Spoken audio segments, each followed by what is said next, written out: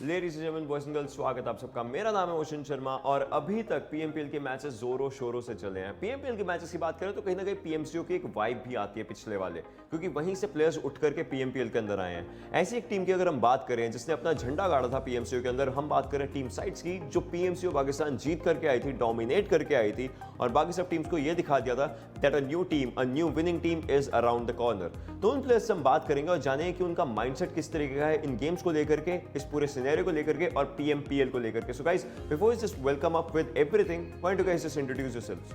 Hello, my name is Abdullah Musa, and my in-game name is SCY Abud, and my role in the team is as an Erangel. Hello, my name is Adil Youssef. My in-game name is SCY Ghost, and I play as a support in the team. Hi, my name is Mohammad Mashuk Ali. My in-game name is SCY Razor, and my role is Fragger. Hello, my name is Yasser Isa. My in-game name is Skyphobia and my role is anti-fragger. Abood, मेरा सवाल आपसे रहेगा एक, क्योंकि आप IGL हैं team के, तो मैं बेसिकली आपकी जर्नी जानना चाहूंगा इस टीम की, क्योंकि इस PMCO में ये टीम बहुत बेहतरीन खेली थी और अब हम PMPL के अंदर आ ही चुके हैं। तो स्काइट्स का PMCO का जर्नी कैसा, टीम कैसे फॉर्म हुई, प्रैक्टिस कैसे होती थी और किस तरीके से आपने मैचेस जीते? टीम फॉर्म ऐसे हुई कि मैं और गोस्ट हम एक साथ बैठे थे, तो हम PUBG मतलब उस टाइम फन के लिए खेलते थे। तो हमें किसी ने बोला कि guys you guys have potential to continue in competitive and you can represent your country, plus you can have a career in this field, okay? And we continued playing scrims like probably 6 hours a day. हमने बहुत अच्छे से grind किया, every day 6 hour grinds, like okay, हम confident थे, हमने आया, हमने confidence के साथ perform किया and we won the game. जी रजूर, मेरा आपसे एक सवाल रहेगा, आपकी टीम ऐसा क्या एक अलग करती है बाकी टीमों से? क्योंकि अगर हम बाकी टीमों के नाम ले, एनवी का स्क्वाड भी आपके रीजन से आ चुका है, पीएस का स्क्वाड भी पहले आ चुका है, वहाँ से पोर्टल स्पोर्ट्स अगर हम बात करें, R3D ऐसे करके भी नाम है वहाँ पर। खैर अगर बात करें टीम बबलू आती है, ये सब नाम बहुत अपने आप को एस्टैब्लिश रख चुके हैं, FS वर्ल्ड लीग खेल कर आ चुकी है। उसके बाद आपका टीम आता है जो इस बार आकर के जीता है। तो ऐसी क्या क्वालिटी है आपकी टीम के अंदर जो इन सबसे आपको अलग बनाती है? टीम सिनर्जी एक ऐसी चीज है जो लोग नहीं समझते। हमारी आउटसाइड द गेम ऑल्सो हम बहुत इंटरेक्ट करते हैं, एक दूसरे के साथ खाने जाते हैं, एंजॉय करते हैं। उसके अलावा हमने मेहनत भी बहुत की, हमने अपने स्ट्रेटजीज, अपनी गलतियों पे बहुत काम किया, स्पेशली हमारे IGL ने।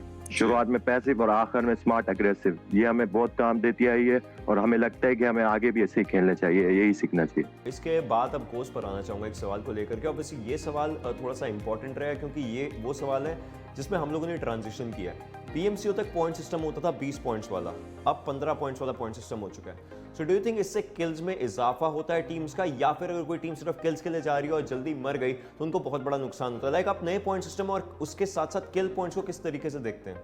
यार जो टीम्स लाइक ब्लाइंडली एग्रेसिव खेलते हैं वो भी ठीक नहीं होता, क्योंकि एक टीम को मार लोगे, दूसरे को मार लोगे, एट सम पॉइंट आपको मरना ही पड़ेगा। आप तो अगर आप 8 किल निकाल के 15 नंबर आ जाओ, प्लेसमेंट पॉइंट नहीं है, सिर्फ 8 पॉइंट्स मिलेंगे। फिर अगर वही टीम 4 नंबर आ जाए 6 किल के साथ, उसने आपके डबल पॉइंट्स कमा लिए, तो उस हिसाब से आपको चालाकी से खेलना होगा, ब्लाइंडली एग्रेसिव खेल नहीं सकते।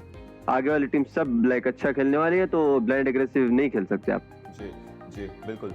फोबिया, कोई एक ऐसी टीम है आपके रीजन में जो आपको लगता है एक बहुत कड़ी चुनौती देगी, जो PMCO में भी आपको बहुत ज़्यादा टक्कर दे रही थी और इस बार भी वो टक्कर कांटे की रहेगी?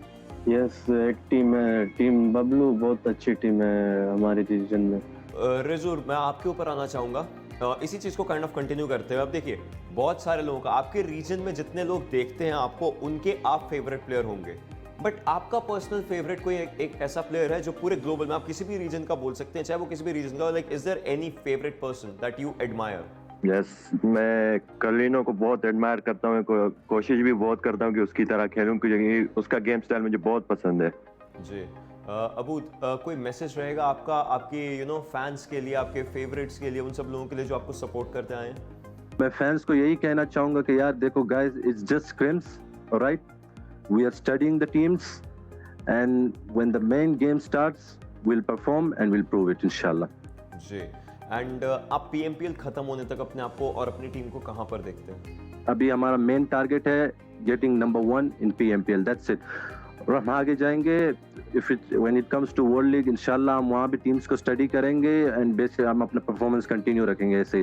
That's it. मुझे उम्मीद है कि आप जरूर करेंगे, बहुत अच्छे तरीके से करेंगे क्योंकि जिस तरीके से आपने PMCO डोमिनेट किया है उससे आगे आगे जाते हुए जरूर ये सारी चीज़ें और बेहतरीन होने वाली है। मैं आपको ऑल द बेस्ट बोलता हूँ, अल्हम्दुलिल्लाह आपका ये PMPL भी बहुत ज़्यादा बेहतरीन जाए and may be global championship में आप लोगों से एक बार फिर से मुलाकात होगी। Till then I would say all the best for everything and see you around.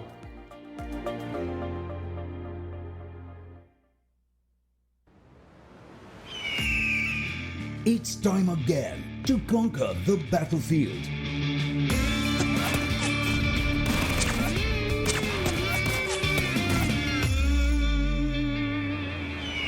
"20 squads, 16 days of action. Fight for the top 2 spots. More than $200,000 on the line. Get ready for the PMPL South Asia Season 2. Well, it is time again to conquer the battlefields, ladies and gentlemen. Welcome once again to the PUBG Mobile Pro League South Asia Season 2. This is Super Johnny, and today it's going to be day 3 of week 2, where incredible action await you guys and the teams that are going to be participating. And it is going to be pretty intense because, well, $200,000 on the line for every single team and every single player that is going to be playing in this PUBG Mobile Pro League South Asia Season 2. But before we get the day started, again, I have to introduce my family that has been with me since day 1 of this tournament, ladies and gentlemen. And I'm going to start over from my left-hand side, from the commentators, where some banter has been going on. Shots were fired quite literally yesterday.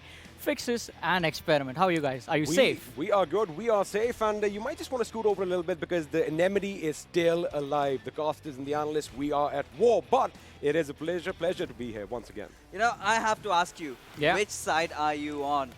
I'm on no side. I mean, I'm in the center, he's pretty man. much on our side if you think about it. Yeah, he does want to be there, but you know, he's like, I'll just be sympathetic, I'll go there, but it's all right. But you know, I'm really excited about today's game because yesterday, Pakistani teams have definitely picked up the pace.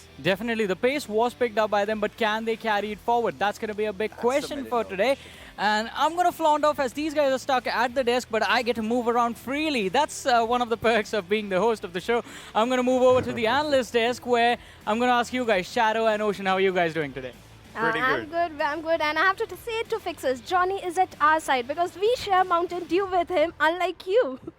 Yeah, you pick your own Mountain Dew, man. We share these share Mountain Dews with him. We bribe him. That's one thing. But yeah, I know. Deep down, you're on our side. So give it to me. That's still to be decided. I'm on the winning side. But we're winning. As we move forward with the day, ladies and gentlemen, there are some things that we need to renew in our minds. And we're going to start off well, with the format of this PUBG Mobile Pro League South Asia Season 2, which is pretty interesting because as we said on day 1, for the first time, as the groups have been divided, and the groups are going to be playing for the next 12 days, out of which, I mean, some of the days have gone by. We are almost heading towards the end of week 2. Only top 3 teams from every single group will make it to the finals. The 16th team is going to be the best of the remaining teams. So even if you have a lot of points, your chance to go into the finals still might be up in the air just because you are the 4th one in your group. And that, I think, specifically is pretty true for 247. Yeah, they are there. I mean, they are in that race, not in top 3 if in their groups if we talk about it. But still, they are the 4th team that, you know, seems stronger as compared to other 4 teams when you look, you know, gameplay, statistical, anyways. Exactly, and the pressure sort of arises with the fact that the prize money for the tournament is actually pretty massive. I mean, for the entire PMPL South Asia Season 2, it is $200,000, but for the league stages, it is $65,500 prize money. First position is going to get $10,000. Second position will be taking home $8,000. Third position will be taking home $6,000, and so on. 17th to 20th, you only get $1,000. But weekly prize money as well, ladies and gentlemen. There is weekly prize money being given out. Teams with the most points per week gets $2,000, and that one individual lad who is going to be the MVP for the week, he's going to get $500 for himself. Mark my words, I don't know. Somehow I feel Hungrybox might be the person for this week. I don't know. I'm just saying. I'm just putting it out there. Probably because the guy is in top 3. If you talk about the numbers, we saw it yesterday as well. We talked about the numbers. So in top 3 is where he stands. Last week he missed that by 5 kills, and now I think he might just want to get through that bridge. I think Steel Shot can also give him a tough competition. Well, after yesterday's performance, I agree with Shadow. Steel Shot might be one of the guys who is going to be challenging Hungrybox for the MVP of the week. But ladies and gentlemen, how do you do that? How do you prove that you are the MVP of the week and of the entire tournament? You earn points for your team by finishing off your opponents. So let's have a look at the point distribution system that we have in front of us. I mean, if we talk about it, first position gets 15 points, second gets 12, third gets 10, then 8, 6, 4, 2. That's even. I mean, literally, those are even numbers. 8 to 12 gets 1 point each, and 13 to 16, that's where it comes down to a whole number. You get 0, you get nothing but 1 kill, 1 point. That's where, the boundaries kind of lie. Yes, exactly. Kill points are always going to matter, and we have seen teams even getting after that chicken dinner, getting those 15 points, still end up at the second or the third position due to only one reason, having low kill points. Exactly, and there are the teams on the opposite end of the spectrum as well. Team with only kill points, and the placement points haven't even crossed the 100-point mark. But before we move on to the other things, and before we have a look at the numbers for the teams, there are these particular numbers that we were talking about right now, and those are the standings, ladies and gentlemen. Let's have a look at the group-wise standings for the teams, and I'm going to let my analysts take over as they sort of break down the performances of the teams yesterday and so far. Yeah, Team Sides did have a good chicken dinner in the second match. We saw them getting a chicken dinner with amazing 6 kills. T2K is still leading with a good margin. INES might give a tough competition to Assiduous Esports, considering Assiduous Esports is not up to their mark like they were in the initial stage of the tournament. INES, few little mistakes. I think they had a good positioning, just a few little mistakes. I think this team can come up to third position. We'll have to see that. But T2K, this is the team that rules Erangel perfectly. And if we talk about next group over there, that is going to be Group B, 7C Esports. This is the team that has impressed everyone out there. But PN Crew back-to-back 2 chicken dinners. And R3D, this is the team. I think they have the capability, they have good gun skills, they are able to take down enemy team also. The only thing they are lacking is good coordination, because in Miramar we saw Walker was way far away from his teammates when they were engaging in a 4v4 fight. They could have won that fight if Walker was with his teammates. Yeah, that's totally true. But let's have a look at Group C. I mean, this is where it comes down. We talk about 3 teams qualifying, but here all 4 teams seems like, they are doing amazing work. 246, 225, 204, and 161. ElementriX still no chicken dinner in this group and is a team that's in top 3 right now. Venom Legends, 125 for the placement, 121 for the kills. That means they are trying to balance everything for themselves, and it's working pretty decent for them. Almost touching that 250-ish marker for themselves. That looks pretty decent for this team. But well, moving forward as we do, A1 Esports, VTNxJyanMaara, Stalwart, and PAINxELMT. All right. Yesterday when they started, PAINxELMT, they were out at what, 50-ish points, and now they have 62. All right, last game, the Vikendi game was pretty decent for them for the starters, but after that, I would say now they should just go for the placement points first. I know kill points get a good priority with the new point system, but go for the placement points, have a slow game, like 1 or 2 slow games, and then they might just, go for the kill points if they settle in that metal. I think for normally for other teams, we would actually just say like, keeping an 11 or 12 point average would have been fine, but for PAINxELMT, I think they need to get those 10 points just for the placement. But now we have the group of excellence, Group E, in front of us, ladies and gentlemen, where DEADEYES guys, 114 placement points, 105 kill points, 219 in total, have taken the lead compared to their opponents. DRS Gaming, Team Bablu, and CZxHIGHVOLTAGE. All of them have sort of showed inconsistencies, whether it in the early stages of the tournament, whether in week 2. And look at that, Team Bablu, even with 3 chicken dinners, even though they have conquered the land of Miramar for themselves, they are still not the leaders of the group, neither are they leaders of the leaderboard. But there's that one team in Group E, the Group of Excellence, that did showcase the moment of geniuses, and they were the champions of their regions as well. I'm talking about DRS Gaming. Yes, DRS Gaming absolutely performed exceptionally well yesterday, and the reason Team Bablu is not at the top is because the way they have changed their game. They are not aggressive, they lack on the kill points, they have got good position points, but compared to DEADEYES and DRS, they are not super aggressive, they are lacking on the kill points, and I think this team has the capability, has the caliber that even if they go aggressive, they work on the kill points, they can even come up at the top over there. Exactly. I mean, look at these stats of these players. We have 2 rushers, 1 support, and 1 scout in the team. That's what the stats show right now. 22 matches played by these players, except Mapinja, he has 16 in his bank, but then KPM is pretty decent, 1.23, 1.27. So those numbers, combined just showcase a pretty good gameplay. This gameplay started off at the edges, and this is where, teams have to shine up. If you're going for the slow rotations, you might need to go for the faster kill points, and that's where, everything just calculates up for themselves. DRS, I think this team is so perfect with their utilities and grenades, and we did see that yesterday also, especially when that Miramar fight was happening. In fact, in every game, DRS is on point with their perfect grenades, and in fact, they were super aggressive. Even though when they were not getting the chicken dinner, they either had 7 kills or 13 kills in their hands. Exactly, and I think one of the most crucial members for this team is this lad right here on our screens, Gyalzin. Always on point with what Shadow said, the utility and the aggression. I mean, Nima and AJ are always going to be there for the aggression for the team. But another interesting thing is they have the ability to sort of change their rosters, because Blend is there, they have Mafia Ninja as well, and it seems like they can sort of synergize with either one.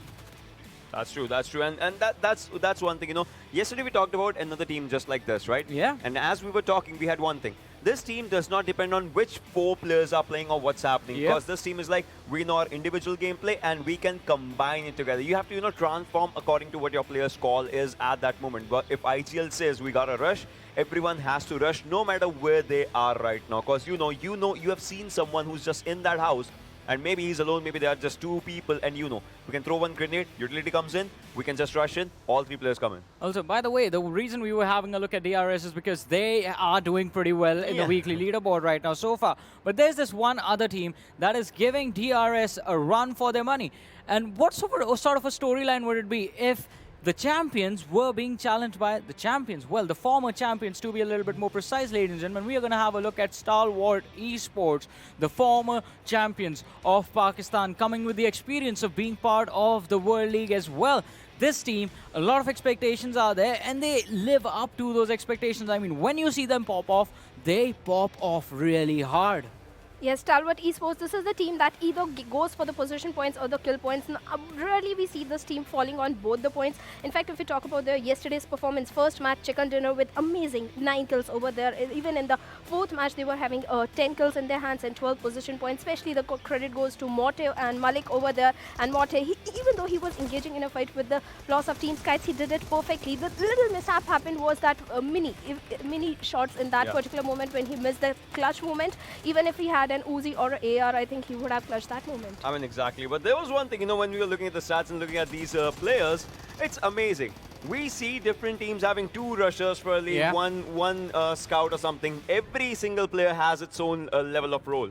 We have 1 rusher, 1 scout, 1 sniper, 1 medic, so 1 support, sorry. So everyone knows their individual role, and that's where it comes up. You need to, be perfect with your role. You need to master that one move, right? 100 times couple, probably, where you can actually be a problem for the players. And this was that particular match when it all happened. I mean, look at this. Utility usage on point. But, well, if you can throw utilities, you can get them on yourself as well, and that's how the game ended. Exactly. That was an unfortunate event, the way that match ended. But I think Stalwart, with the sort of damage numbers they were outputting yesterday, did put up an amazing performance. We saw that final clip on Miramar. That was Morte just holding down the fort for his team. And that man has been really consistent and a cornerstone that the entire squad of Stalwart Esports relies upon in those clutch moments. It is him and Kashuf, I think, I see the most taking and being sort of the majority firepower for their squads.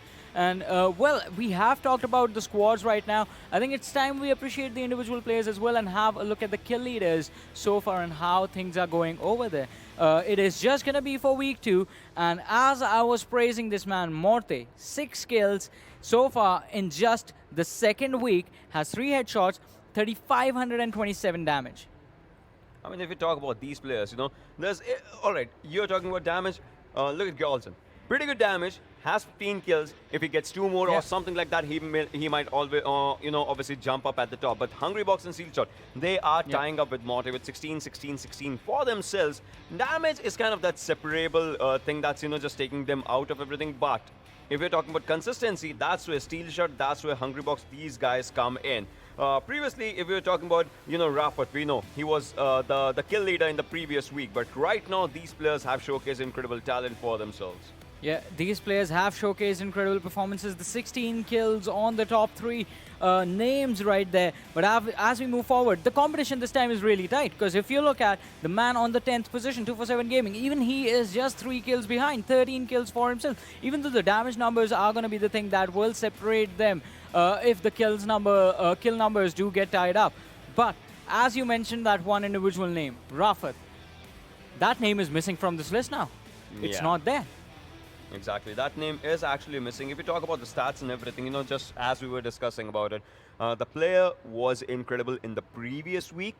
This week, the player, I mean, obviously, he's trying his level best, and he has, showcased incredible talent out there as well. But now, I want to see what happens. Let's have a look at the head-to-head of Rafat versus Rafat. So it's going to be week 1 Rafat's performance versus his performance so far in week 2. Week 1, he was incredible. I mean, he destroyed every single player that stepped in front of him. But week 2, he has been sort of missing. Although, one crucial thing I would like to point out is even though Rafat is not performing at the same level, it does not seem to impact too much on Venom Legends. I think one of the reason has been because of the survival time of the whole team. If we talk about it, if you remember week 1, the team was going in for 12 kills, 15 kills, 14 kills, 8 kills, amazing kills, even if they were lacking on the position points. But this week, if we talk about both the days, Team Venom Legends, I think they are struggling. They are having below 5 kills, and in the second match of day 2, they had 9 kills and a good placement points. This could be the reason that Rafat is not outshining, because a solo player can't do much when it comes to becoming the MVP. If a whole team is surviving till the final circle, every player is going to get some kills. So these are some of the clips of him and his incredible performances in week 1. And as we move forward and have a look at his performances in week 2, we're going to see the difference. I mean, I think it's going to be a slight bit of overconfidence, because like week 1, he played like a literal god inside of the game. I mean, that is true. But well, I'll just point out one more thing. 2 days have happened, 2 days are still left, right? Yeah, exactly. So it's like he might step up. Today might be Rafat, so you never know. We never see the future. But we see, just only he feel had it. 34 kills in 4 days that time. This time in 2 days he has 10. He's 24 kills in deficit. He needs to cover that up. So that's like what we'll say, 27% of what he actually did in week 1. But now I want to see how he just, goes forward with it. I mean, look at the damage that he has right now. That was around what? Not as much, obviously, as the previous week. But previous week, this guy was incredible. 6,000 plus damage. That's where he was, and he was the only player to reach 6,000 marker all alone. No other person was just out here. This time 2,453. All right, that's good. But then damage received is something that's just going on to him. Because if you receive damage once, it's okay. Second time you're knocked or something. Exactly. Second time you're not going to be there to fight. Also, there are some mistakes happening from the whole team. If you talk about Vikendi match particularly, they knew there were 2 squads, FutureStation and DRS. They flanked from the position with the way FutureStation players were there. Instead, if they had some grenades or utilities, I think they would have survived and gotten few more kills in their hands. These are small little mistakes happening from the Venom Legends players. I think that is why they are having an early elimination. Well, we're going to see how things go for Venom Legends. I mean, the best part about Group C is going to be the fact that Group C actually plays a lot. They get taken out of the rotations, I think, at the very last day of every single week. And because of that, they get to be inside of the flow that they've created in the very first day and just stay inside of the flow. If that's a bad flow, like if they are getting early exits from the very first day, then I think they need to recover, and they need to recover fast, because at the end, you don't get those last opportunity, clutch opportunities, wherein you're going to be like, all right, we know where the other teams are. This is how much we have to cover up, and this is how we're going to play to cover up the distance. You don't get that opportunity. You're going to have to perform and outperform the other teams before they even step foot in the battleground. And that's how the fights are concentrated. Team A and Team B, right? Team A sees Team B sees Team A. They're like, we'll finish them. Every team obviously has that one thing. Like, we see them, we'll finish them. If you're rotating, Team A sees Team B, but Team B is rotating. They're actually focused on rotating. So it's easier for the other team to just take those players down while they're driving. Because if you stop your vehicle, it's out there in the open. You might just have that one cover, then throwables come in, everything just comes in. That's where you lose everything. You lose 75% of the fight in that one. That's exactly happened in Vikendi. Yeah, exactly. I mean, Vikendi and MIRAMAR have said, we all say, 2 maps, you need to be really, really careful while rotating. MIRAMAR because of how big it is, and on Vikendi because of how the circles moves. There's no drastic shift apart from the first initial formation of the very first circle. And that's why people who actually take early control of the compounds have a pretty fun time just holding on to those strong houses and the safe houses that they have and just picking off anyone they see out in the open. Need to be careful while rotating on those maps. But I want to ask you guys one question. We have always talked about the teams that are getting those chicken dinners and are putting amazing numbers on the board.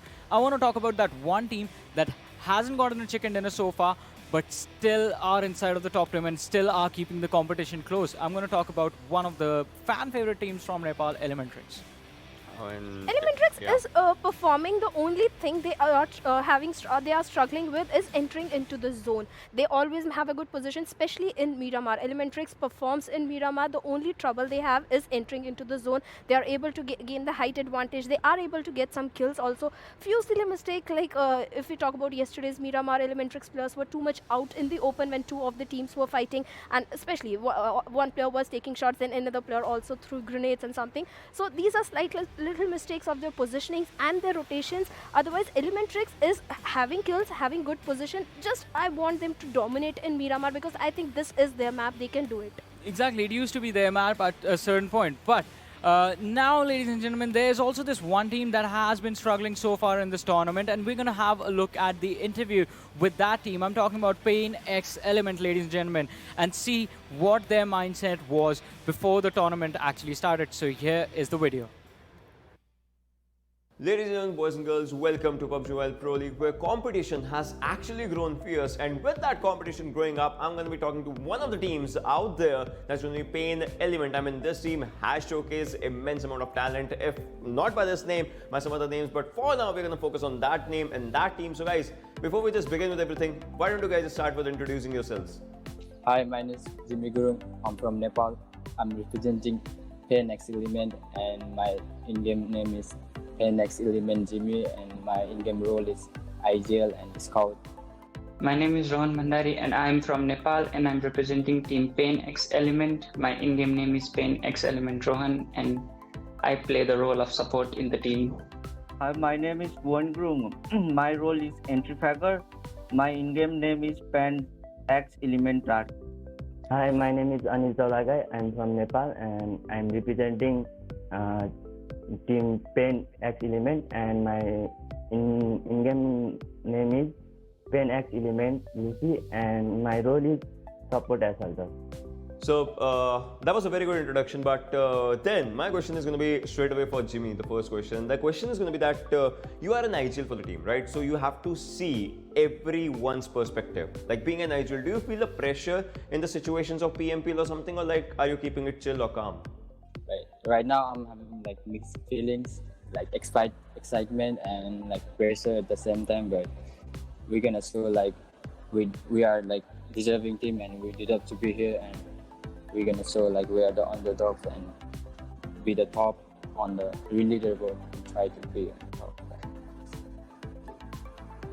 That's actually nice. That's very nice. And then coming to Dark, my question is going to be for you, Dark, and the question is like, which team do you feel is going to be your strongest competitor in this tournament?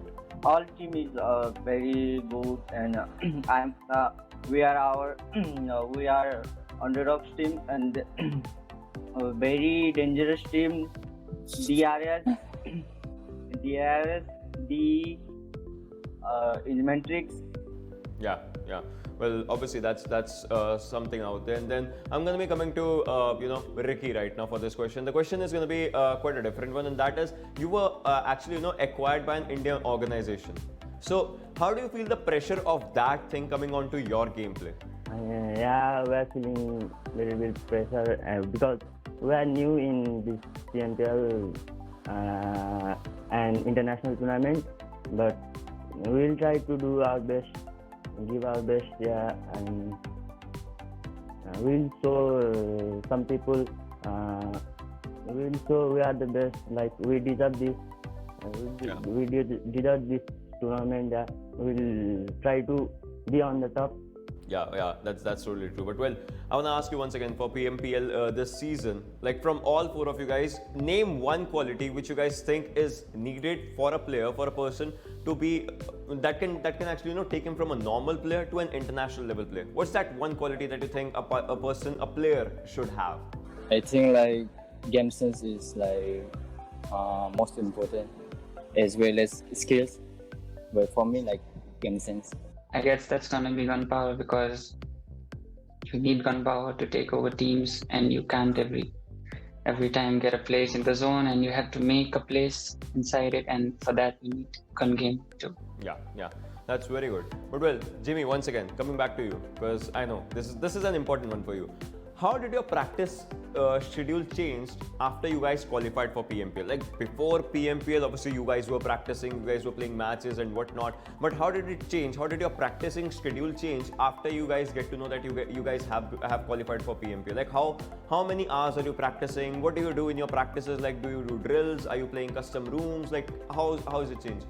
10 to 12, we used to like practice ourselves on training room, and after that like 1 to 2 there will be like scrims for like PMPL, and then we got like some breaks for like 3-4 hours, and after that we get back to the scrims and do our job and like practice everything. I hope, I wish you guys all the very best for everything that you guys are going to be thinking of achieving, and I hope that you guys achieve that in this PMPL, and maybe, just maybe, I'll see you guys on the qualifying side, so all the best for that.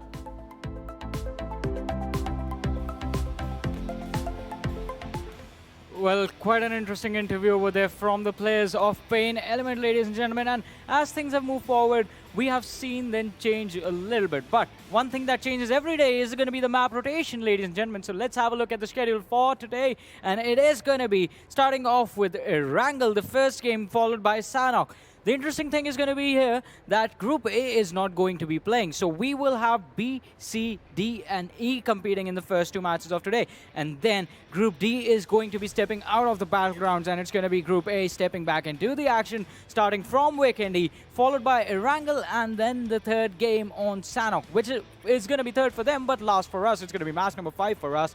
But now, since the schedule is over, there's only one thing left for me to do, is going to be to put you on the spot again, my beautiful analysts. Predictions. I'll say PAINxELMT. Good luck, guys. You can do it. What about you, Ocean? Last week we had curse of 2 chicken dinners. Yeah. I want to go a team getting a 4th chicken dinner, because we have a few names with 3rd. So I want to see a team getting that 4th on the spot. So any team with 4 chicken dinners, that's mine. So my analysts are going to be a little bit over ambitious, I have to say, today. So I'm going to move over to the other side once again without any cover for me. I mean, they give me the weapons, they give me the level 2 helmet as well, but no cover. Love the setting over here. Over to the analysts, over to the commentators. The analysts are on the other side. Are you putting us on the spot, or you just want to have a conversation with us? Yeah. Conversation. I'm going to go for conversation. So how are you doing today?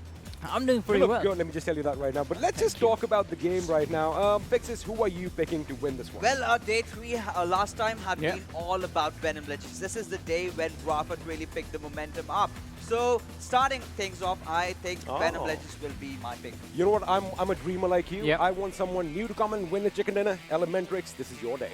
Yeah, let's go. ElementriX. I mean, that team has been performing so well. But still, it's just the chicken dinner that's lacking from their side. And I guess if they get it inside of the top 10, it's going to be a pretty comfortable setting for us. Well, we are going to find out as match number 1 is going to be underway really shortly. Are ElementriX going to win their first chicken dinner? Are we going to see a 4th chicken dinner?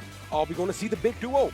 So many questions, but do we have the answers? Maybe this entire match will give us the result. You know, a lot of teams, in fact, a lot of Pakistani teams have gotten those 3 chicken dinners, but they still are not on the top position. Talk about teams like DEADEYES, despite the fact that they just have 1. they are having a lot of kill points. So But then- the new point system really comes into play over here. I mean, it's like, you have teams with 3 chicken dinners, they're not at the top, but then you have teams without any chicken dinners, and they are in the top 10. But what is going to be on our screens right now are all the players as they get ready for the first match of the day, Day 3, Week 2 of PMPL South Asia Season 2. And two black screens is what I can really see, and it hurts me. One of the players of PAINxELMT missing as usual, and this time R3D decided that they are good to go with just 3 players. So we'll have to see how they are going to perform, as we are kind of waiting for the flight path trajectory to really kick in. I want to see where does it go? Where does the circle go? Because so far it has been kind of tending towards the southern side. So maybe XP, this might happen that the teams really that tend to drop on the northern side might just change their drop location a bit. Well, we are going to find out soon enough as match number 1 is finally underway, as the big, beautiful bird is in the sky for the first time in the day, and well, fixes. The plane path pretty much speaks for itself. We are going to go in a northeastern direction. We are going to be flying over Gatka. The hospital is going to be in jumping distance. The ruins is going to be pretty much hotly contested. Depends if a couple of teams do decide to go there. I want to see some early skirmishes in Yasnaya. I've always said I wanted to see that, but somehow I really haven't till now. You know, teams like 247 love to go over there. Even we have the boys from DRS. So depends on how they want to really take the fight. So talk about VTNxJyanMaara. They really go still sticking up to their Lipovka drop spot. But you know, from the flight path trajectory that we have had so far, I think it's going to be an Eastern Circle. And there has been a pattern in Erangel lately. We've seen all these teams, trying that thing out. Well, 247 does usually go to Yasnaya, but, I mean, let's not forget yesterday, right? They were out on a hunt.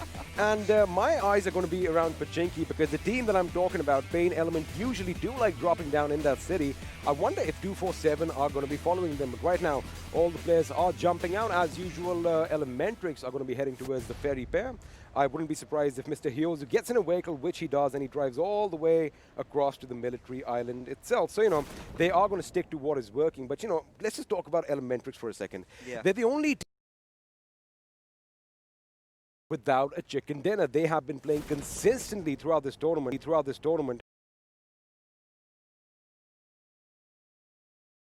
They're just falling just a little bit short. Exactly, and that is something that I really expect them to, step up, because it's the final touch, the final finish, the killer move is where they are sort of failing to do so. And every single time they're in the top 3, top 4, top 5, getting a decent amount of kills, if not a lot.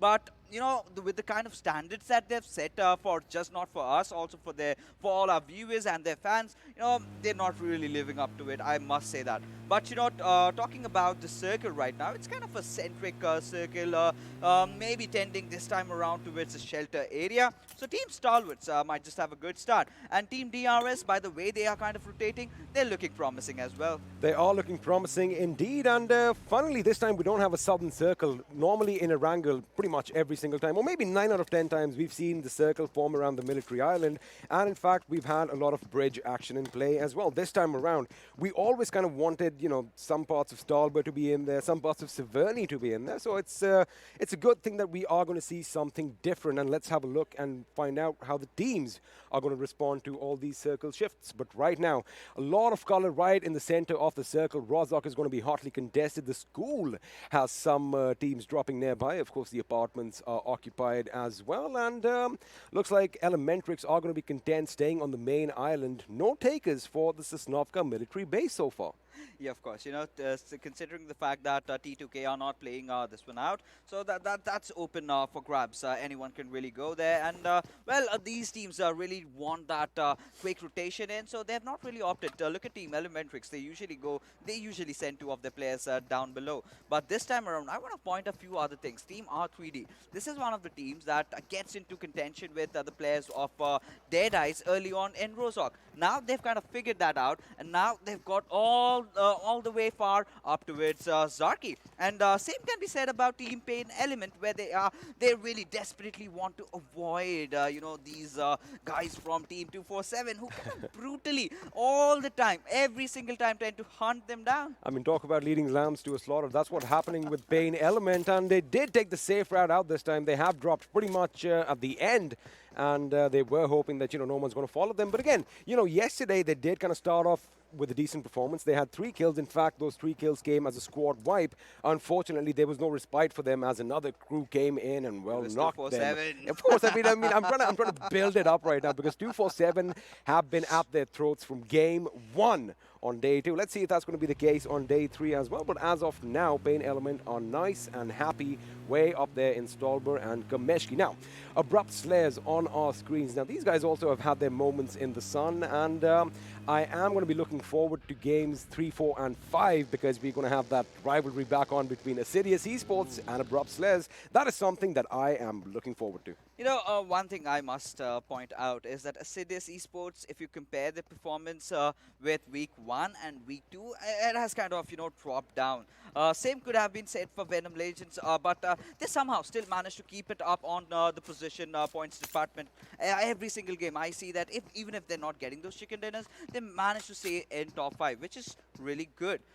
This is the day where Venom Legends really picked things up in the last week, and today we are going to expect nothing short from that. But now talking about the rotations, drop locations, 247, quite an interesting approach, going in for that split drop around Mansion and Prison. And I love that they are actually going towards Prison, which is kind of a revamped area, this time in Erangel 2.0. So let's see if the circle kind of pans out over there. If we see a drastic shift right over there, then I think 247 might be the happy bunch of people. They might be happy, and it's funny that we haven't had a few shots fired as yet. Nobody's gone down as of now, and we've already crossed the 5-minute 45-second mark. That means 6 minutes is coming up, and not a single body has been put on the ground. We do have 62 players alive, but of course you did mention that PAINxELMT are once again playing as a 3-man squad. I guess it's something that we are just going to have to get used to. But of course R3D are going to be playing as a 3-man squad as well. We've got Joker, Ezio, and Walker joining us today. Now, we have Venom Legends on our screens, and of course the analyst desk was talking about Rafat a little while ago. Yeah. I mean, week 1, Rafat was on fire. But then the thing is, his teammates have kind of stepped up as well. Yeah. It is a team game at the end of the day, and well, like we said before, you are only as strong as your weakest link, and it looks like Venom Legends are definitely stepping up to the plate. But this team, again, ElementriX, it's an anomaly, to be honest with you, because they are up there and they don't have a chicken dinner, and they come so close. It's like, it's in their grasp, but somebody comes in and snatches it away. Talk about all the Miramar games. Perfect example of what really happens with ElementriX. I mean, right till the end, they are pretty much center of the circle, and you did mention this. Position, have the high ground, every single thing, and when that circle shifts, it's just done.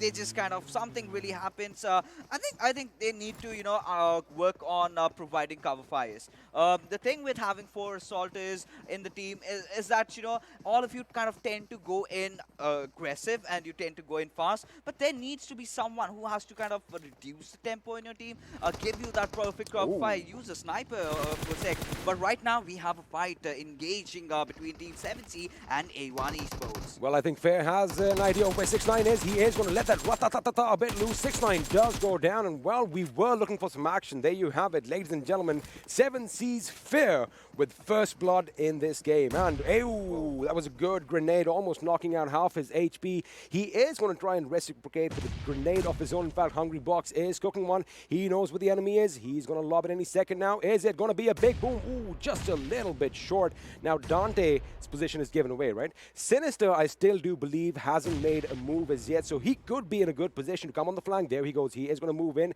He does lob a grenade, does a little bit of damage on Memo, but it is not going to be enough. Now, the question is, are A1 Esports going to back off? Because this is not the position you want to be in. You have a slope. You don't have any cover.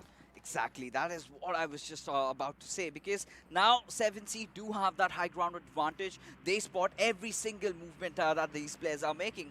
Elsewhere, we can see Badrev taking down a few players over there, and Zibyan has been the victim over there. But right now, Machine, he is spraying down onto its Teen Wolf's vehicle as he sort of wants to escape away. And will he succeed though? Yes, he does. And well, I really thought that the vehicle might just blow up or take some damage, but that did not happen this time around. Well, it is a UAZ, and it can take quite a battering. I mean, of course, he is going to be happy that he had that vehicle. And whoa, was that the enemy who just went? It was the same team. No, I thought he did a wheelie. Oh, that's what you thought. I was like, wait a second, what did I miss? Now, FutureStation is, they have engaged early. Meanwhile, wait a second. A1 Esports is going to be in a world of trouble right now because they did kind of back away from the previous engagement only to find themselves, well, going up against ElementriX. And I don't know, Fixes. I think this team can get the job done. They just need a little bit of extra push, and they can get the chicken dinner. But coming back to the fight between FutureStation, Machine still with his machine aimed at Teen Wolf. Absolutely, and well, a Machine right now, I think FutureStation will want to secure themselves a better position inside the circle, considering the fact that all the teams have already made the rotation in and have taken those center spots. But there are a lot of compounds still in contention that they can't really challenge and they really can go for. However, I really like how PAINxELMT have made their way inside the circle. They have nothing really to worry about. They don't, and have a look at the center of the circle right now. This is something different from other maps. Now, Erangel, of course, is the crowd favorite, and chances are that this is the map that every single team has played the most. So they are comfortable being in the center because, again, it's one of those maps they know every single nook and cranny. They know where the ridges are, they know where the crevices are. So, you know, they can kind of basically use their environment. I mean, it is 2.0, I get it. But then when it did come out, I'm sure, like me, you and I were pretty much in the game 2-4-7. But right now, ElementriX is going to go up against A1 Esports. Jax is going to be the first man, and he is going to... Whoa, that is a big mistake. That was a grenade, my friend.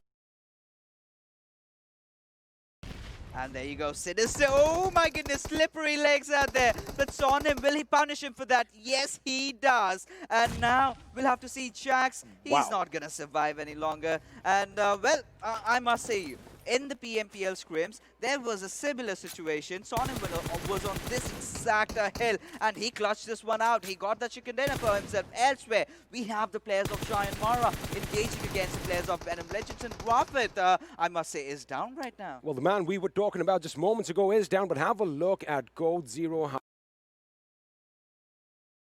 Are going to be attracting them to their Prophet is... What just happened right now? He just disappeared from my screen. We just had a little bit of a hitch over here, but he is taken down. And, well, the guild leader from week 1 is... he's exited this game. Venom Legends down to a 3-man squad. JyanMaara with a kill to their name. And it does look like Venom Legends are going to make it away to safety. But, again, now the teams are kind of scattering away. If you had a look at the map earlier, they all were kind of clumped in the center. And they're like, you know what? Why are we all here? Let's kind of move to the periphery. And it's kind of amazing that they are actually moving away right now. Yeah, I just saw the the map feed right now, and all the teams are kind of separating from each other, not in those really close quarters over here. But now 247, what they've done is they've capitalized on that warehouse just beside Stalwart Esports, and this is iconic to this team. In the World League, they've been using this compound every single time, every single chance that they get. And if you have a circle like this, if you are Stalwart Esports opponent, you know where the guys are. If you have to search them down, if you have to hunt them down, you know which compound you need to come to. Now, 247. Well, with the kind of play style that they were showing yesterday, with some kind of ludicrous out-of-the-world shots, today I expect nothing less from this team. I mean, of course, these guys are really accurate as far as the firing prowess and spotting prowess goes as well. And, well, there we have it. We have an airdrop in the midst, and it is going to be an M249 as the circle has made a little bit of a drastic shift, and we are heading north all the way to Yasnaya. So we might just finally see some urban warfare in Erangel, which is of course always exciting, but now all the teams are going to be vying for their position in the circle. And you know what's going to happen? It is going to be chaos, because at every end of the city you have vehicles basically heading on a collision course with one another. We are going to see some sparks fly. We are going to see some vehicles being blown to bits in just a few seconds. Have a look at that. Pretty much every single number that you saw on your map has their vehicle, and look at this. The thing is, you know, when you drive separate, because you want to keep as many vehicles as you can till the end, you're not going to be able to shoot, but you can get shot at. As Stalwart Esports, Morte is trying to get a knock, but Machine from afar with the same weapon nonetheless gets the knock instead, and looks like Morte's days are numbered as he has exited this game quite early. Well, talk about Team FutureStation. I loved how they really rotated around. They got those initial apartment compounds in Yasnaya. But you know which is the best compound? It's where Team DRS is, the hospital compound. In fact, that's where you get the highest advantage. That's the building that's the most difficult to really push onto. They will just be hoping and they'll be praying to the stars that the circle really tends to go in their favor. But with the kind of northern shift that we just got to see, I highly doubt if that's going to happen again. So what I really speculate is that the circle kind of going just a bit down to its Yasnaya where the players of DEADEYES are, and that one grenade, oh my goodness. Team ElementriX definitely understanding and acknowledging the fact that they've got enemies, they are retaliating. I mean, Vegeta's world must have been shaken right now, because even I was like, he did not expect that grenade coming his way, and had it had just a little bit of an extra bounce, chances are that he could have been knocked out. Just but now, wasn't a spirit bomb. It wasn't a spirit bomb. There you have it, ladies and gentlemen. Now, 247 Gaming, they have been alerted to the fact that they have some enemies in the midst, and of course, this compound, I'm pretty sure all of you watching right now can recognize it easily. The Heaven compound, where we do all our tricks with the bikes and with the vehicles jumping on the roofs. No one is doing any tricks right now. Have you pulled off any kind of shenanigans like that? You know, go with your bike, Oh, pull yeah. off a wheelie, Oh, then yeah. just drop down, take the enemy out. Have you done that with a I mean, bolt I action, failed though? probably like 20 times, but I did get it on the 21st With a attempt. bolt action? I mean, no scope as well. No scope as well. 360, let's add that to the equation as well. But right now, Wasif is trying to get an angle on the members of ElementriX. I think Sonim is going to be the one who spots him out just a little bit quicker. He's got to be careful, because he is still trying to basically scout them out on the ground floor. His teammates are behind him. I'm pretty sure they are going to be having the crosshairs trained on Sonim's position as well. But the question is, are they going to fire shots? Because any second now, the zone is going to make another shift. Is it going to go south? Is it going to go north? And, well, the answer is it is pretty much concentrated towards the southern aspect of the circle. But 247 Gaming and ElementriX both are going to have to move. Absolutely, yes, my dear sir. I really predicted this one to be happening, and this time, now Team Stalwarts have those compound areas, but the only problem, it's quite in the open. Now, Vegeta falls down to PAINxELMT. Now this is Cinderella story for them. You know, they have been every single time being battered down by this particular team, and now when they get to retaliate, they do it in style. I'm pretty sure just reading the name is going to be, it's going to just push them a little harder right now, but blah, blah, blah, with the grenade off his zone. Is that going to be a good one? Looks like PAINxELMT are making the right decision. They are going to move around towards the circle, blah, blah, blah, with some M4 shots, and Vegeta almost getting another knock over here. Elsewhere, JyanMaara is engaged in life and death tussle between DEADEYES guys. I'm pretty sure that fight will be on our screens shortly, but right now, ElementriX, they do have 3 kills to their names, and by the look of things, 247 are going to be moving out. Here comes the grenade. Is it going to be a good one? Ooh, just a little bit more, and it might have done some damage, but it does look like the teams are going to be backing away from one another and pretty much moving away to fight another day. Looks like DE's Rated Sir is going ham as he gets a few knocks off his own.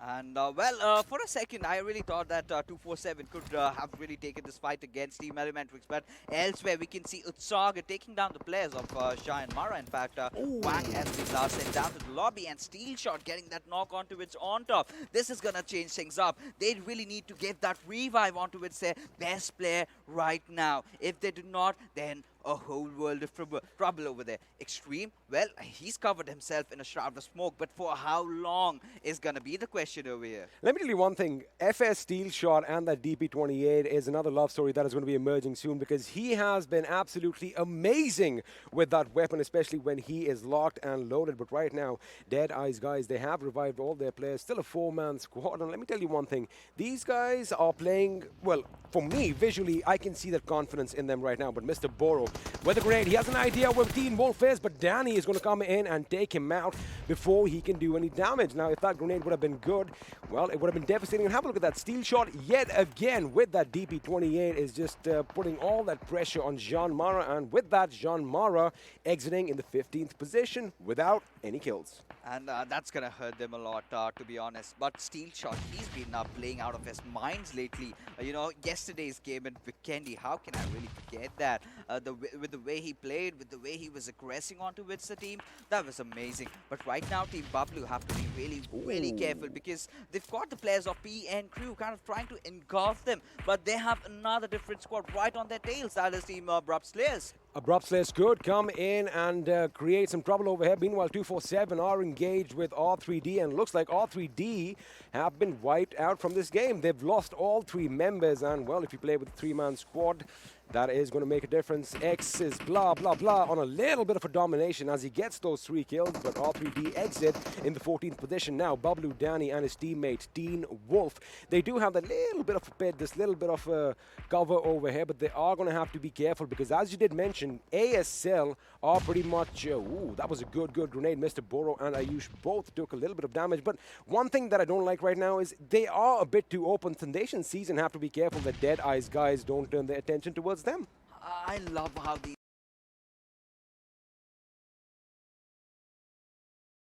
It's like a proper battleground, isn't it? Imagine a dinosaur had just, you know, fought his... I'm thinking more like a meteorite strike, though. Yeah, you know, it could be. But right now, what is going on is that Danny is trying to keep that pressure on. But what I really see from PAINxELMT is some good rotations coming out there, some quick rotations. Now they're not shying away from fights. This is good. This is good for starters. Now what they have done is they're kind of sending Envy out for scouting, which is really good. If you cannot contribute on the kill department, you do that in the information department. Now the players of PN Crew have spotted down the players of Abrupt Slayers. That's going to be troublesome for them. But on the other side, DRS, they are going rock hammer onto with the squad of Team 247. And that fight is taking place towards northeast of the zone. Meanwhile, we are just going to concentrate over here. Envy seems to have blown herself up, but Stalwart Esports Malik gets a knock on Machine, finally taking that man down. Jari is going to be in a little bit of trouble over here, as Mr. Boro is a snake in the grass right next to them. Nova and Heaven are trying to asset in the position of the enemy. Ooh, I love the way they pull their vehicles up, and they are pretty much one strong line. Heaven with a few grenades lobbed at the enemy. Are they going to be effective over here or not? Joker with the right call, making some smoke cover, making sure that he can kind of hide his teammates for as long as he can. Elsewhere, Aussie is going on PAINxELMT, and looks like PAINxELMT are in a world of trouble. Yeah, that they certainly are. But right now, PN Crew and this fight between Abrupt Slayers, this is breaking hard. And now Jari has to spot down the players with his M16. He's going for single taps. Now he will be retaliating around. He'll be rotating onto with the right hand side. But now Ayush, he is trying to take all these fights from the dip. And this is where the trouble comes in. This is where Team Bablu come in for a third party. Yes, sir. And well, we were just talking about Heaven and his grenade skills. He is a grenadier after all, getting a few more knocks and kills for his teammate. Now ASL, they need to move in, and it looks like Team Bablu are going to be the intended target, because they do need that dip. They do need to get in the zone. They realize that, you know, PN Crew is over here. Maybe we can take the next dip over and kind of retaliate from there, but they have to make a decision. They got to go in for a fight. Teen Wolf gets a knock on ASL Heaven. This might be problematic for Abrupt Slayers, because, well, they are getting pinched out, and they are going to get cornered one by one. They are falling. This could be troublesome. Elsewhere, Gyalzen from DRS Gaming falls to the play zone. And right now, Nova was actually trying to make a move, but Ayush really read him over there. And Joker, he's the last man surviving for his squad. How long is he gonna survive though? With the blue does, you know, with the blue circle doing so much damage, now it's the 5th circle, it starts hurting. But he's still alive somehow. But how is he gonna make it? That's the big question. Like just up till a few moments ago, Abrupt Slayers were a 4-man squad, but a little bit of hesitancy has, well, it cost them a lot. And now Ayush is still trying to make sure that the coast is clear, make sure that their backs are up against the wall and nothing comes in and bites them from behind, as, ooh, he might have an idea that somebody could be hiding in the bush. If it was me, I would probably just, you know, lay down a few bullets in that direction. But Joker does know that Ayush is coming in at him. He might just take a few shots, and I think Ayush is going to be content with thinking that there is no one behind him. Elsewhere, Steel Shot still yet again with that DP28 on a dominating spree off his zone as he gets 3 kills. Make that 4. Looks like ElementriX could be in a world of trouble. And just like that, just like dominoes, we are going to have teams topple over one another in a flash. In a jiffy, to be honest, with the way the circle has been formed, it's completely way too much in the open.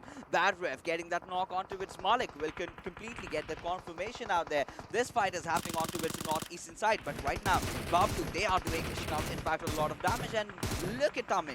Does not really care if he has a Barrel, does not really care if he has 4 times on it. He is hitting hard, but Joker now really wanting to avenge his fallen comrades, but no. Havoc will take him down. That hurts. Havoc from afar, literally wrecking havoc over here. And, you know, the place where Bablu, Danny, and Team Wolf are now is going to be hotly contested as far as the Western aspect is concerned. But 247 have been eliminated in the 9th position. And talking about Abrupt Slayers, well, they have an abrupt exit in the 8th spot, but they do manage 2 kills to their name. Now, Havoc is going to go on a little bit of a dominating spree of his own as he racks up 3 kills in, well, a matter of seconds. Tamim with the grenade knocks out DE's rated serve. This is problematic. Sandesh and Ayush, again, we talked about this earlier, Fixes. They are pretty much, you know, shrouded by smoke right now, but smoke does not stop bullets, and now as it dissipates, ooh, that is a dangerous place to be in. Yeah, absolutely. No second thoughts on that. I love the new Erangel over here. You know, all these new dips coming out. They're giving all these teams to, you know, actually put up a fight. And having those tanks as a cover, I mean, why not imagine using that in those final circles? And right now, what we can see is the players of Team ElementriX are kind of surrounded by a lot of different squads. We also have Love. We cannot really put him out of the equation just about yet. He might spot anyone down, and he can take down the entirety over there of Team PN crew. FutureStation right now, 11 kills to their name already. Make that 12, or was that Assassin who comes in and takes the kill? It was Assassin, in fact, who came in and stole that kill as far as Shifu is concerned. 7C Esports, we were just talking about Love, but they have been eliminated in the 7th position with just the kill to their name. Against all odds, Fixes, ElementriX are still in this game. Sonim and Mr. Hyozu are carrying the torch forward, but Sandesh gets spotted and he gets taken down. That means there's another kill for ElementriX. Now, Dean Bablu and, well, Team Wolf, I beg your pardon, and Danny, they are still alive. Moments ago, they were pretty much getting bombarded from every which direction. Again, that little dip basically coming in super handy, and they are lucky that the circle has kind of shifted towards them. But now, you know, you were talking about Erangel 2.0, you were talking about all the new things that have been added. I like it. I like it. We have a lot of cover. You got to think now. You have to make your moves, well, in a smart fashion. Yeah, absolutely. And now PN Cruz, well, Sondesh really just died because he took down the player of 7C. He kind of gave away his position, to which on him really capitalized. Now Utsarga, you can see him taking down Assassin over there. But FutureStation, I love what they are doing. They went all the way up towards Yasnaya, took those apartments, got a lot of kills there, then instantly realized that the circle was going south, so they kind of switched things up and came from the northwest direction. And now Bad Ref getting that knock onto it. Saga, this is going to open things up. Beautiful use of the vehicles. They are basically creeping them into the zone inch by inch, and they are using it as perfect cover. But the meme does get knocked out as he has a little bit of a slip.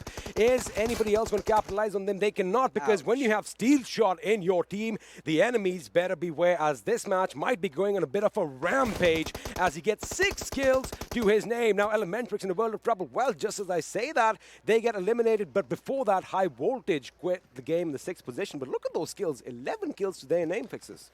Well, you know, this is a very promising team. Code Zero High Voltage, right from the PMCO days, they've been doing really good. But what we really need to set our eyes on are the boys from FutureStation. Well, still 3 players alive. Tamim will be healing himself up pretty much soon. But now Team Bablu off to a very good start. And on top, being taken down by Bad Ref. Count that another kill. Yes, sir. And we are now down to the final 3 teams. 6 players alive, 3 of which are from FutureStation. And FutureStation does not look like they can be stopped. They are a runaway truck with the brake lines clipped right now, but Danny and Team Wolf, they are going to try their best to try and thwart that from happening. They do have 2 members, of course. PN Crew is still in this game with Ayush, the last man standing. In fact, he is taking a few shots in Team Bablu's direction. Now, his position has been given away. I think Steel Shot might be the one who gets a little bit of a lock on his location, might send a few bullets down with that trusted DP28 of his, and, well, PN Crew could be out of this game. But again, Bablu, Danny, and Bablu Team Wolf, they still have that dip, Fixes. They are lucky, if I may say so.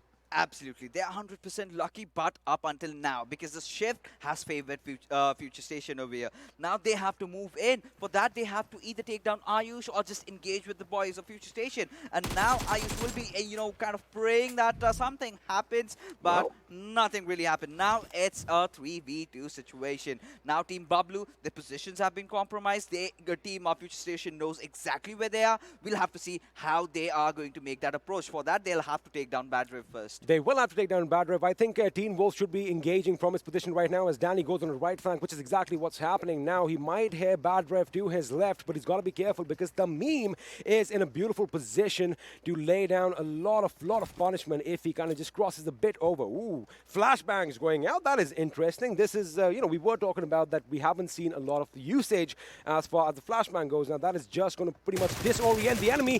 Ooh, the meme does go up, but Danny reacts just a bit quicker with that Uzi. Takes him down. Teen Wolf gets taken down instead. Badrev goes down courtesy of Danny. It's going to be a one-on-one situation. Who is going to come out on top? I am going to make sure that I Erangel once again. I'm telling you, this map belongs to this team. About things being on the second spot. Well, this is the second back-to-back chicken dinner for FutureStation. Yesterday they ended things off in Vikendi, and today they will be also starting the day with some winning games, of course, and perfect gameplay. Talk about carrying the momentum forward. It's not that they just won the chicken dinner, but the amount of kills that these guys racked up. And let me tell you one thing, make sure Steel Shot has that DP28 because that man can do wonders. Yes, sir. Definitely over there. That player, he has been so instrumental for his squad right from when he shifted from A1 Esports to join FutureStation. I think Badrev knew the players that he was taking in. And, well, as long as the players are performing, he's a happy man. I mean, that's what it's all about. You want to make sure that you get as many people as you can towards the end and use the best of it. And you know what? We are going to take a little bit of a breather right now. Just, wrap our heads around what happened. Why don't you guys go and grab some chilled Mountain Dew? We'll see you after this.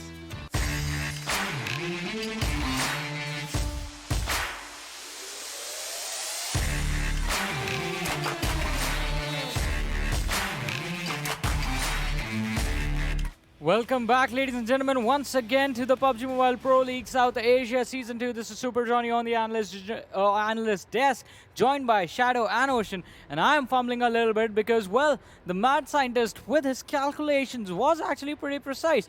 We had two teams in that final fight, both of them with 3 chicken dinners on them. And, well, the probability of one team getting the fourth was 100%. Did I predict or did I predict? I mean, just that is what it was all about. And that was incredible the way the game just ended. Yeah, the game's ending was pretty incredible. I mean, Danny trying his level best to make sure his team was the one coming out on top. But FutureStation with a numbers advantage on their side, just getting the chicken dinner. But let's have a look at the MVP first and see that individual player who was really, really key in getting those points for his team. And it is going to be Badrev from the team FutureStation.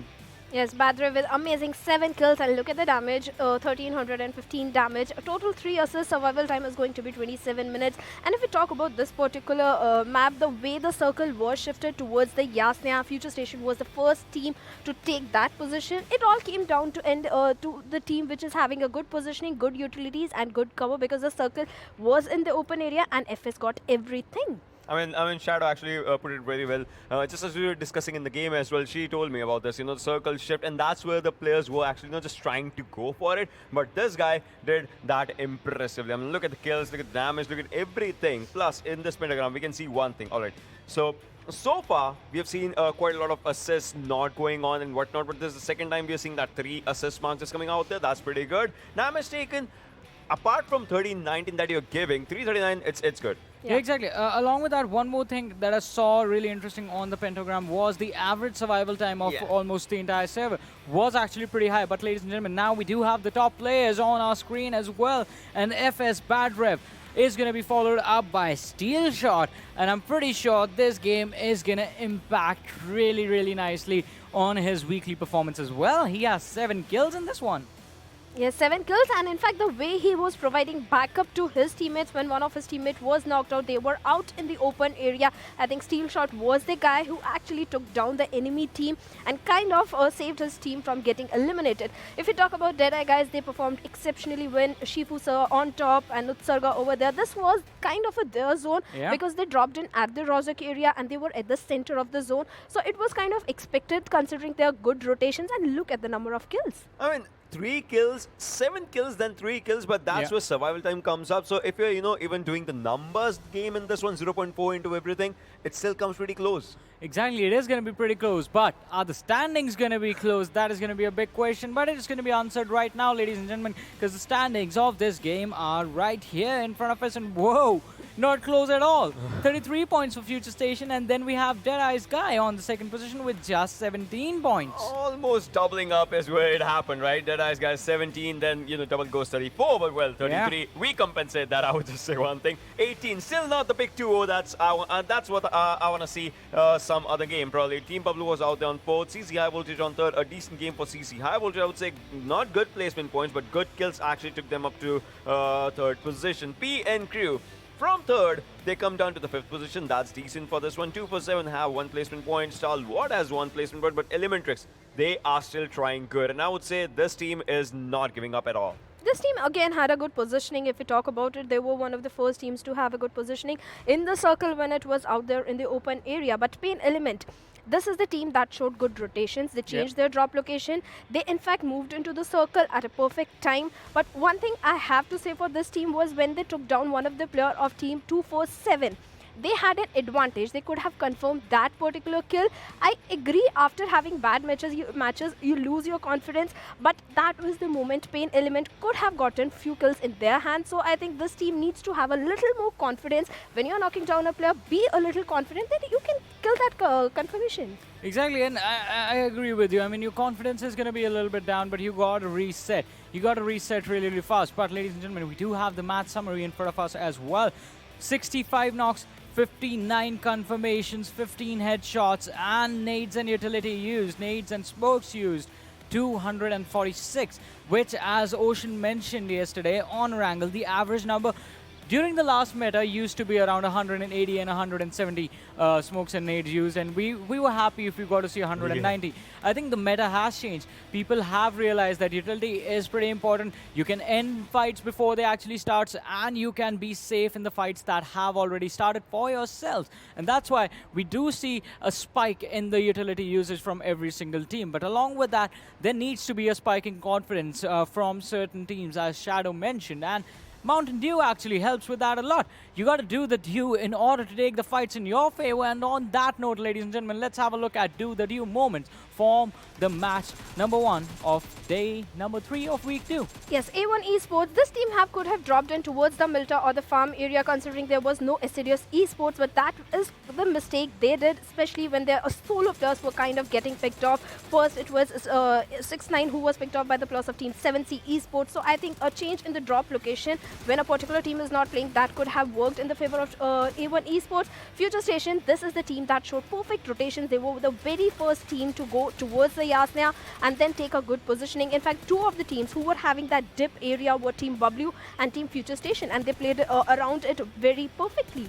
Yeah, that's totally true. But then this is where the game was, kind of going to the end. I liked what the players actually did there, just killing the players outside the circle and then those quick rotations, but this is where it all just went down. That was a pretty good start, but then the ending was FS. Yeah, the ending was FS, and the way they played was pretty incredible as well. I mean, 18 kills. That's how much this team got, and you know what that results in? It results in them having a really high damage bar, ladies and gentlemen, and you do see this. 3,512 damage from one individual team, 18 kills all them. And the kills are missing from everyone else, apart from, obviously, I mean, CZxHIGHVOLTAGE getting the 11 that they got for themselves. Everyone else was a little bit short on the kills. I'm actually glad this is not an actual tower right here, because then it would be actually literally through the roof, I think. Because it is going to be scaled down because of these guys. But incredible moments coming out from a lot of teams. CZxHIGHVOLTAGE, I was talking about them as well, with the sort of damage and the way they took fights. But DEADEYES, guys, the team did manage to finish on the second position over here.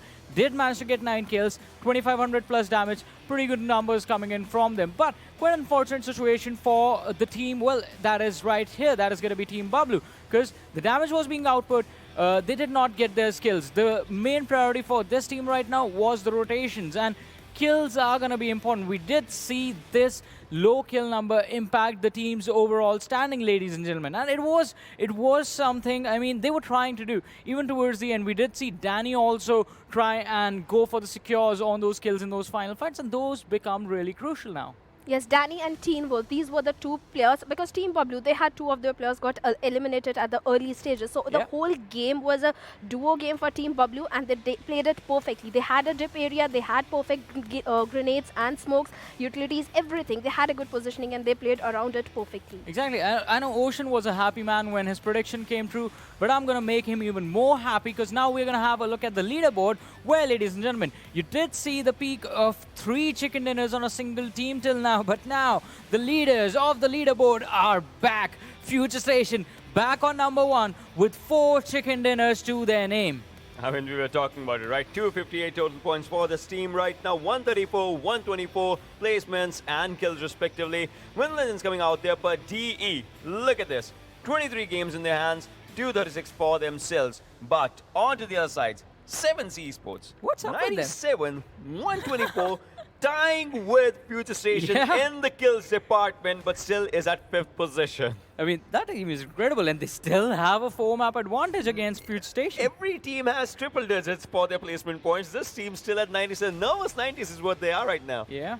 Yeah, they need a controlled aggression. They are good with their kills. They just need to focus on the placement points. And even Esports should drop in towards a location where another team is not playing. They could have gone to Milta, gotten a good loot. But PAINxELMT, I have to say, very good rotations. Keep it up. Just this team needs a little confidence when you are going in for the knocks. Make sure you are confirming that, especially if you have a good positioning.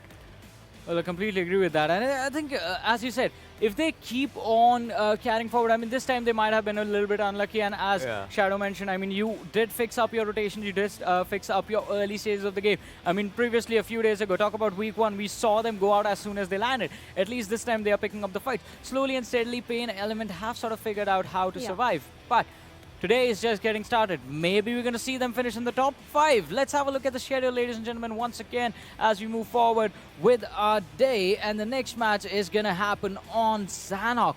Again, Group A is not going to be playing this one. It is going to be teams from Group B, C, D, and E performing on Sanhok. And as we move forward in the next matchup, the one after Sanhok, it is going to be Vikendi. That's when Group D is going to be sitting out. So the teams from Group D need to make sure that they perform out of their minds. And that means PAINxELMT as well.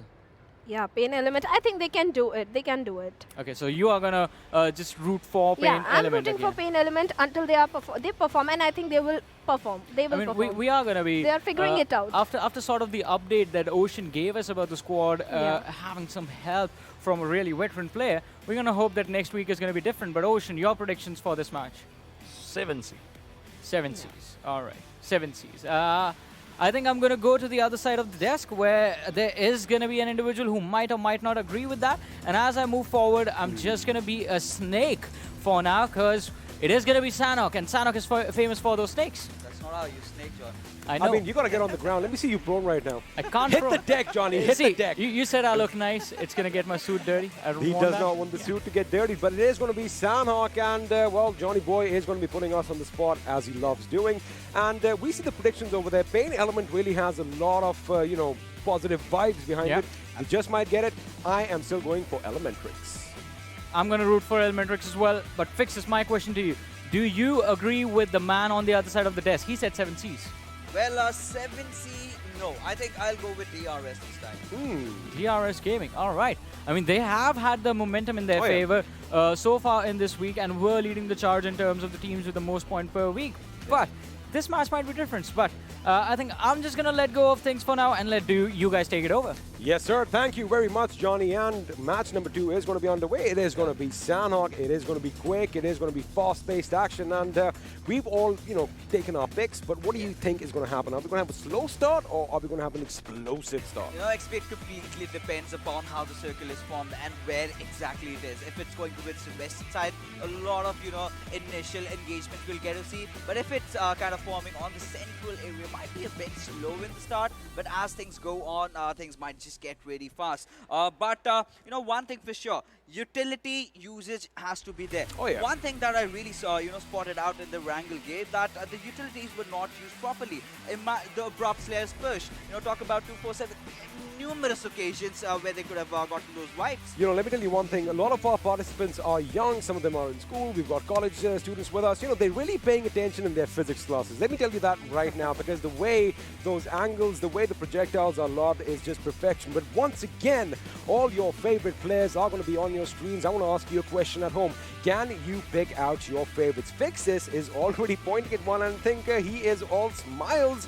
And, well, they are getting ready. They are psyching each other out in the lobby as match number 2 is finally underway. And the Big Bird is going to be in the sky one more time. And this time, Fixis, please take us through the flight path.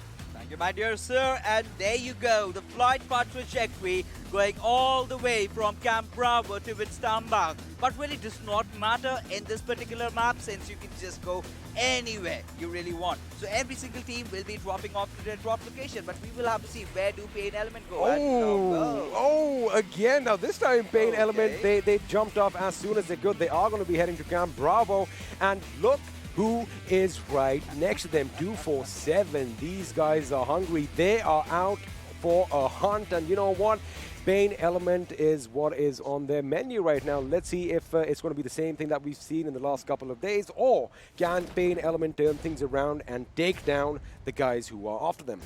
With Gurkha being a coach for PAINxELMT, what I really loved today was how they were rotating it. So, and they have also changed the drop location. And there you go, the Western Circle. That is what I wanted. I have been longing to see so far. And we've had this on one occasion where it went to the high ground. Then it suddenly kind of took that shift where I think the players of P and crew were kind of in a spot, and they just got taken down in the end. So we'll have to see how the circle really forms today. But right now, talking about PAINxELMT and 247, both these teams have changed their drop locations yet again. And Vegeta is just beside them. They're kind of trying to engulf them.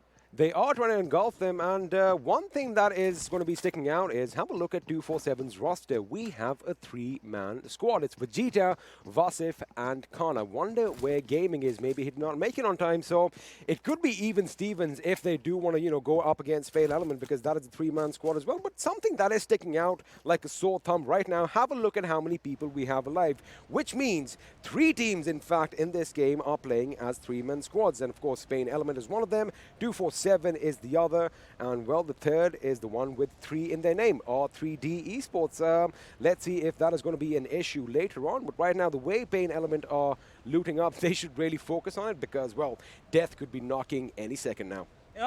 One thing for sure, I'll have to ask this question up to you, XP. Do you think anyone from PAINxELMT and 247 might just be using the boards, considering how the squads have rotated in already, and now even if they enter from any single direction, there is actually someone waiting for them. You know what? That actually would not be a bad idea, because if you have a look at the northwestern island right now, as the teams are going to be looting up, they are going to be concentrating on the eastern shore and pretty much on the southern side, where we have high voltage right now. So pretty much the western shoreline could be, well, unguarded, or there won't be a lot of attention over there. So they could possibly try and sneak in, but the question is, you got to find a boat first, and then it's a long way out. So I guess we're going to have to wait and find out and see if that is what's going to happen. But right now, it looks like 247 are going to be moving further inland, and they might just take, well, I think they're going to walk it to the next circle. Absolutely, and this time around, I'm really surprised. Abrupt Slayers were really having the entirety of bootcamp. They kind of initially love to kind of fight, and in fact, drop off at the warehouses. But this time around, they have taken over the entire compound, considering the fact that team sites are not playing. Right now, they do also understand that DRS has a very, very unique drop location into its just, kind of surrounding those areas of bootcamp. Now, Team DRS also has to make a rotation in, but look at what Tamim is really trying to pull off. Looks like Tamim wants to be a little explorer over here. I mean, he could have gone down on foot, but he's like, you know what, I am going to take that two-wheeler with me, and he needs a quick escape plan. I think that's why he's taken that down with him. Of course, you have the jet ski as well, but, that's way out in the open, and he is comfortable down there right now. And, of course, the cave is also a good place to loot up. It's going to be enough loot for one or maybe two people to be, decently kitted out, so it should be good. And, of course, Sanhok is the map. We've discussed this earlier. You always have to be on the move, because the moment you fire a shot, well, expect everyone to be coming in your direction. Even if they're not coming, expect everyone to kind of understand where you're positioned at. And there we see Jax taking down Gunner from JyanMaara, opening things up. We'll have to see how this fight eventually ends up, and who really gets this one, because, well, Gunner is kind of isolated from his squad, and they cannot really come to help him out. If they do, they are kind of spoiling the timing of their rotations. I mean, there is at least like 200 meters between Gunner's position and, well, his teammates, and it does look like relief force might be coming in. I did see someone get in a vehicle, but it might be too little too late by the look of things, and I think they are going to be cutting their losses as well. Gunner is still going to crawl back towards his teammates on his bloody knees. He might just be spotted out right now by Jax, and, well, he might be put out of his misery. Now, A1 Esports, they did not have the best game. Well, last time around, they were the first team to be eliminated. Hopefully, this time around, they are going to change things up. But the circle is going to be moving in about 34 seconds on the clock right now. And not a lot of action in Sanhok, except, well, Gunner on his knees. I don't know how this poor lad is going to get towards his team, but talk about Venom Legends already. Imagine if they're using him as bait right now. Nah. He's like, Jax is like, I'm on my kill, please. Thank you. Yes, I don't think there was any chance that they really could have risked, going in for the revive, because A1 Esports, it's a very good squad, and they will punish you for that. We were talking about boats a little while earlier. Have a look and see what's happening right at the northernmost point of this map. We have Venom Legends. Out of their element, to be honest with you, because I thought snakes would prefer grass and solid ground between their feet. Of course, they aren't snakes. It's just the Venom thing that we're talking about. But they are out in sea, and they are taking quite a rotation. And again, we did mention that, the western shore of the northwestern island is pretty much going to be unoccupied, so they can kind of sneak in and wreak havoc from behind. Elsewhere, Sinister has some sinister plans as he's engaging with JyanMaara and gets a knock on Extreme. And now this gives them that perfect opportunity to really go on. As we can see the first airdrop coming in, that does contain Groza out there. And we'll have to see which exact player really uses that. And this has given that ample chance for the players of A1 Esports to really make that rush in. Grenades have already been cooked. Wang's position has been compromised, or shots already being fired at him. It's taken quite a lot of beating out there. The fact that they saw Gunner crawling his way towards this compound kind of gave JyanMaara's position away. Extreme is down. Wang almost getting knocked out. He did not see that angle coming in from the window. Well, 6ix9ine is going to make sure he goes in and finish him. Dante elsewhere gets a grenade knock on Wang, and 6ix9ine, well, that was Dante, I beg your pardon, who is going to go in and finish the job. Now, JyanMaara suddenly on the back foot as Giro Fair is the last man standing. Now, the question is, does he actually have Giro Fair? Is he going to be putting up a fight in this house? He is making a last stand for himself. He has deployed smoke grenades, which is good because it is going to conceal his, location. It's all going to be on sound right now. And have a look at this. Only a thin little wall of wood separates the two. They shoot, they kill, and, well, when you have two guns aimed at you, chances are you are going to get wiped out, and VTNxJyanMaara are going to be exiting in the 16th position. You know, that's all he could do. That's all he could do, get that one single knock, because after that, the players really kind of knew where he was positioned at, and they just pre-fired inside that. But right now, if you take a look at the circle, and we still assume that it's going to be on those hilltops, and Code Zero High Voltage do have a very promising location out there for themselves. DRS, they are making a move, but I believe that they might just be spotted by the players of Team Bablu, who have taken the shorelines and are already having their crosshairs aimed at them. However, if Team Bablu were to shoot right now, they would be giving their position away to ElementriX, who of course have the higher ground, and that could be problematic for them. Right now, Team Bablu is completely oblivious to the fact that they are pretty much, there's danger up ahead, and if they take a few shots over here, I am expecting them to at least get a couple of knocks, well, not in their favor, but right now Team Wolf, he does have his crosshair open, he does see some movement in the distance. Nima is the one in his crosshairs. The question is he going to shoot? He is giving all this information to his teammates. Well, he lets loose. Danny gets taken down. Zibian gets taken down. That's what we're talking about. ElementriX have opened up on Team Bablu. Tyrant and Teen Wolf now have their work cut out for them.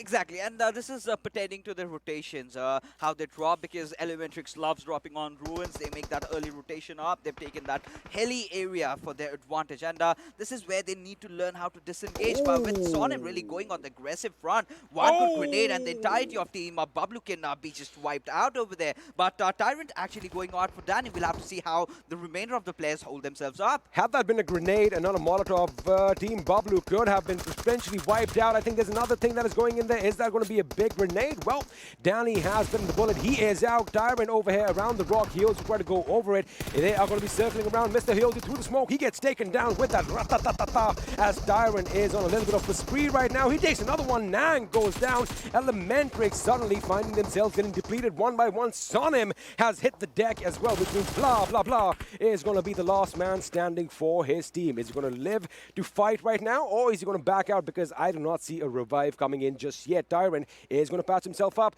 He is going to try and confirm his skills, but looks like he has an idea of blah, blah, blah's position, and he gets shot from elsewhere. But is Tyrant going to be the one who gets away with the kill?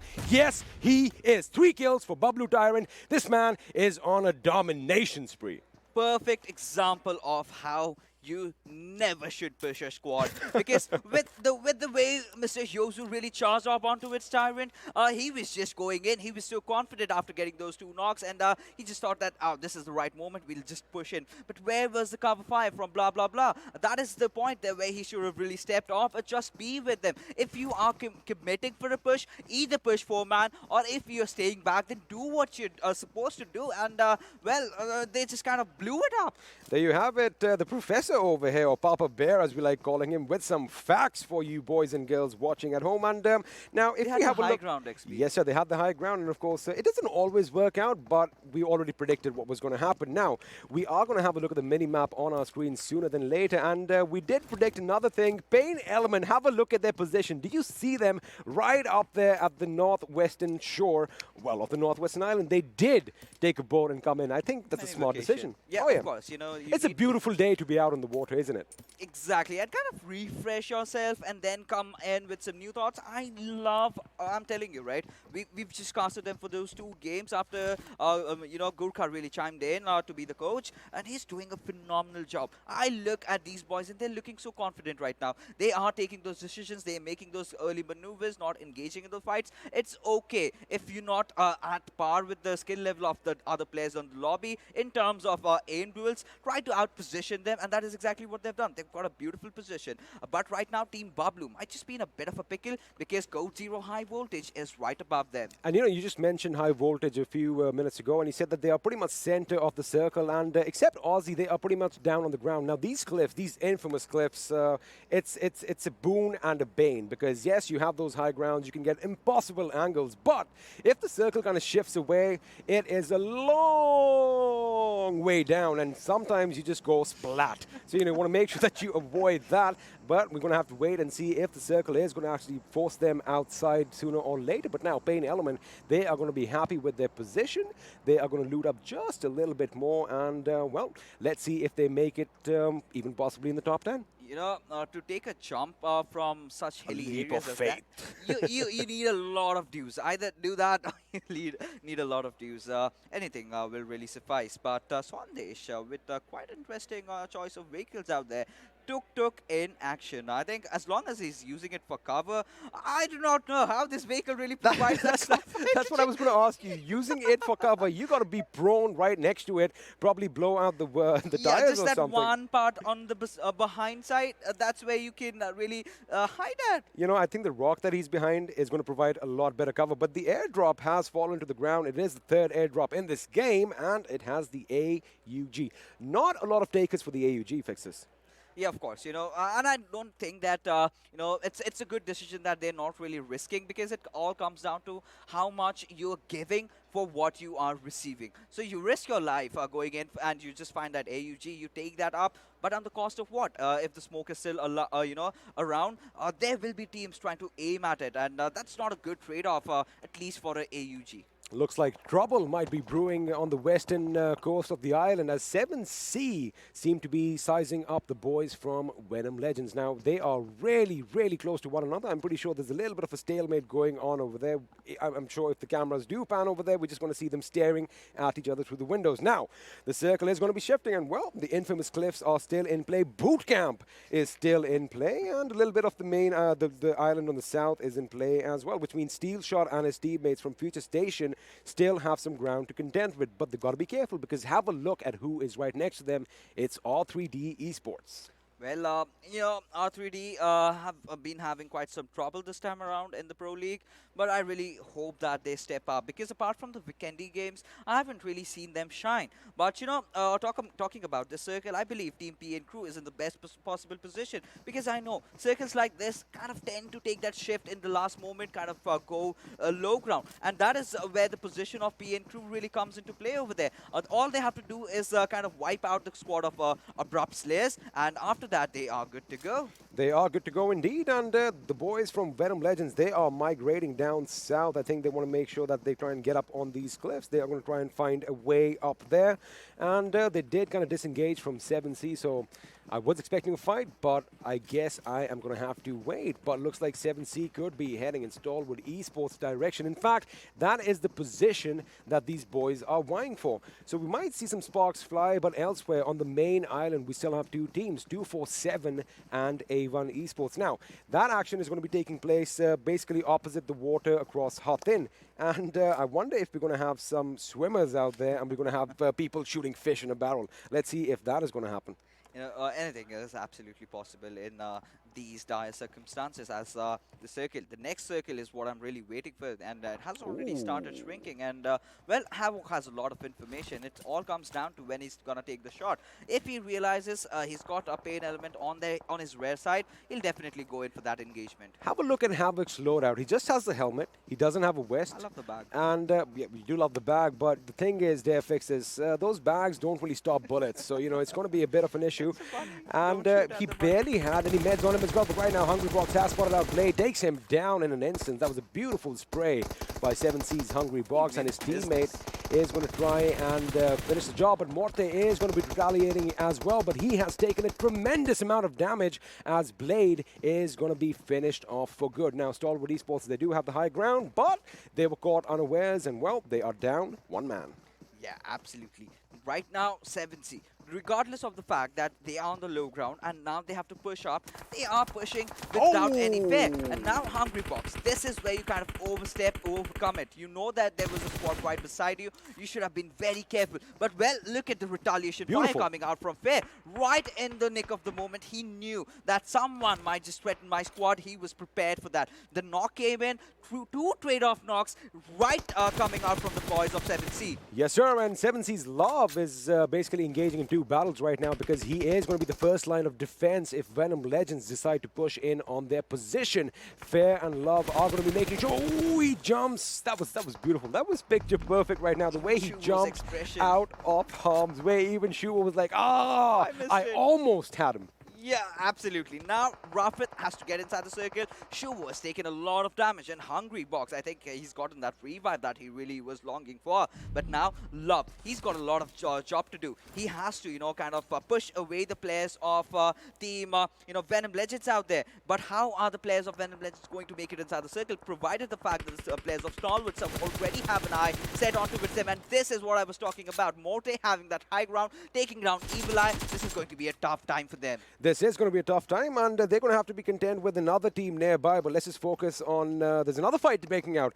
DRS is opening up on FutureStation, and it looks like FutureStation could be in a world of trouble. And, well, the circle is quite a doozy. Once the map comes up, you are going to be quite surprised. There you have it. We have a little bit of a southern shift. We still have a little bit of all three islands in play. Have a look at FutureStation's position. They are going to be in a pickle sooner than later. And now, you were talking about PN Crew. You did say they were in the best position, and doesn't look like that is going to go for them right now. They have lost a member. Season, Mr. Boro, and Sandesh are the last men standing for them. But right now, we are going to come back to the boys from Stalwart Esports. Now, this is what I was talking about. These cliffs, pros and cons, my dear friend, because now they have the difficult task of dropping down, and when you go down, you can get spotted as Malik spots Memo, laying down indiscriminatory fire in his direction, gets him with the last bullet in his magazine. And he's a happy man. Now, Mimo has no chance to get out alive. Uh-oh. But now, Venom Legends. He did take down one of their players. He's been revived. Monte knows he was dying. He was just jumping down the cliff. And now, Venom Legends, I think they will make it inside the circle. But, still the players of Stalwarts can create a lot of trouble for them. I love the way 7C are making their rotation out. Mimo taken down by Malik. We'll have to see what follows on. And now the guys who were up top on that cliff, on those mountain tops, they are going to come under fire, and it's PAINxELMT who is going to be dishing out the damage. Of course, this is quite a different thing that we are used to seeing from this team, but it's good to see them in action right now. And we talk about the coach, I guess some things are working out for them. But they also have that monumental task of, getting down this cliff, and you are going to be exposed. Also, keep in mind, all the commotion that took place over here is going to alert people that there are somebody coming. But over here, Ozzy gets a knock on Envy, and he tried to knock down Luffy as well. He's going to aim, he shoots. Beautiful timing over here. That ratatatata going off just perfect. And is he going to get all three? He gets all three. Ozzy with a little bit of a domination over here, getting 3 kills, and he jumps down. Geronimo, he lives. Wow. Yes, he does live. And talk about Legends not dying over there. With the way he controlled his 6 times on his AK, reducing it to 3 times, and that was amazing to just watch. And then thrown right out in the open. Where is the cover fire? This is what I've been talking about. This is not the right time to revive your teammate. This is where you have to get inside the circle.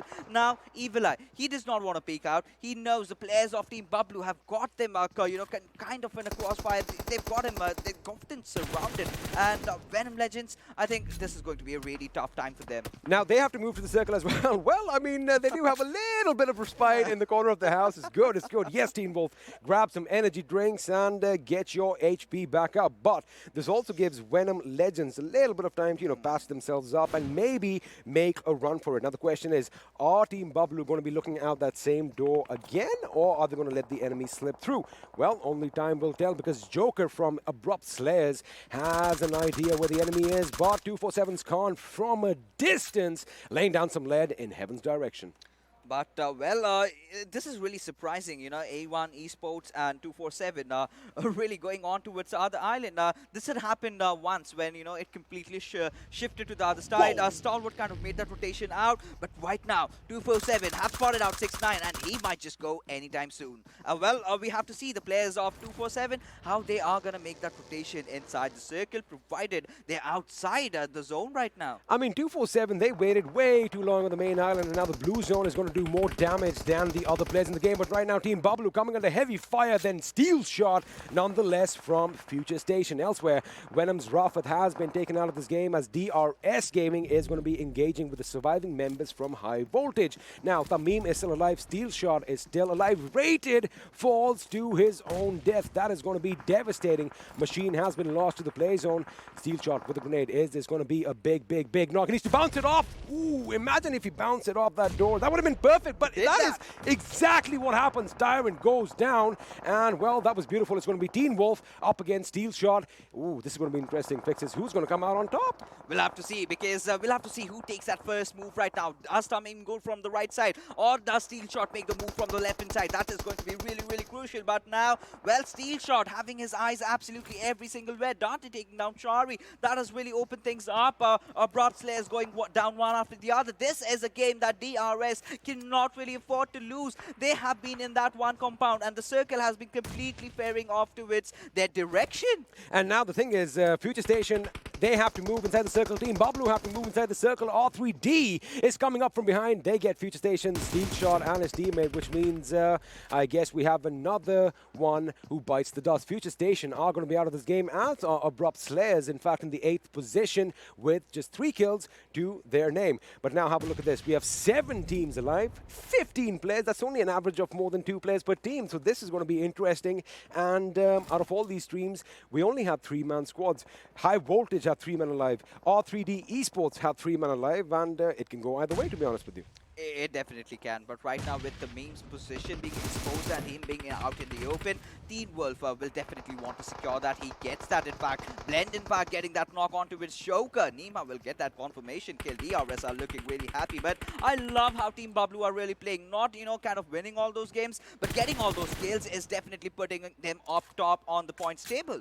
DRS Gaming are looking strong as well. They have, I did kind of mess up back there. We do have a 4-man squad in the form of DRS Gaming, and they have a good number of kills. But Team Bablu, you were just talking about them. The Caster's Curse lives. They are going to be knocked down in the 5th position with an impressive 10 kills to their name. Now, R3D Shaw and Ezio, they really don't have a lot of time. They need to move right now, but that fire is going to make sure that Shaw is going to lose some valuable time out in the blue zone. But again, some respite in one of these shacks. I love the fact that, we can use these corners to our advantage. I mean, in a classic game, come on, we've done that so many times as well. But now we are down to the final 4 teams, and it looks like DRS are looking strong. Nima, is he going to be throwing a grenade at the enemy? If he gets this right, Ezio is going to be blown up. Well, he is going to go for the burn. And, well, that burn was not really tossed in the right direction out there. And a grenade, I must still say that would have been a wiser choice. But I think he's, keeping up till the last, because the players of Code Zero High Voltage might just come in any single moment. Is Ezio actually going for a suicide? Oh, okay. That was a smoke. We'll have to just wait as R3D, they'll have to go for a healing battle. And, well, by the looks of it, Shaw just has those bandages. Well, it doesn't look like they're going to go for a healing battle, because Nima just has that one first aid, but he is going to shoot and take out Ezio, which means R3D are going to be eliminated. And wait a second, does that mean Venom Legends have been taken out as well? Yes. Venom Legends go out in the 3rd position, which means we are down to the final 2 teams. It's a 4-on-3 situation. It's going to be Code Zero High Voltage up against DRS Gaming. Now, on paper, well, High Voltage, they have the high ground. They have a little bit of an advantage, but DRS has the numbers, and, well, the numbers don't count for anything because AJ has been knocked to his knees. But the only problem that DRS have, they're all at that one single rock. They just have that one cover. AJ will be trying to provide as much information, but look at how the circle has shifted right now. However, the circle is going to be in DRS's favor, and you know what? This high ground is going to be negated because of the angle. They really can't get that angle down there. They are going to have to move to the right, and now, well, High Voltage, they are going to be on the back foot as they just have this one rock for cover. And let me tell you one thing. One good grenade could be devastating, or forget grenades, we are going to make sure bullets do the job as well. Let's have a look. Code Zero are lobbing grenades of their own. Gyalzen with a grenade. Is he going to do this for his team? That looks good. It's got a bounce to it, but it's not going to do a lot of damage. Cooney does get taken down, and the Blaze Zone is going to do the rest. They come out. One goes down. Ozzy is the last man standing for High Voltage. He is going to be running. It is going to be a one-on-one situation between Ozzy and Nima. Can Code Zero High Voltage pull off a major upset over here as Nima cooks possibly one final grenade? And let's see if that grenade is lobbed into perfection. Oh! Yes, it almost was. And this gives that time for Nima to go in for that push. But Ozzy, he's still putting up a fight. Will he clutch it out though? We'll have to see. And yes, he does. And there you go. DRS getting their chicken dinner in Sanhok. Winner, chicken dinner, boys and girls, ladies and gentlemen, goes the way of DRS Gaming. And let me tell you, it was a razor-thin finish. It came down to a one-on-one situation, but the way High Voltage capitalized this, man, hats off to Aussie Fixes. whoa. With the way even Code Zero really, tried to put that fight up, despite the fact that they had been, pulled behind a rock. That was amazing. I never thought that this would, come down to a 1v1. We thought it would end sooner because one grenade would have knocked them all out. But the way they came out and Aussie just got the knock. Beautiful finish. What we are going to do is we're going to grab some Mountain Dew for ourselves, calm down a little bit. Why don't you guys at home take a little bit of a breather? We'll be back after this.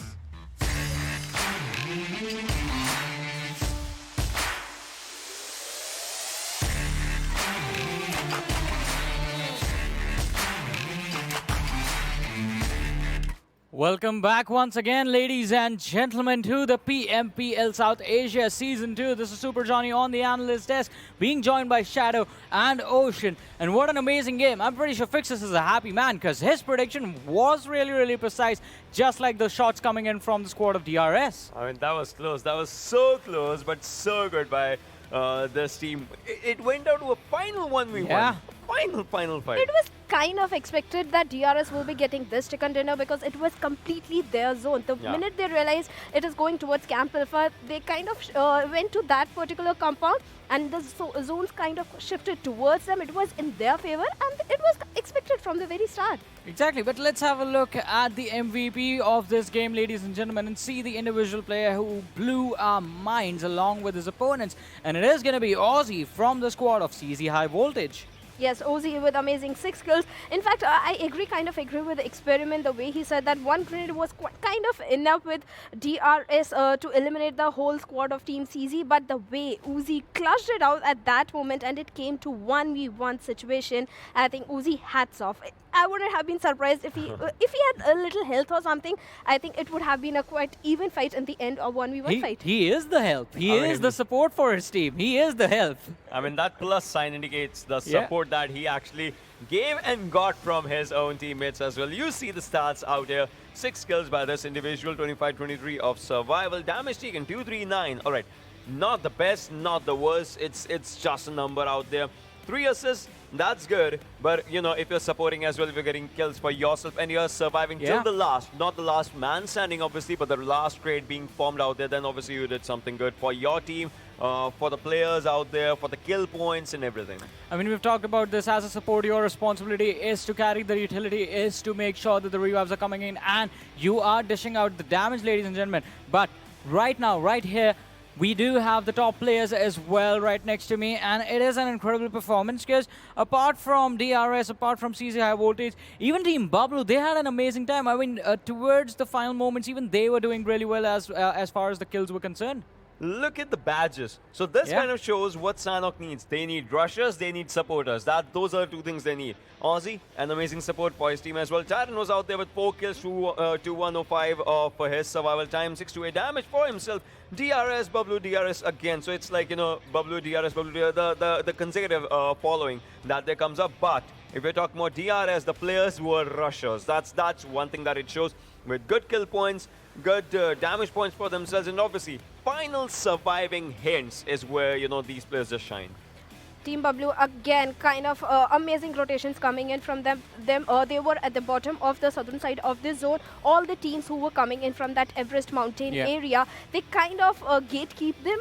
They did allow them to enter into the zone, even if it was Venom Legends or any squad PAINxELMT. That was the moment when Team Bablu got lots of kills in their hands. Exactly, and apart from getting kills, you do get those points for those kills as well, ladies and gentlemen. I'm talking about points. Let's have a look at the standings for this game, with DRS Gaming with the 12 kills coming in their hands, 27 points. So the momentum is being carried forward, but one team that had a really good game this time just getting 7 points. I'm talking about FutureStation. FutureStation, I would say, 7 points for themselves, but they don't have to worry about anything right now because they were topping table. Even if they fall down to the 2nd position, they can top it again. I mean, they have had their good days and bad days and everything. Team Bablu again in top 3 for this one as well. Well, with good kills this time. Previous game, not so good kills, but still this time they were stepping up their game with 10 points for themselves. In the kill department, R3D was out there with 1 kill, but 8 placement points. That's a pretty good number for themselves. Abrupt Slayers, A1 Esports, 1 placement point. But those 5 and 3 kill points, they just need to add up those numbers. FutureStation, I'm kind of disappointed. The late rotations, I think that was the reason they couldn't like got many kills or a good position point over there. One thing I was going to say was R3D Esports. They did really well in this one. I mean, Yeah. did get decent number of points as an average, but as we move forward in the second half of the standings, ladies and gentlemen, 7C Esports, we do see them just getting 2 points in this match along with PN Crew and 247 Gaming. As we go down though, we do see PAINxELMT, ElementriX and JyanMaara just managed to secure one point for PAINxELMT and ElementriX, and JyanMaara, well, going out with nothing. Actually, what happened with JyanMaara was they were in a 3v1 split, which is never favored. A1 Yeah. Esports kind of capitalized on that particular moment when they knocked out Ghana. They knew JyanMaara is now 3 men. They kind of took advantage of it and completely eliminated them. And ElementriX not rushing with, like all the 4 players are not rushing simultaneously. I think that was the reason they had an early exit. So we had 58 knocks in this game, as we do see the match summary in front of us, and 11 headshots connected. I would say this was not as skill-hungry game as we have seen in the past as well, because the numbers were like, what, 60, 59, 58, all those where the kill confirmations were coming up. 54, all right, good, but smokes and nades. Given the fact, first circle, you just have to go to one side of the zone and then you have to go come back for the fights. That's where, you know, the smokes, the utility usage was not as big of a deal. It's never, it never is on Sanhok. I mean, Sanhok is one of those maps that relies heavily on your firepower and your gunpower specifically. You have to take those fights. You can't avoid them in any given scenario. But to take those fights, you gotta have a sip of Mountain Dew before you do that. You gotta do the dew in those fights, ladies and gentlemen. And so let us now have a look at do the dew moments of this Sanhok match. Yes, this was the moment A1 Esports knew JyanMaara was down to 3 men. They rushed into their compound and completely eliminated them. Even if it was a 2v2 split, that kind of might have worked for JyanMaara, but a 3v1 split is never going to work. ElementriX in this particular fight, they had the height advantage. They had a good positioning. They even knocked out 2 of the players of Team Bablu, but later on, what happened with ElementriX, there was no cover fire coming in from blah blah blah. Later on his location was also compromised. I think if they would have rushed in towards Team Bablu and simultaneously after taking down 2 of their players, they could have easily won that fight. Yeah, that's totally true. I mean, they started off pretty good, but then as of now, for 9 players still surviving, they were trying to move forward with everything. And Stalwart as well. Stalwart was doing good with their fights. As you can see, those sprays were coming up pretty good. They were good with the calls as well. CZxHIGHVOLTAGE. All right, this team obviously survived till the end for a reason, right? But this time, PAINxELMT's name was just out there for this team. For the starters, DRS as well. There's like 2 different teams that started, and these teams ended everything out of this one. Yeah, well, the ending was pretty interesting coming in from the side of DRS Gaming. As we were talking about, I mean, 1 nade would have been enough to take out the players of CZxHIGHVOLTAGE, but the same could be said for the players of DRS Gaming. Since they were stuck in that one compound, there was just a few exits that the players of CZxHIGHVOLTAGE had to cover.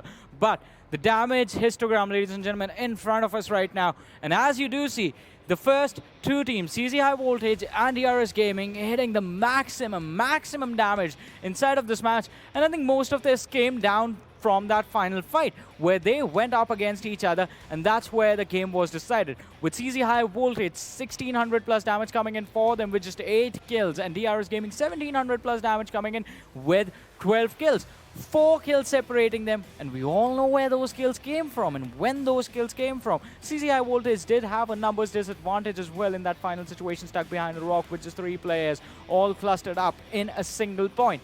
But I like to talk about the anomalies. I like to talk about the teams that got taken out earlier on in the action, but still did really well for themselves. This time, those teams are going to be Team Bablu, that's right there, and one team right here in front of me, that is going to be DEADEYES, guys.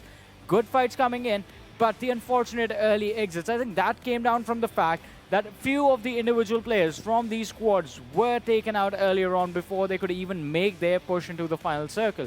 And it is going to be quite interesting, because even in the last game, even though Team Bablu did not end up getting for themselves the kill points in the last match, they still did manage to get those placement points. This time, things were reversed. They got 10 kills, they got a decent placement points, and the average in return is definitely going to turn out good if we're just going to take it for the 2 games that happened today, ladies and gentlemen. But now, let us have a look at the group-wise standings and see how things are going over there.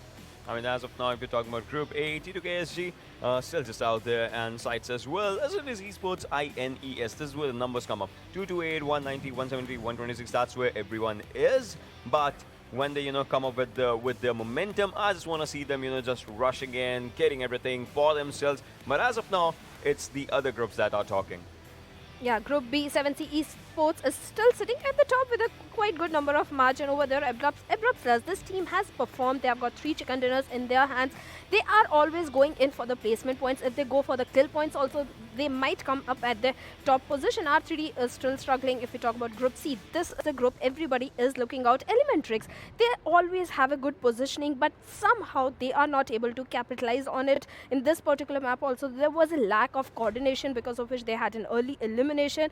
247 Gaming had to struggle with entering into the zone, and they are kind of little passive also with position points and kill points. Yeah, that's totally true. Group D, as we just talk about it.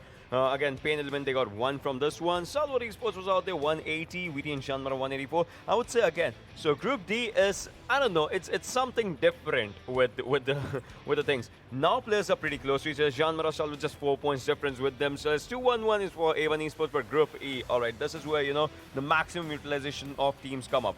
Where Group D has their top position, that's where Team Bablu is on their 3rd position, 2-1-1 for themselves. And it's a 1, 2, 3, and 0 in terms of chicken dinner. 1, 2, 3, 0. That's how it is. Yeah. 1, 2, 3, and then 0 is like the 4th team that's out there. But interesting things sort of come into the factor and into our minds when we realize that Group D is done with their matches for today. Let's have a look at the schedule, ladies and gentlemen, and see how things are going to turn out for the rest of the day. 2 matches are gone. 2 matches are done for today. So Group A is going to be stepping back into the action, into the battlegrounds as we move forward. And the next match is going to begin shortly on the map of Vikendi. But for the next 3 games that we have lined up for you guys for today, Group D is going to be sitting out.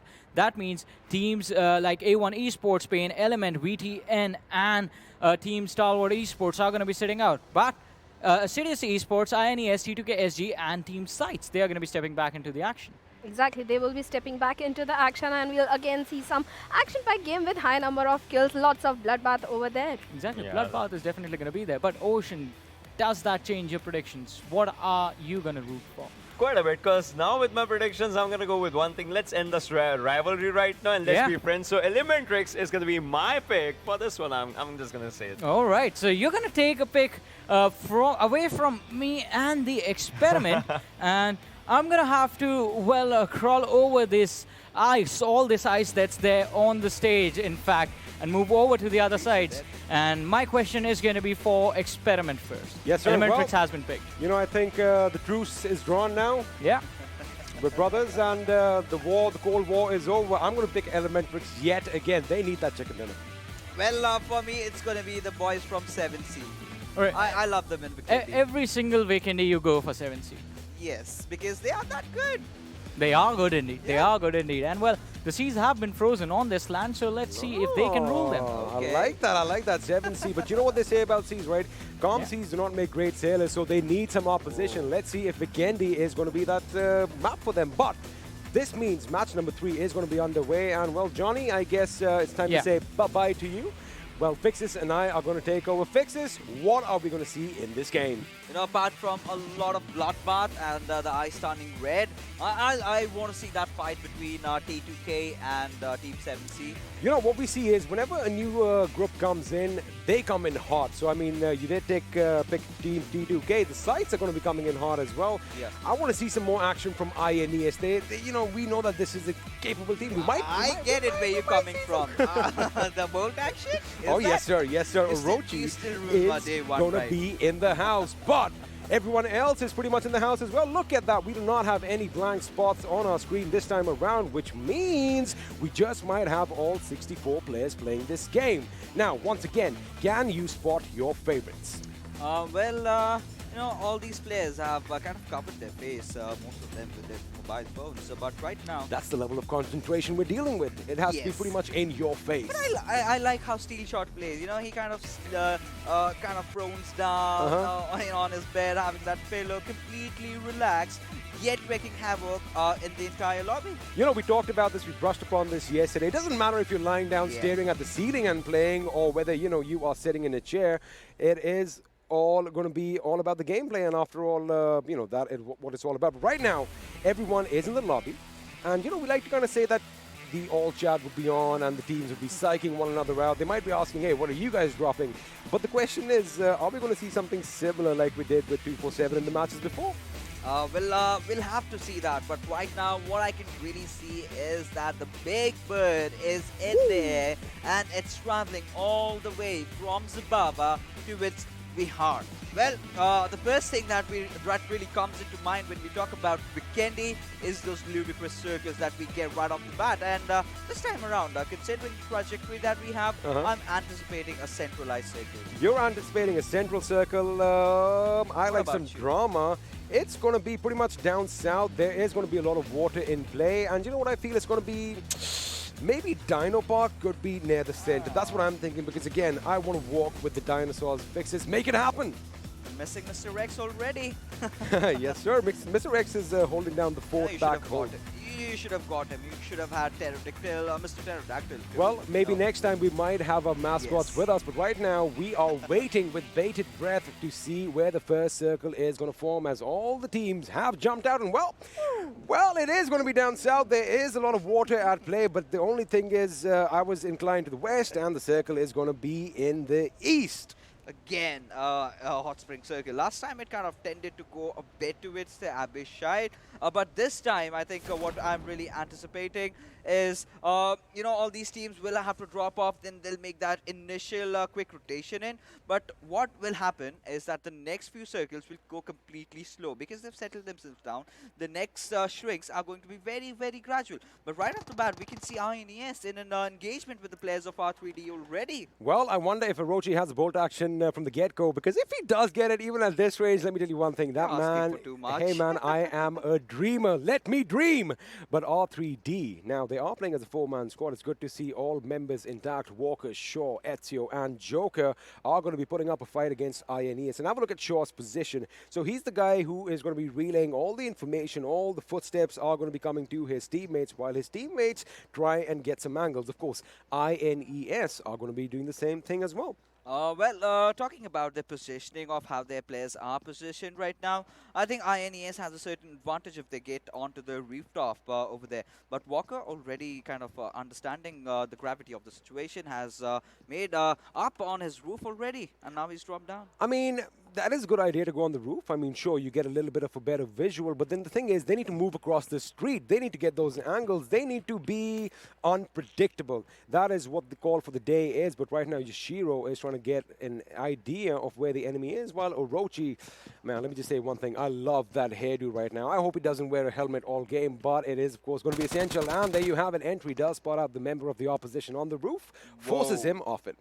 Look at Tier's positioning. That's bad. There you go. That's what I was talking about. You know, that's the best thing over there. You know, the members of R3D, if they even try to, you know, get out in the open and then take a fight, they are dead chicken. And, you know, what I really liked about INES is that they were prepared for this fight. They are making their rotations quick. They are making, you know, quick movements out there. And R3D are kind of confused as to what they are going to do. How are they going to proceed with it? Because if things go on as they are going right now, INES will get those vehicles. They'll get the loot done for themselves, while R3D will still be scared to take that fight. However, the thing is, R3D are kind of positioning themselves well right now, because have a look at your minimap. They are going to be inside the zone, which means INES has two options, right? Either they back off and basically trudge across the frozen water, or they take that bridge. Now, I am pretty sure they aren't going to take the fight right now, because loot is not going to be adequate at this time around. So both these teams have options for them on the table right now, but I still love INES Tier's position. Now that man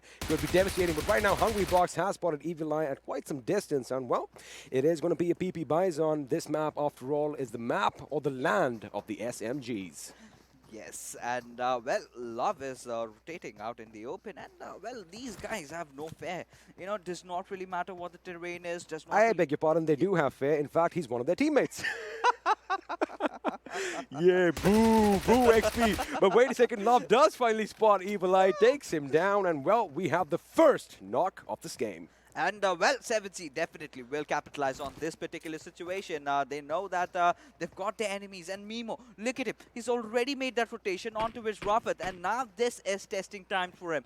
Is he that good? Is he as good as the hype he had created in week number 1? I mean, we've seen him go up against surmountable odds. And, you know, he's come out unscathed. So I think he can get the job done, especially since Venom Legends have been reduced to a 3-man squad. And But what I see on my screen right now, I see Rafat, but I don't see Shuvo, and I don't see Detron. These guys are way far away. In fact, I think almost 5, maybe 600 meters separate the teammates. Yeah, and now this gives ample time and opportunity for 7C to really get in. I mean, that is the determination. He doesn't want to make a single sound. He's like, you know what? I am going to do something tough. I mean, let me just tell you one thing.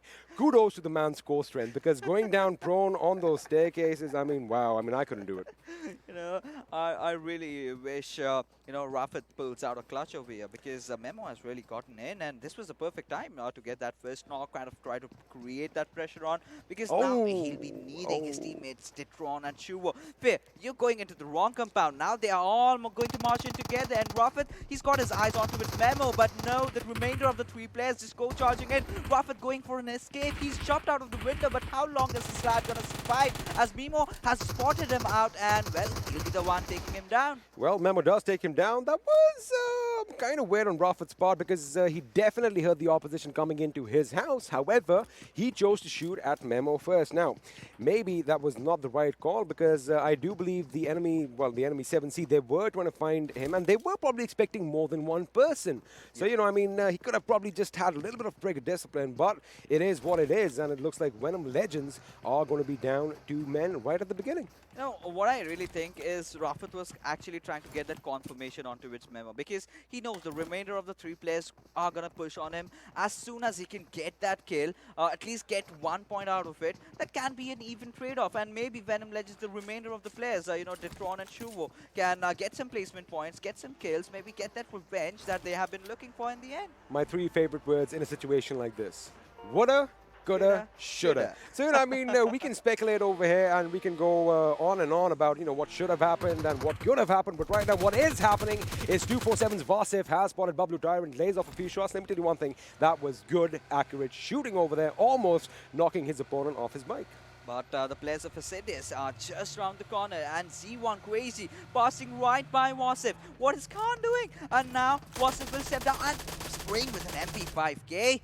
That's preposterous. Also, the Iron Sights, he's my kind of guy, but right now he switches his weapons, gets that G36C out with the 4 times, lets off a few shots in Hanuel's position, but none of them are going to connect. And now, this is a good decision by them. They have this compound in this high ground. They need to capitalize on this. And you know what? I wouldn't be surprised if they get a knock and start pushing in on Assiduous Esports' position, because this fight is taking place pretty much in the center of the circle. And, well, there you have it. Team Wolf is going to be the first one to retaliate as he gets a knock on Muffin.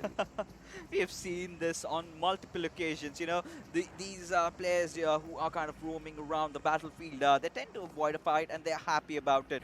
The moment they, you know, stop at a compound to take a breather, that's where the other team is. And Bablu, you know, taking down one of the players of Assiduous, and now R3D have also opened up, and well, it's against the team of INES. We'll have to see how they really come out in this one.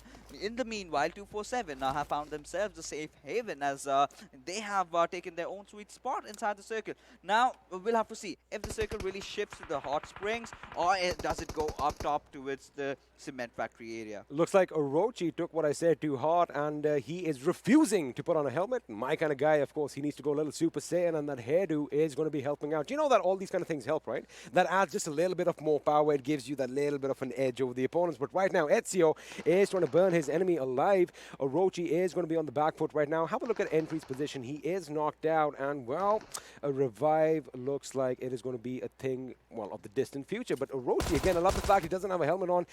Ooh, was that a misfire, or was he just trying to distract the enemy over there? Maybe he was just trying to peek around, and I believe that was a misfire. But Entry's confirmation is up there. So R3D, this is a squad that has good games in Vikendi, so they're kind of going aggressive. They were really confident about it. And, well, Walker kind of showing his head, exposing himself.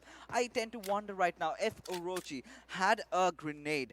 That could have been so crucial in getting that one knock. And, well, one knock would have led to another, and even shot could have been an a bit of a trouble. I mean, you're talking about one knock. He could have literally killed two birds with one stone because Shaw and Walker were pretty much close to one another. And I know you just pointed it out. We have the Mark 14, your favorite weapon in this game in the first airdrop. But the question is someone going to go and get it? Right now, we are joining P and Gru as they are engaged in a little bit of a tussle with 247. Mr. Boro is already on his knees. And let's just hope that Sandesh over here takes a shot. We want to make sure we see the action. It's an M24. It's suppressed, and it has an 8-time scope on it. No, Mr. Observer, we need to see that man in action. Absolutely. You know, Sandesh definitely wants to send a message to the players of 247. But Come on. I like how the drop has been placed. You know, Go for it. Between the action, between everybody, and well, he's just about to spot someone out, maybe Take a someone shot. peeping. Yes. Yes. This is the time. Oh, well, at least there's a consolation. We got to hear that beautiful sound of a suppressed M24. Now, he is going to be playing with fire right now, literally, because he has kind of given his position away, and his teammates are a little ways back. He should wait for backup, because have a look at who's coming on the other side. Ooh. All right. Maybe he's trying to draw 247 out because the position that the remaining members of P and Crew have, they can literally rain down bullets from, from high up above. The moment, someone will really try to peek out on towards Sandesh, and then voila, peekaboo over there. But now, dear. This is a good chance that he could have really capitalized on had he gone out of his compound, and does manage to spot down Joker out in process. I guess Ezio is living up to his name from the Assassin's Creed days that he's jumping from building to building. But there over here, very low HP, Ezio is going to come in with that gangster Tommy gun, and he wipes him out. Now, INES are in trouble. They have lost 2 members already, and by the look of things, Yashiro could be in a world of trouble as he is already knocked out, which means Orochi, can he go Super Saiyan right now? Can he avenge his team? Can he come out of this alive? Walker does get lit up, but he goes in cover in the nick of time, and Orochi's got to be careful because now R3D are going to try and surround him. Yeah, absolutely. And now INES, this is not the kind of a start that we really anticipated, and the boys could definitely not get their hands on that. Me likey the kill feed. Yes, and Sandesh finally succeeding in what he really wanted. But, Orochi having that Tommy gun, well, not having a helmet might really hurt him, though. But if he, has his shots right, I think he can take down a play or two, or maybe off team R3D. You know what we need? Although I'm pretty sure we will see that shot when we do the replays later on. We need some replays right now. I mean, that is something that I would have loved to have a look at. But meanwhile, Yashiro is going to bleed out, which means that Orochi is going to be the last man standing. He does have that Tommy gun in his hands. No bolt action for him, though. Maybe I'm going to have to wait another game. And, well, just as I say that, we have the first squad to be wiped out from this game, and it's going to be INES without a single kill to their name. Maybe they should kind of re-strategize the plans on I mean, they just came in. Maybe they're not warmed up. Yeah. I have a soft spot for them, so I'm always going to have a little bit of a soft spot for Orochi. All right, as you suit. But right now, PN Crew. Well, Sandesh. Yeah. Talking about Sandesh, maybe he might steal that spot from Orochi. Maybe he's done that once. If he gets that 2 more times, maybe he's your new favorite sniper. You never know. You're changing sides too fast, XP. I mean, see, the thing is, I am not biased. I am one who loves the game. I love bolt action, and anybody who is going to basically be showcasing that, well, for me, is going to be my favorite, as Sandesh. Ooh, that was a quick one. Let me tell you one thing. He is getting up there in my list. Yeah, he certainly is, but to be there up in your list, he needs to get those shots right.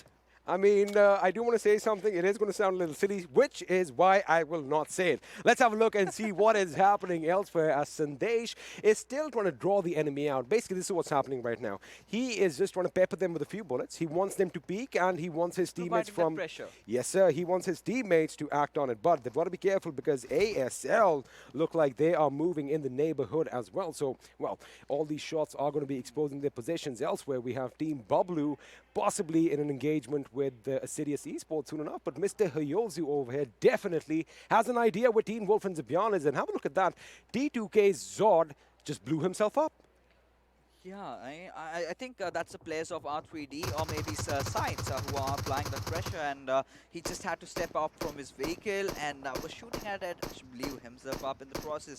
But I really hope the revive really comes in, because this is a team that I've been watching out for, and being someone who were not really that much known, now with the way they are playing in the PMPL, they've created quite a lot of fan following for themselves. Absolutely, and this prickly situation on our screens right now is going to be tricky for T2K, because now the sites, they do have that compound pretty much on lockdown, and they are in the zone. Have a look at your minimap. They are going to have to move back just a... Ooh, I think Jane was spotted by Razor over here. That could have been devastating, but now T2K, they do have options, let me tell you one thing, but there's another team that's nearby. R3D is also in the vicinity. So they've got to make a quick decision right now, although we do have a minute 20 on the clock. The thing is, what I've noticed is the teams sometimes, they leave it a bit too late for those rotations, and that is why they get caught out. Exactly. Now, Abrupt Slayers, if the zone shift kind of goes on to its western side, which I think it might, they are going to be in a whole world of trouble. Deadeyes are actually making their move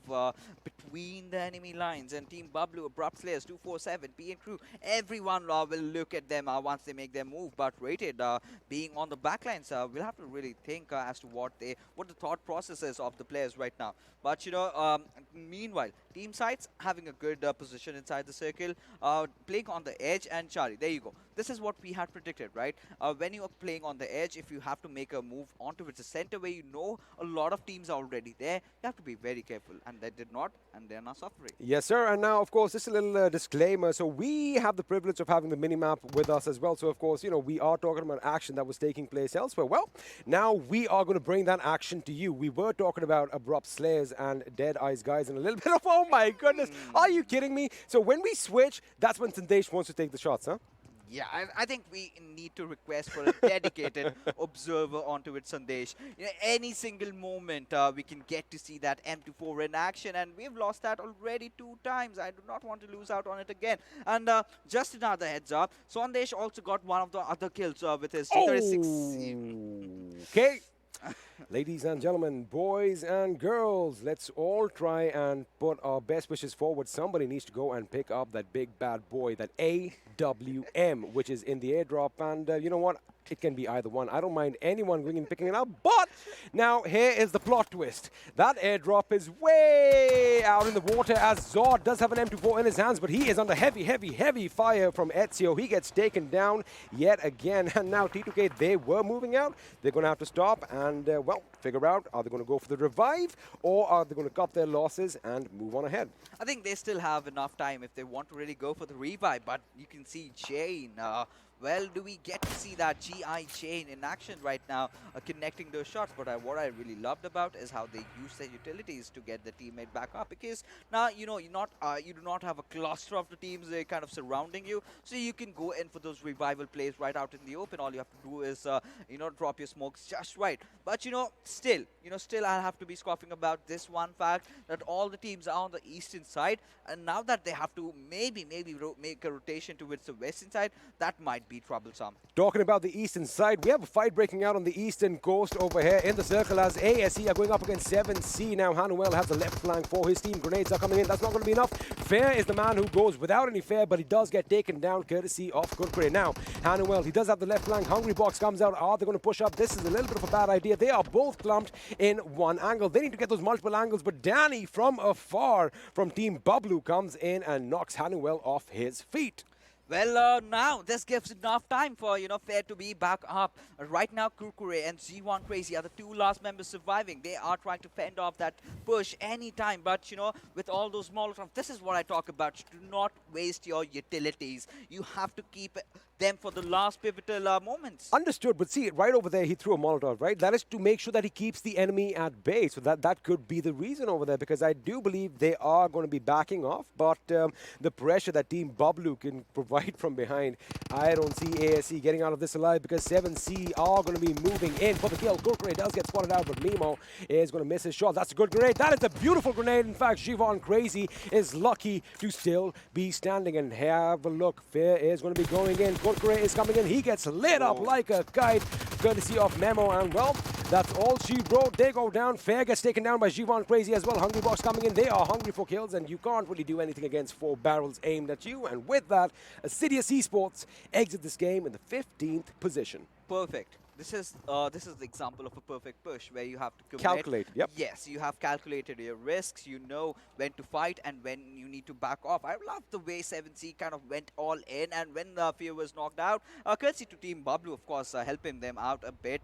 Though unknowingly, they got enough time to get that revive onto its Fear. But you know, right now we have got a different fight happening over here as R3D go against Team T2K. Well, it's all chaotic as T2K also retaliate with some heavy fire and somehow will manage to revive their players in time. They are going to go for the revives, and I do believe we have some gunshots coming in from elsewhere. Could be DRS have their eyes on them, but it looks like R3D's remaining members, Joker, Ezio, and Shaw, want a little bit of revenge. Oh my goodness, Frankie was spotted out. And ladies and gentlemen, we have yet another AWM falling from the skies, and looks like this time around FutureStation could be grabbing that BFG. But right now, Joker in a life and death struggle against the enemy as they are going to have to contend with the blue zone damage as well. Smoke screens are being deployed to kind of conceal their movement. Love the way that the other members from R3D are going on that huge left rotation, but this is what I'm talking about. Which man is going to walk away with that weapon? Oh my goodness, no one really went for it. This is I mean, I doubt it. I'm pretty sure somebody has picked it up because I did see a level 1 helmet on the ground. And yeah, they went for the level 3 gears, but no one really went for that AWM. Hold on. We'll hear some boom soon enough. The AWM shall be in action, my friend. But right now, Joker is in a world of trouble. He does have that smoke concealing his position, but he moves out right. He has to move quick. The blue zone is doing a tremendous amount of damage. When in front of him, he's going to take him down. Ooh, almost getting the first knock, but he is going to get taken down instead, which means that, well, R3D are now down to 1 man. They do have Shaw as well, but he is on his knees, and Ezio, it doesn't look good for him. Well, Mr. Boro on the other side has got a knock and a finish onto its players of Abrupt Slayers. Meanwhile, Hungry Box, he is still hungry for his kills, but Tyrant will definitely want to take the fear out of Fear as he knocks him down. But he gets a second one over there, but Tyrant falling down to 7C. Love, this is a fight that's engaging out, and I love it. The way they are, you know, knocking players down, then reviving their players back up. This is perfect team game. It is a perfect team game. There's a lot of give and take that's going on between these squads, to be honest with you. You know what they say? Every action has an equal and opposite reaction. I'm sure Ocean would love the fact that I just said that out loud right now. But right now, 7C, they do have this compound, but have a look at how many teams they have around them. Outside the circle, we have the boys from Code Zero High Voltage. Right in front of them across the street, not the friendliest of neighbors, are Team Bablu. And in the circle is going to be concentrating a bit northeast of the hot springs as Phobia from SCYTES gets a knock on Aussie. Love is going to make sure he finishes up. Wait a second. Did he just get the knock right now? Wow, that was a beautiful last second spray with that BP Bites and getting the knock, and now he's going for Havoc. I think he might have an idea where the enemy is. He does spot him, takes his shots. Is he going to be put down to a watery grave? Yes, sir, he is.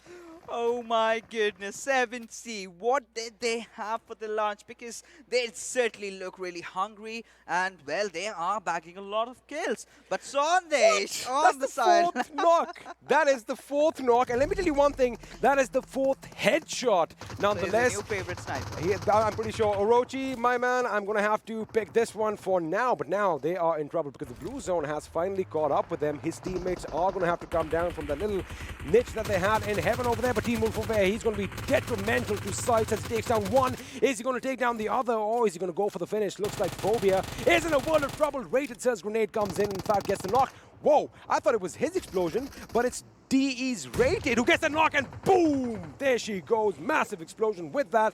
Another one bites the dust. You know, talk about having faith on your teammates. Had that fallen onto its Rated, he would have just been, you know, crying out there. And we have seen that before. Rated has done that a couple of times. Yes, exactly. And this time he gets his nades right. But 247, I think they're just scared. I believe with all those headshots coming out, most of the players of 247 might not even be having those helmets. But blah, blah, blah, taking out Hungry Box out of the equation. Now Team ElementriX finally being silent for so long, they are speaking out loud. They are speaking out, and looks like they are taking the fight to 7C. Now they're going to be engulfing memo as we speak, and we have another airdrop falling down. It's going to be the Mark 14. I wonder if anyone even picked up that AWM. We should see FutureStation with that big bad gun soon enough, but right now 247's Gaming laying down some lead in Mr. Boro's direction. That grenade almost knocking him off his feet. Elsewhere, Venom from T2K gets a knock on Tamim, which means we have a lot of fights breaking out right now. Now for 247, they need to act quick because now they have a team on either side. They need to make a decision. Do they push in for that compound, maybe steal the car, or are they going to be pretty much in the ground over here? Because it looks like it's going to be a tricky situation for them. Yeah, of course. With the 6th circle closing in and going in for that revive, that's a very, very bad decision. But we'll have to see how the players of 247 are going to, make their way inside the circle, as Mr. Boro has managed to finish off one of the players of DRS right out. Being in the open, he's taking a lot of fire from the players of FutureStation. Just take out your pan and move. Maybe you can block a few bullets out. Well, his zigzagging definitely worked, as he has made it to cover, but he needs to patch himself up. Is that what he's going to do? Yes, sir. He is administering that first hit. And have a look. They did steal that vehicle. I love it. I love it. But right now, Mr. Hioza from ElementriX, they are engaged with the boys from DRS Gaming. Elsewhere, Badrev gets a knock on 247 Khan. In fact, he finishes him. And looks like 7C are in a bit of trouble as well. Love does get taken down courtesy of that grenade from heaven, which means Fair is now the last man standing. Can he pull off a miracle? We have an AWM. We do have another AWM, but this is completely chaotic right now with Team ElementriX right around the corner. Abrupt Slayers making that movement. Blah, blah, blah has completely spotted him out. He'll be going out in the open and maybe try to burst that vehicle out. But no, he just creates that cover. But Chari will be joining his teammate, create another cover. And, well, he's been spotted out. But one good grenade can take both these players down at the same time. They do have cover, but you are right. One grenade can be devastating, especially since they don't have a lot of options. All I can see is they can move a bit to the right of the screen, but Jari is going to go left. He gets taken down courtesy of blah, blah, blah. And, well, Sonim is going to come in and get a knock on Zibyan from Team Bablu. Looks like B and crew are going to be finally biting the dust, as well as Sandesh has been taken down. Let me just say one thing. My heart goes out to him. Yeah, of course. But, still the lad really put it out to action over there. But Machine taking down the players of 247, one after the other. P and crew also going down, bowing out in the 10th position. And Wasif, I believe, he's been spotted out. But he's waiting for the right moment to take those shots onto him. Oh my goodness. Your wishes have been granted because Steel Shot is yielding that big machine. Yes, sir. That is what I saw in the kill feed. Steel Shot with the boom. And he gets the first knock. But right now, D-Tron is on a little bit of a domination spree with 3 quick kills to his name. Team T2K SG are going to be eliminated in the 8th position with 4 kills to their name. And have a look at the circle. No one is really inside right now. In fact, the only person that I see on my map is D-Tron all the way down south, which means we are going to have a major tussle towards the northern aspect of this new circle. Now, out of all the teams that you see on your screen right now, only one is pretty much going to win this game. But the question is, who is it going to be? Because let me tell you one thing, it is chaotic over there. Yeah, absolutely. And provided the circle, the game Team ElementriX is kind of having, I really want them to win this one out. But will they though? Because Badrev is on a spree right now, getting that another knock. But now FutureStation building up the right cover for themselves, and they've deployed the smokes right. They're using it to perfection. They just have to get inside the circuit. Look how well synchronized they are. But Utsaga going down towards blah blah blah. Team ElementriX are also making their way in, but Titron, he might just be that wild card over there. Yes, sir. Now the thing is, there is so much smoke being deployed on the map right now, and you can't really tell which one is which or which team deployed it where. But right now, it's going to be every man for himself. Steel Shot does get taken down courtesy of and Machine over here can only helplessly look on as the meme is going to go in for a revive. But Galzan, he did have that bird's eye view over there. He's going to choose to come down. Of course, you can't be up there exposed for too long. Galzan goes and gets another knock on 247 Wasif, which means 247 are out of this game in the 7th position with just 2 kills to their name. And mind you, they've been in the thick and thin of the action from the beginning. Yeah, yes, they certainly have been right now. But if we talk about the forecast, we do see ElementriX and FutureStation having the maximum probability, and now just increase that 2-folds for FutureStation with the way the new circle has come in. Team ElementriX will have to push it right on towards their face, and to do that, you need a knock or 2. But Teen Wolf going down to that Molotov coming in from blah, blah, blah. But DRS, well, they are in quite a situation over here. 3 players just standing, in fact, proning beside each other. That's kind of a sketchy decision. Well, if we've learned anything from Twilight, vampires and wolves, they don't really get along, and that is going to be pretty much picture perfect as blah, blah, blah took out the Teen Wolf. But now we are down to the final 5 teams, and 13 people are alive. ElementriX seem to be on a roll right now. Everything is going their way. They still have 4 members. They have 7 kills to their name already, and the play zone is the one that is going to finish DEADEYES, guys, as they exit in the 5th position with a decent 6 kills to their name, which means now we are down to the final 4 teams. All the names, all the teams are on your screens right now. FutureStation with 4 men still alive. ElementriX with 4 men still alive. Sonhok gets taken now. In fact, he was flung from that vehicle as blah, blah, blah is now the last man for his team. And Detron, he knows that blah, blah, blah is going to make that push any single moment. And well, the players of FutureStation are also falling down, courtesy to Galzin coming in and joining the fight over there. Now Detron lobbing that grenade into perfection, but yes, he does manage to get that knock. I made a little mistake. I thought blah, blah, blah was the last man. I forgot completely about Mr. Hyozu and, Nang over there, but Mr. Hyozu gets taken down as well, which now, can I safely say that Nang is going to be... Ooh, look at his HP pick. What's that? What I mean, like, but... That happened so quick. Wait a second, what? That was the play zone which came and stole that kill. 3 players were taken down by, Detron. He's dishing out so much damage. This player, 6 kills already, and he is not stopping at anything. Well, kind of peeking you out just the 2 said players. it. You just said it, and he was pretty much stopped in his tracks. He almost made 1,000 points of damage, but now Ephesus, the meme, gets a knock over here. In fact, he's going to finish Blend, and that's it. There you have it. That's all she wrote, as FutureStation are going to come in with another chicken dinner on day 3. That makes it 2 for them just on this day. Make it 5 in total XP. 5 chicken dinners. I mean, the analyst desk was trying to say that you want to see that hat-trick thing being broken. It was broken. We had 4 kills, and now the first team to hit that 5 chicken dinner marker. Brilliant. Brilliant, I must say. With the way they engaged in this circle, how it really was forming. It was kind of a clear elementary circle, but FutureStation having the final circles in the favor, turning the tide. Yes, sir. Well, that was what happened in game number 3. Hope you all had a good time. We're going to take a little bit of a breather, as we like saying. You guys stay put. We'll be back after this.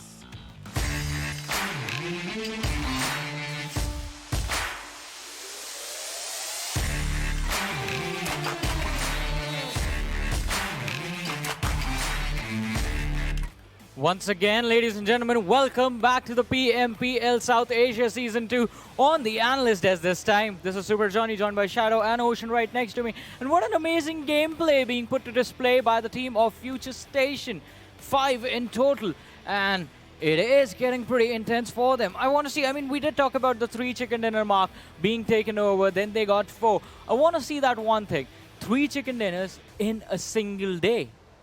We want to see that. We want to see that, but that's going to be, very much difficult. Let's not get our hopes up for that.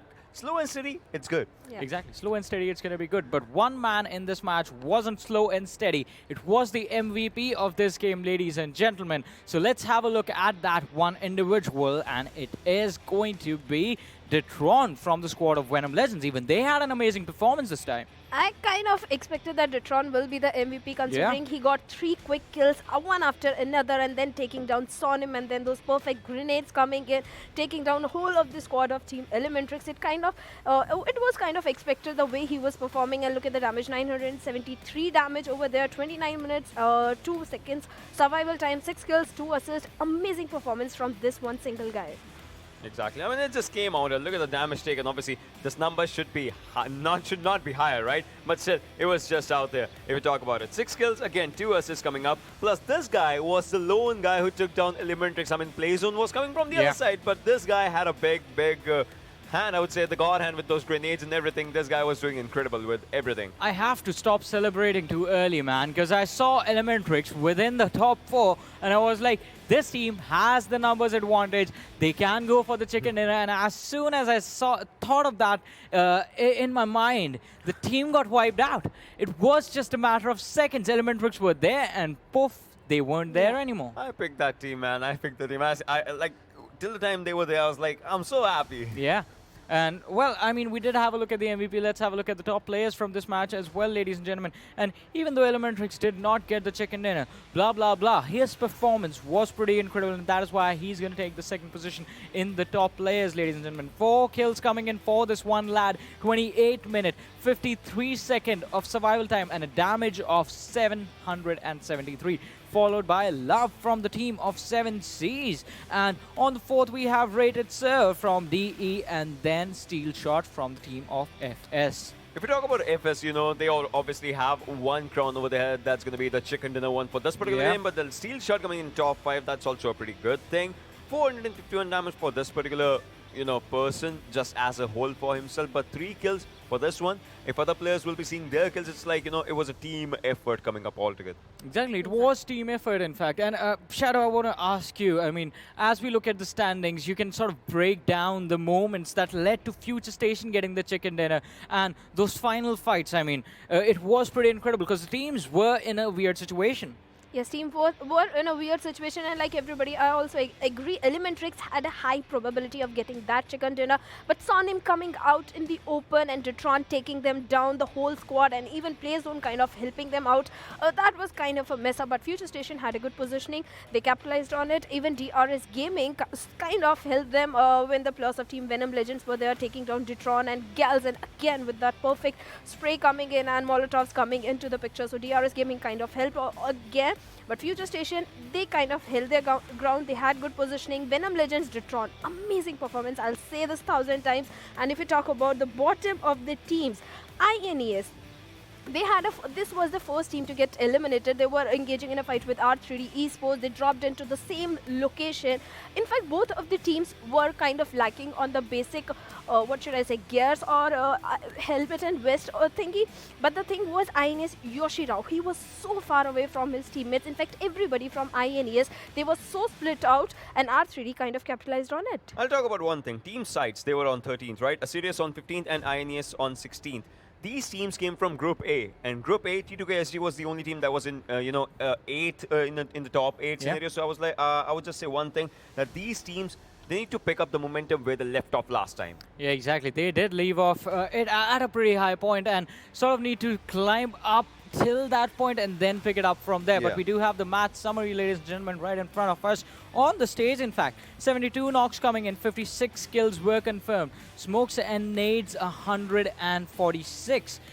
So quite a decent game of Vikendi, I have to say, as far as the match summary is concerned. But Vikendi is always filled with surprise, and the surprise did come in the form of team fights. Yeah, that's totally true. And team fights is something that was pretty important for this one game, as we were just speaking and saying, because Vikendi, the slow start, you get a lot of time to just talk about it. And that means you get a lot of time to do the due, ladies and gentlemen. So with that, let's have a look at do the due moments of this match on Vikendi, which were pretty incredible. I mean, you did see a lot of amazing fights coming in. I mean, this is where 7C kind of just started with everything, but Venom Legends were like, no, we want to make it our game, and this is, you know, where ups and downs just go down. You are thinking it's going to be your fight, but whereas the zones are coming, whereas you're shrinking with the play zones, where you're shrinking with the fights, and you're giving the wrong calls, that's where slowly and steadily the teams tried, but they faltered down. And ASE, look at this. So far, they were the ones taking the first knock, but then they were not the ones, you know, confirming everything. I think kind of Team Bablu helped them in that particular thingy, because Team Bablu was kind of third-partying the players of Team Assiduous Esports. Crazy was the last guy standing, and it was pretty easy for 7C to take him down. If we talk about R3D, they started off really good, but again, having that weight plus too many in the split formation, I think that is not going to work for them. But 7C's, again, having very good positioning, having a 2v2 split covering the waterways, and 2 players were in the compound. I think that kind of helped 7C in having a good positioning. And it was their good positioning that sort of led the team to having the chicken dinner as well. The final fights were pretty crucial, and as Shadow was mentioning the positioning, one team that was sort of in an uncomfortable position, I have to say, was the squad of ElementriX, which by this point were already taken out. And you need to be aware of your opponents, but at the same time need to be aware of the blue zone as well, ladies and gentlemen, because if we have the look at this amazing damage histogram right in front of us, you do see the squad of ElementriX. Well, they are right here somewhere, and the damage was being outputted from them. The kills were coming in as well. It's just the fact the rotation and the movement towards the zone was put in at a really bad spot because of where their opponents were, where they were, and the blue zone coming in from the rear. And as soon as they got in touch with that, the damage started pouring in, because towards the end, the damage is going to be pretty high. And one more thing. Vikendi is always going to be a special map in this game. It's because the fights always happen towards the final few moments of the game. It is an instant before the match ends, and there are a lot of teams surviving. That is why, even if I move towards this side, you do see damage of 1,500 plus, 1,300 plus damage on teams. That means they were part of those big fights as well. You do see those 9 kills coming in on the squad of 7Cs. So, doesn't matter if you are getting eliminated super late according to the game time, because super late according to the game time on Vikendi might just mean you getting eliminated quite early on as far as the number of teams are concerned. Need to be really careful with that. And on that note, I want to ask you guys as well. If you are having the momentum of being inside of those firefights and coming out on top as well, how do you plan to survive to the later stages? I mean, in this one, quite a few things come up, as you know, as you were just asking about it. So we'll just get to that discussion for sure in this. We can discuss that while we have a look at the leaderboard, because like by now I think the trend has sort of formed up, and the leaderboard is right here. I mean, just like you said, right? FutureStation right now, obviously they were just out there, Venom Legends and DEADEYES guys. No one's just challenging them, because top 3 is kind of just at their own position. 285, 276, 252. 233, that's a drop with the teams, but look at this.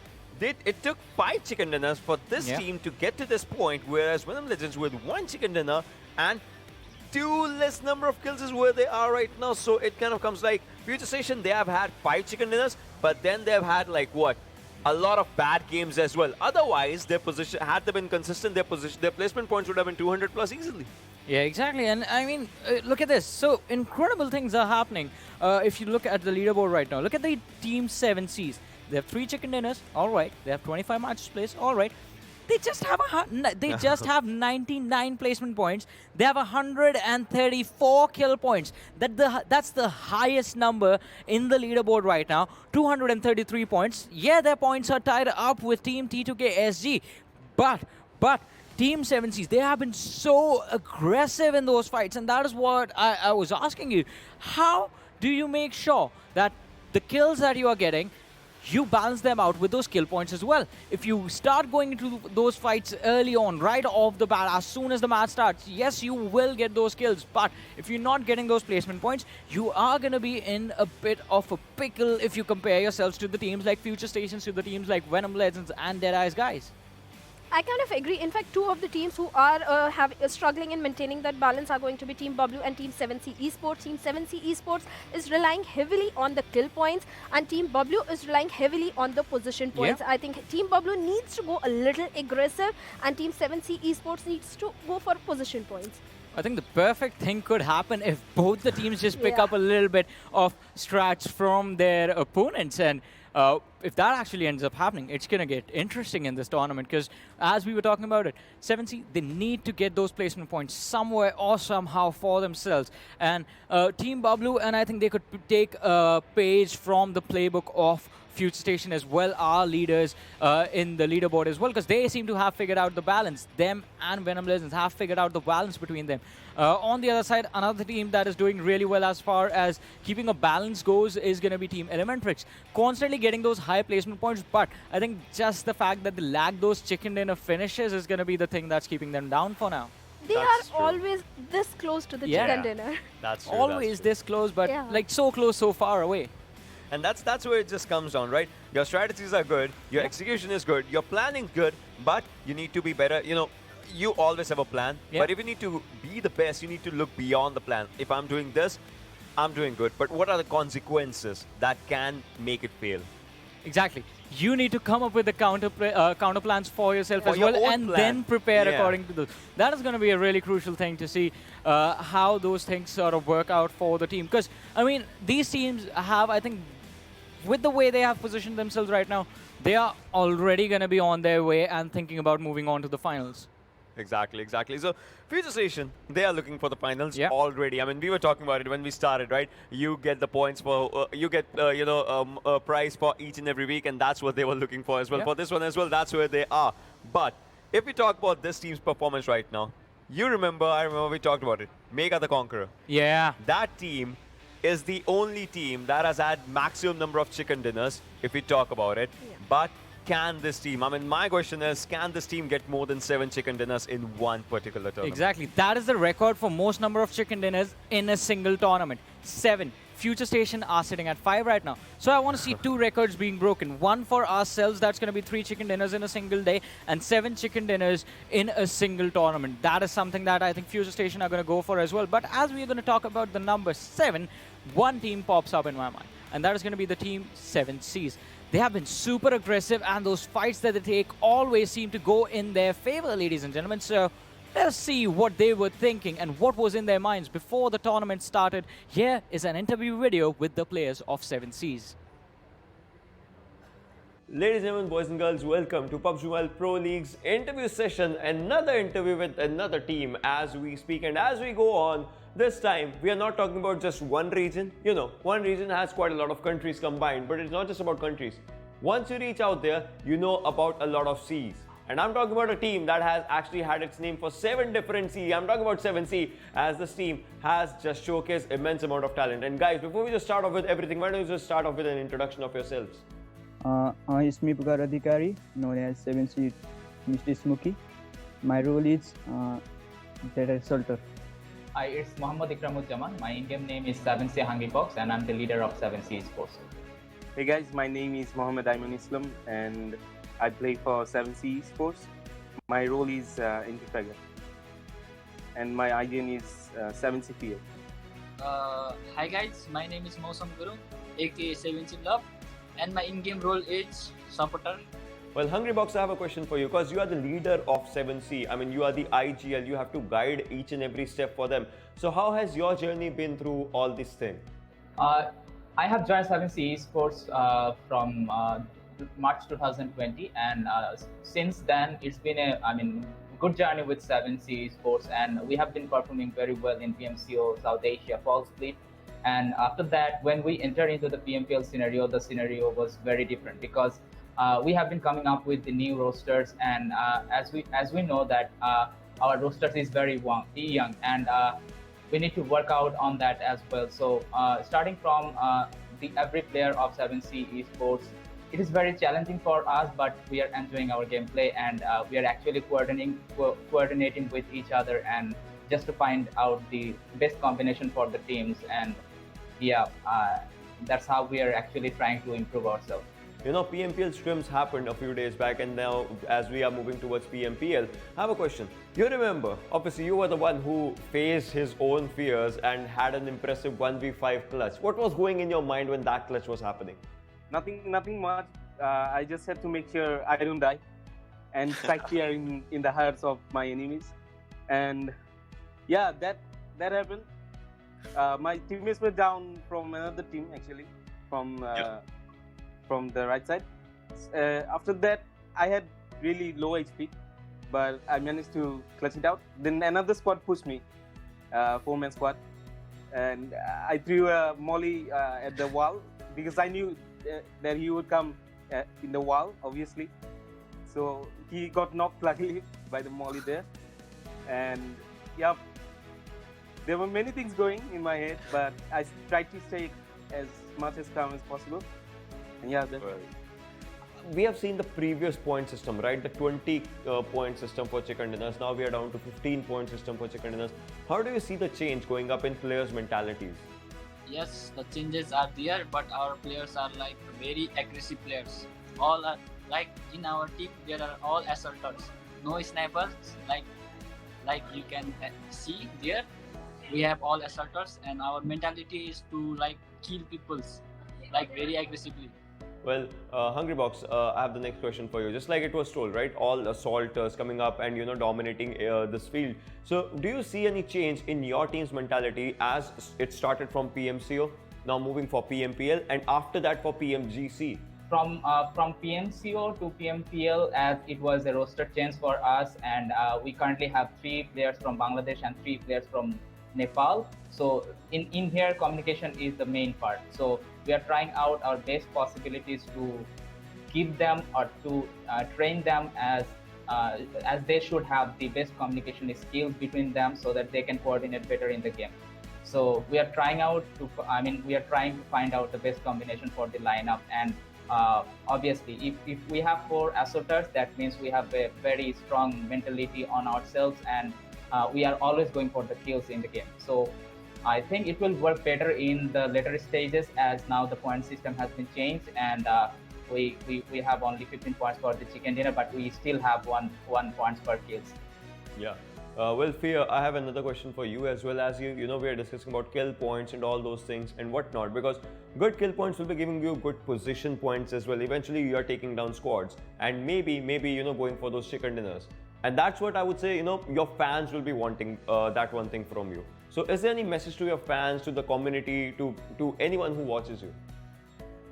Yeah, of course. I just want to say, just keep supporting and keep believing in us, keep faith in us. And eventually, sooner or later, we will rise and we will show what we are made of. Hungrybox, where do you see your team at the end of this PMPL? For now, our expectation is something that I would like to, keep it confidential, because I would not like to, tell. I like that. I like that. So that people can assume that how we are actually preparing. So I would like to keep it confidential for the time being, and our performance will say it. Well, the performance will say it, just like you guys said, and I would wish you guys all the best for all the future endeavors, and probably we will see that confidentiality, winding up as the matches progress. So I would just wish you guys all the best and good luck out there. Well, I like the fact that the players, even they knew that it is going to be a high-pressure situation coming in from the scrims and moving on to the tournament, they were pretty calm and composed.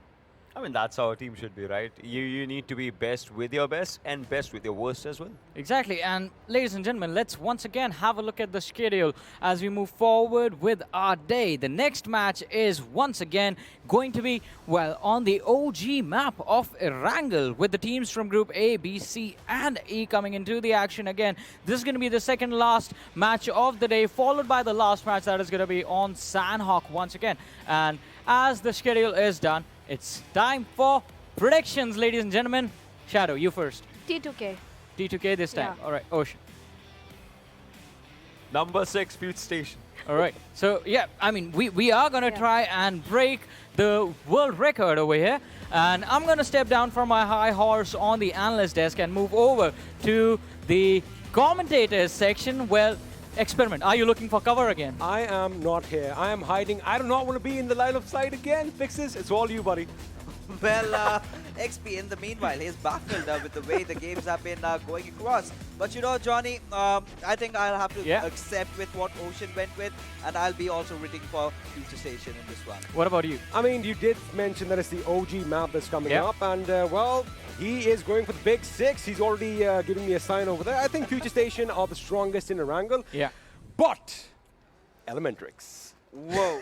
we want to see that one pop up. I'm going to join you. I'm going to be rooting for ElementriX as well. I mean, my heart wants to see the world record being broken and us being here together while it happens in front of us, ladies and gentlemen. But I still want ElementriX to get that one chicken dinner, because, I mean, it's going to make the balance, right? Everyone in the top 10 is going to have a chicken dinner after that. It's going to look pretty. You know what? In about 25-30 minutes, we are going to have an answer. We're going to find out whether ElementriX are going to win their first chicken dinner.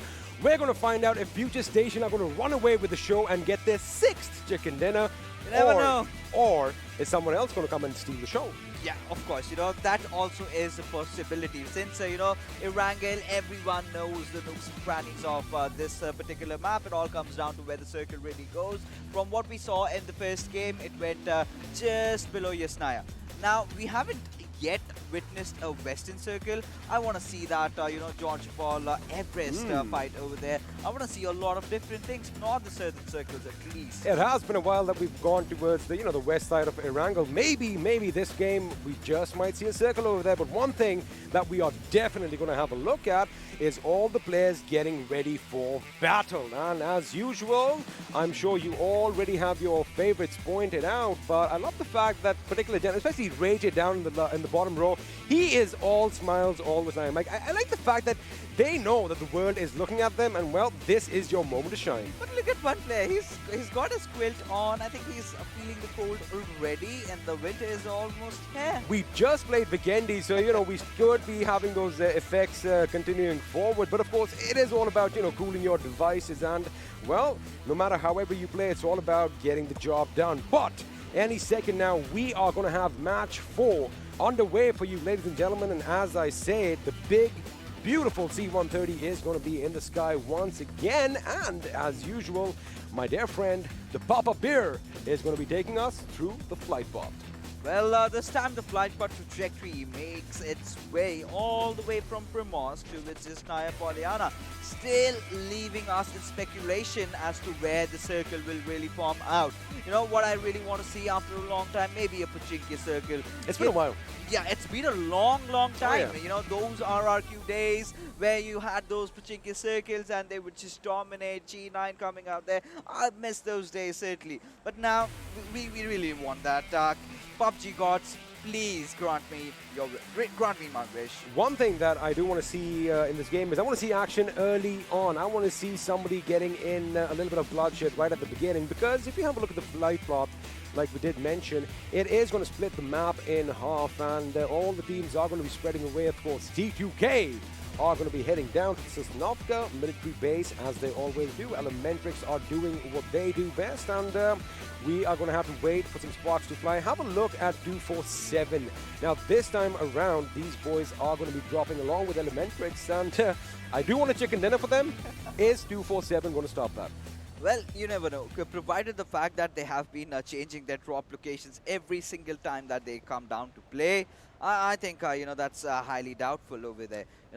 You know what I just realized? 247 is spread out, because I did see 247 gaming at the ferry fair along with ElementriX, but it looks like he is going to get in a vehicle and move out. And have a look at the circle. No more southern circles in Erangel, especially on day 3. Even the last game, we were lucky not to, not lucky, but it was different. Now, this time around, we are going to be going up north, and I want to see some action probably around Severny at the end. Well, I'll have to, change my thoughts on that. I want to, see that action around that Rose Rock area. In fact, the northern side of the Rose Rock, that open ground where you have that slide, the water flowing out, the rivers running out over there. And a lot of teams, are kind of confused. Where do you go? Do you play under the bridge? Do you go to the other side? Do you stay on the Rose Rock side? A lot of possibilities do really open up, and that spices things up a lot. And, well, C1 Crazy does need to take some driving lessons. Absolutely. You got to realize one thing, that a lot of the participants in this tournament, they don't have driver's licenses right now. So, it is a learning experience for them as well. But it is all right, because lucky for him, there was no one around to capitalize on that situation. Now, FutureStation, Erangel. I mean, tell me one better love story than this. Now, we are expecting a lot from this team, which also means that the pressure is going to be mounting on their shoulders. And now Machine,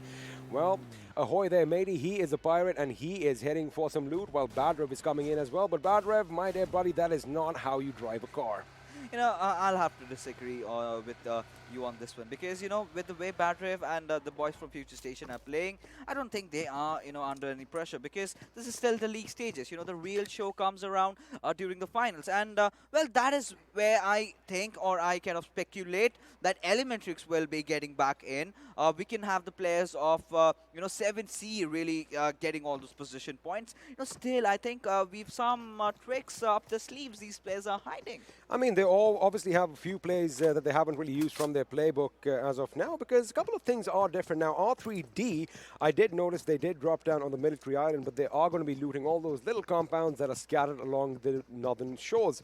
And I do believe a couple of their players have gone to Nova Repnoi as well. So loot should not be an issue for these teams, but what is going to be an issue is traversing to the circle, because, well, they will have their vehicles, but oh boy, they have a lot of hurdles to cross on their way to the circle. And I think the first hurdle is going to be Assiduous Esports way up there in Milton.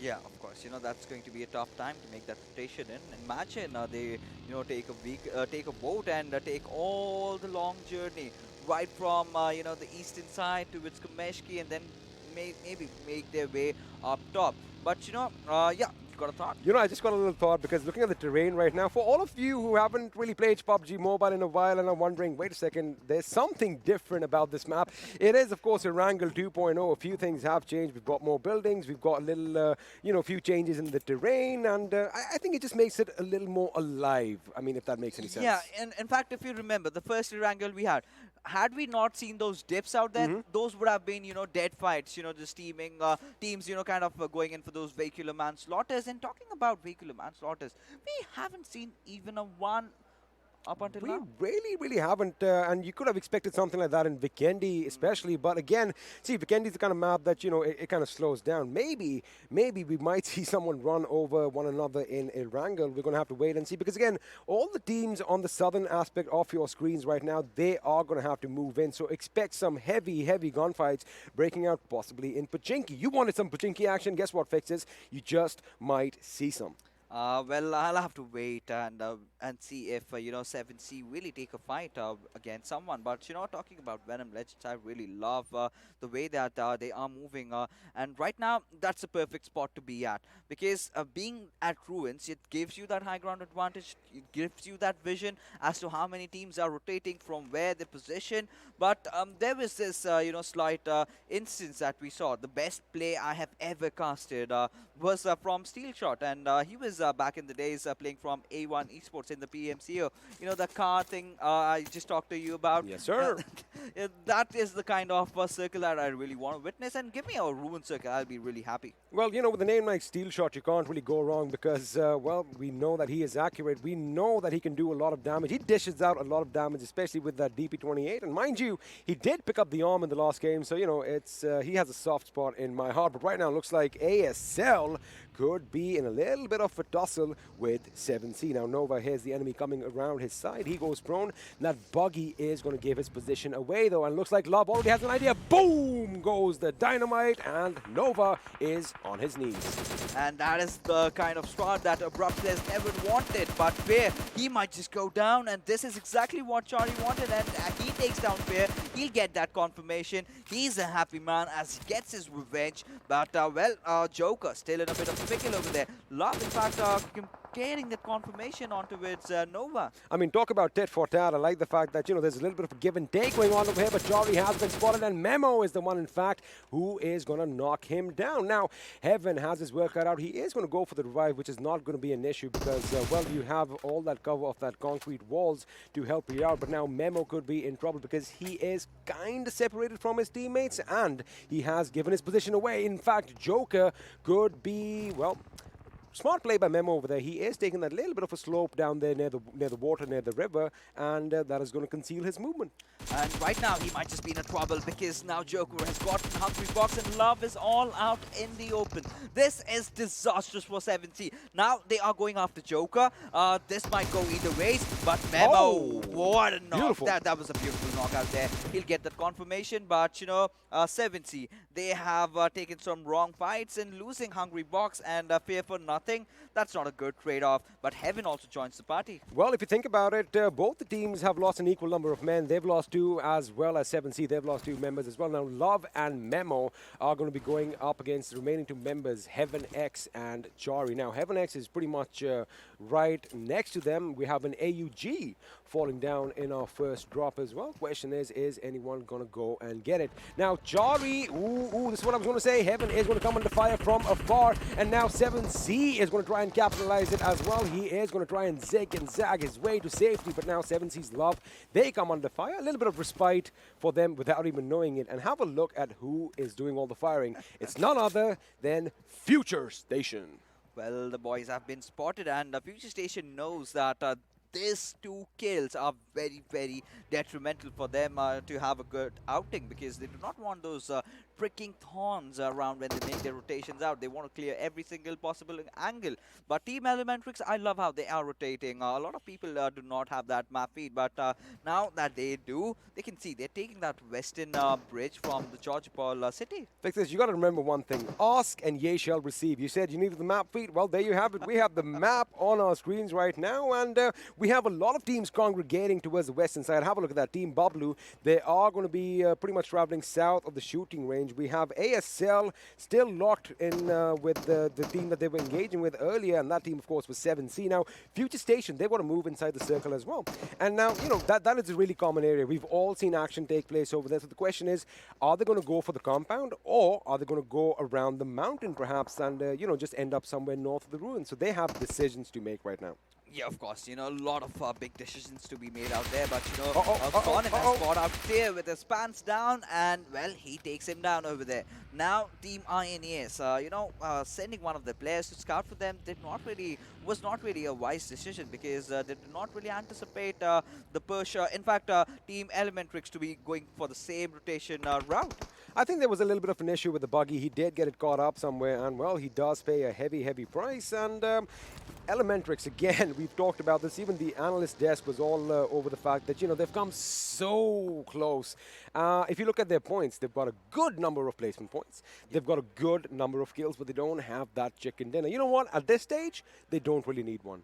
Yeah, of course. You know, it's all about qualifying for the finals, and I think they are going to do that with ease. They're not having a lot of trouble out there, but you know, they are kind of dropping down in the points table. I think after the Vikendi game, they have stepped up a bit, but you know, still not getting those chicken dinners. That's gonna be disappointing for them. But I really hope they pick themselves up, maybe tomorrow or in the final week, or maybe this can be the start of Team ElementriX getting that first one.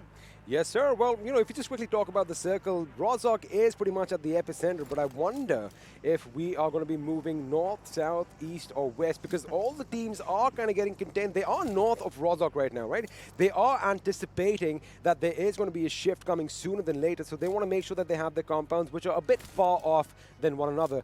You know, instead of the fact that teams are cramped in a single city. That could be dangerous. So let's see if the play zone is going to play spoiled sport later on. Meanwhile, we have the boys from Assiduous Esports. They are playing on the periphery this time. Of course, it is Erangel. You do have your vehicles, and it is a lot easier, in my opinion, than the other maps. You know, the funny fact, however, over here is that Rozhok has not been taken by any team. You know, DEADEYES dropped over there. They just went all the way up north. And imagine the shift coming down towards Rozhok. And then you find Venom Legends over there. Or maybe Code Zero High Voltage. Someone is going to definitely want those Rozhok compounds, especially that high top warehouse compound that we have. But, you know, I mean, it is going to be interesting because if you know your maps, right, or if you're watching at home, now just focus on the area north of Rozhok. Have a look at where ElementriX is. Have a look at where Team Bablu is. You know, we have these compounds, we have these squad houses scattered all over the place. Now, all these compounds are going to be occupied. And we just talked about mistakes made in scouting earlier. And, you know, more often than not, whenever a scout goes up ahead, hits a compound, he dies because, well, it's occupied. So this is something that the teams should expect. So expect a little bit of warfare happening on the outside. And, well, the circle is going to kind of implode on itself. And it's exactly what you wanted, Fixes. Yeah, I'm happy, man, right now. Why don't you take a breather, smile first, and, you know, because you are one happy Papa Bear. This is an evil smirk, I gotta tell you, because all these teams are so confused right now. Where is the circle going to go? I'm telling you, it's going now. It's going south. Someone will be no, hey, let's just stick on to the northern position and look at the number of teams that have kind of clustered up on the northern side. Yes, sir. A lot of teams are on the northern side, but now the teams are going to be coming up from down south as well. Shots have been fired. Joker with that ratatatata. Can he get Hannibal? Yes, he does. That is precision shooting, ladies and gentlemen. Now, ASC have been reduced to a three-man squad. Again, not really vehicular manslaughter because, you know, the vehicle wasn't used, but we did see someone getting knocked out of one. Yes, and we've seen that on multiple occasions today. But today, I think Assiduous Esports this week around, they've been having a tough time, ain't it? And It's not the same Assiduous that we saw yeah. in week 1, right? Exactly. There was this, time in the first week. I was really surprised. Assiduous Esports coming out of nowhere. Considering how they performed in the PMPL Scrims, I was taken aback. I thought this might just be the tournament. You know, I might have a point which might, throw some light on it. Because remember we were talking about Group C earlier that... Wait, I'll come back to my point over here because it looks like Assiduous Esports are getting ripped to shreds as Gurkre has gone down. Phobia almost getting another knock over there, and Muffin is one lucky man. Now, he is in the water. He does have a vehicle. We know what he's going to do. He's going to chill in the passenger seat, patch himself up, and then he is going to come up for air. But now, SCYTES Razur. He does have his sights set on the boys from High Voltage, but the question is he going to engage? It doesn't really look like it's going to be the right choice. Elsewhere, Sandesh has given up his M24 for a Ratata, and he's got a knock on FS Machine. As long as he's getting those knocks, he'll be a happy man. And, Machine has been confirmed over there.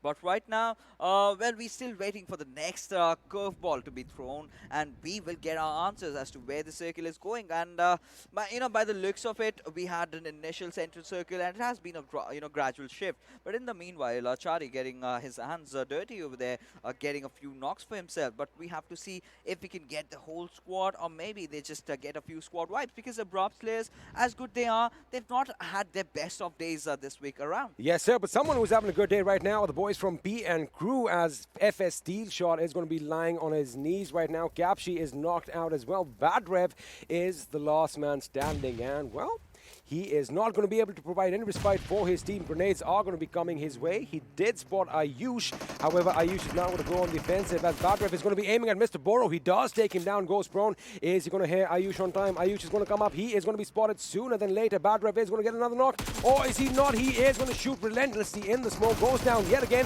Ayush does spot him out this time around. However, it is Sandesh who comes in with that final nail in the coffin. With that, we have the first team to be eliminated in this game. Hold on, because we still have yet another fight breaking out, and Heaven definitely wants to engage against the players of Bablu. And the FutureStation have gone out, but wait a second. Heaven gets that knock onto its Tyrant, but up until the point he gets finished himself from Teen Wolf. And now, team, we have to say this. Abrupt Slayers are having a tough time this week. They are having a little bit of a tough time. They have been exited in the 15th position, but right now we have a fight breaking out between DRS and 247. Khan in the distance over there. He is trying to lay down some lead for his teammates. However, that is not going to be enough, and it looks like DRS Gaming are going to be the ones who have the upper hand in this little engagement. Now, Vegeta and Gaming, you have a look at them, bloodied on their knees right now, and Khan really can't do anything about it.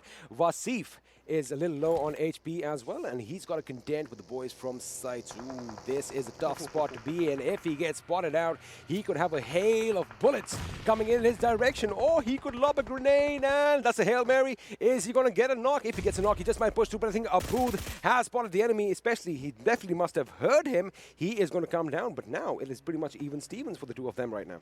Yeah, of course, and Wasif does lob that grenade into perfection, but will that connect? No is going to be the answer. But right now, how is he going to get himself out of this sticky situation? Because the members of Team SCYTES are just closing on towards him. They know that they've got a kill for themselves, and they do not really want to miss out on that. Of course, nobody wants to miss out on that, but right now, it looks like High Voltage's Havoc is going to come under heavy fire, and Abud is going to try and make sure he puts Wasif in a watery grave. He's going in for him. He wants to make sure he comes back up for air, and he wants to put a bullet between his eyes.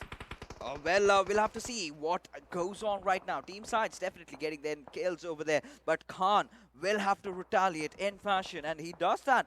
In the meanwhile, the circle has finally shifted up north, and all those people's up over there, they are the happy people out there. But right now, Team ElementriX can go into an engagement with TP and Crew any single moment. And, talking about the teams, kudos on the fact that they kind of predicted this would happen. They are going to be happy that the circle has shifted north of Rozok, but right now, Venom Legends, they are going to be mounting an assault on Team Bablu by the look of it. But have a look at what's happening in the distance. distance. ElementriX seem to be engaged in a little bit of a struggle with PN Crew. Now, Venom Legends, this is interesting because Team Bablu, they do not have that compound. They are content with that bridge, and this is what I was talking about. Evil Eye knows where they are. One good grenade, one good knock, maybe a couple could be devastating right now. Follow-up grenade is going to be going as well. That one was just a little bit too short. Shots are going to be relentlessly fired to make sure that they stay inside over there. D-Tron, in fact, does get a knock. And is this going to be when we see a push from Venom Legends? They've got to be careful, though. They've got to do it in unison. Yeah, of course. And for that, Shuvo has to be very, very crucial. His positioning is absolutely detrimental over there. But Teen Wolf, well, he's trying to, you know, dish out all that damage, trying to give that revive. But this is a perfect opportunity for the players of Venom Legends to push, because the players of Bablu have shrouded themselves in that cover of smoke. They do not know from where or which direction are the boys pushing from. Looks like they've kind of entombed themselves, although there's not a tomb situation. They are going to be dying in a ditch, but let's see if they can push through. Teen Wolf gets taken down once again, courtesy of D-Tron. Danny is going to try and patch himself up, but now this is going to be indiscriminatory fire into that smoke. They want to make sure they get as many hits as they can. Zipian is being a little brave. He comes up, but I think Zrafat has spotted him, lays down a few shots in his direction. Looks like Team Bablu could be in a world of trouble. This could be it. It's going to be Danny up against the world right now, as his teammates are going to be lying bleeding next to him, and with that, they have been, well, they've been sent packing, and they are out in the 11th position. Let me say one thing. They should have probably moved up to that compound. That little position that they kind of, you know, trapped themselves in, it was their own making, to be honest with you. Yeah, of course. But right now, C1 Crazy, the last survivor for his squad, is now in a whole world of trouble, as the players will definitely spot him out any moment soon right now. D2K, I think they will get another kill for themselves. In the meanwhile, Mr. Boro gets that confirmation onto it. The players of Team ElementriX, in fact, blah blah blah goes down, but Venom Legends really, you know, guarding. In fact, they've not taken the compound either. Well, to answer Johnny's question and my expectations, ElementriX is out of this game in the 10th position. That means we are going to have to wait for another game for the first chicken dinner. Let's see if that happens later on, but right now, Venom Legends, they are high on those 4 kills. They are going to be making sure they get their loot, their heart's content as far as loot goes, because, well, you have 4 crates belonging to Team Bablu in a position which is pretty much fortified on all sides. Now, the circle is going to be inching closer, and it's going to force people in each other's proximities, but over here, DE has been spotted out. Rated gets taken down in the blink of an eye. Yeah, and that was perfect positioning from Evil Eye. Just speaking out, getting that knock, then getting back into cover, into safety. But Deadeyes, well, they're taking a lot of fights. In fact, you know, taking fights from every single direction. Now they've got their eyes pinned onto it, the players of INES. But will they get those knocks and those confirmations? Will they follow? A lot of questions that have to be answered right now. But Venom Legends, I love what they're doing over there. Now, let me just quickly give you a little insight on Deadeye's position. Now, they are really, really well versed to deal with Venom Legends because of this ridge, but they've got to be careful. Have a look on your minimap towards the right side, right? We have the boys from SCYTES. Now, they do have a little bit of a dead situation, but they can be laying down some heavy fire. INES, Orochi is going absolutely bonkers as it gets 1, 2, maybe 3 members from R3D. We're going to have to wait and see what's happening elsewhere, because right now it looks like Deadeyes guys, they are lobbing a few grenades, and, well, R3D eliminated in the 9th position with just a kill to their name, and elsewhere T2K is unloading on SCYTES. Well, Team SCYTES is in a whole world of trouble right now, but T2K is Jane. Well, he has to take that fight against Booth, and yes, they do. Somehow, DRS Gaming have managed to wipe out the entirety of Team SCYTES, and now they will also have to make their move inside the circle. But talk about the circle, the way it has shifted. Deadeyes, they are happy people, but they need to play their cards right, because one small misstep, and they might just get sandwiched between Team INES and Venom Legends. Well, they might get sandwiched, and we do want to see something like that, because we just want to see some crazy, epic gunshots being fired. But right now, DRS, still a 4-man squad, 2 kills to their name. They are going to be going uphill, and I think they have the compound, which is occupied by PN Crew in their sights. But again, it is essential that you clear each and every team as you make your way into the circle, and AJ has the right thing on his mind. He wants to make sure that all those vehicles are disabled, which is going to force PN Crew to move out on foot. But now, Blend has been spotted. He does take a little bit of damage, and he is going to go prone, making sure that he patches himself up as quickly as he can. Elsewhere, Shuvo and INES are in a tango with one another.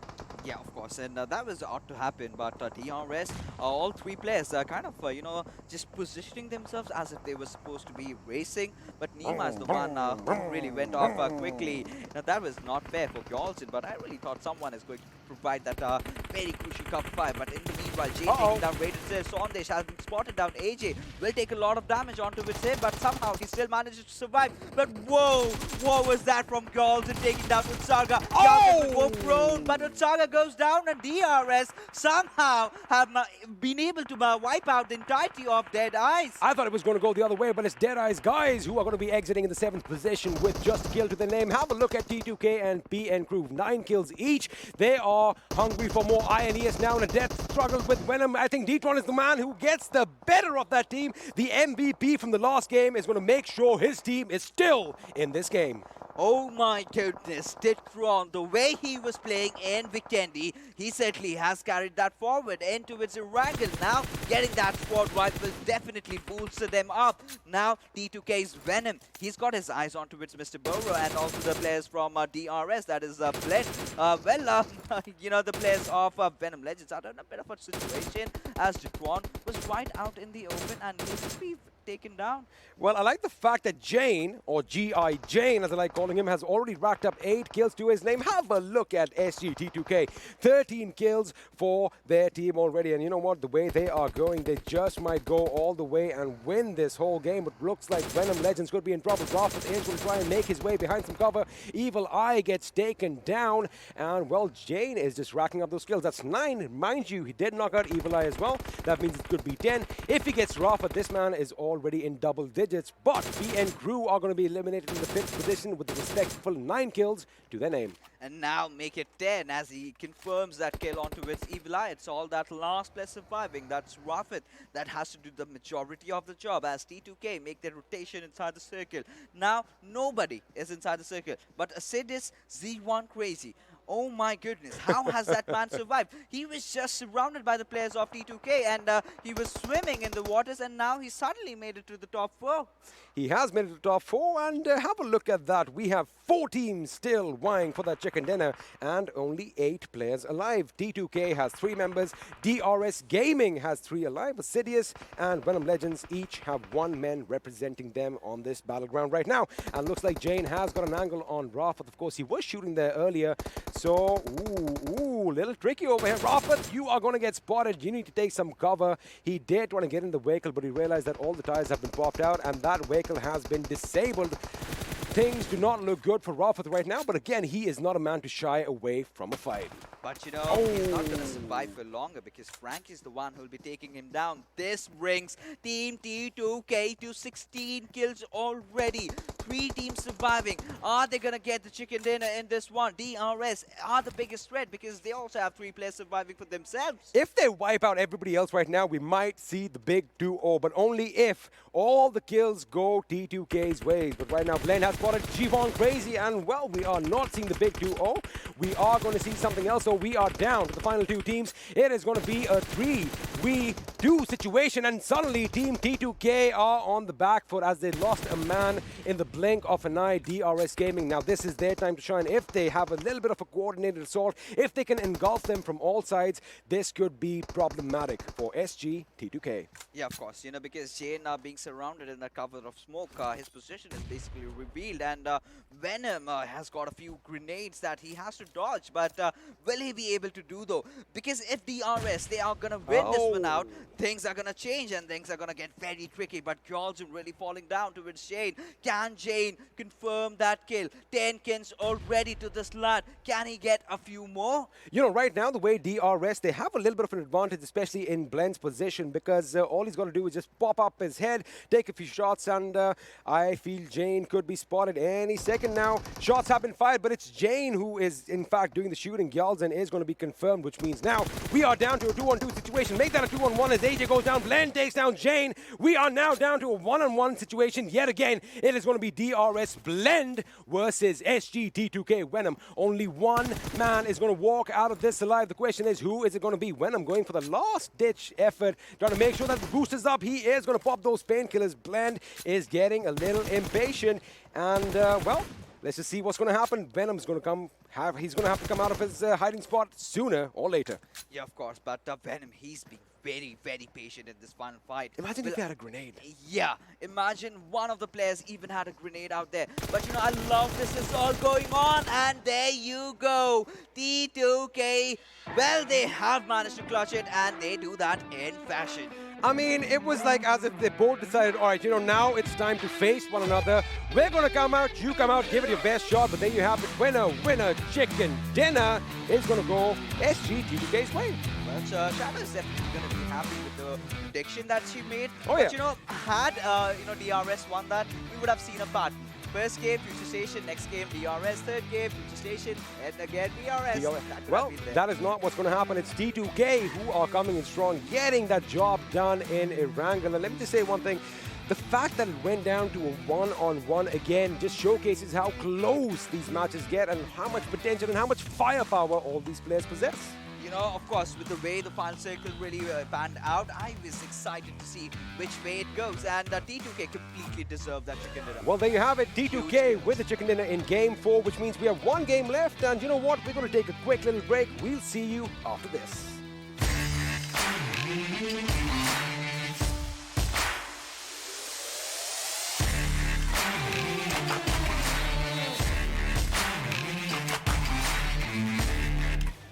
Welcome back, ladies and gentlemen, once again to the PMPL South Asia Season 2 on the analyst desk after the interesting match on Erangel. And as it was said on the commentator's desk, the matches are getting really close. I mean, I wanted DRS to get the chicken dinner in this one because it would have been sort of an alternating pattern being popping up in front of us. But this is Super Johnny, as I said, being joined on the analyst desk by Shadow and Ocean. But before we move further with the discussion with our analyst, let's have a look at the MVP, ladies and gentlemen, of this game and see that one individual who had an amazing, amazing performance. All right, well, Jane, GI Jane as we speak, 11 kills by this individual. Survival time 26-31, damage 14-30, 2 assists.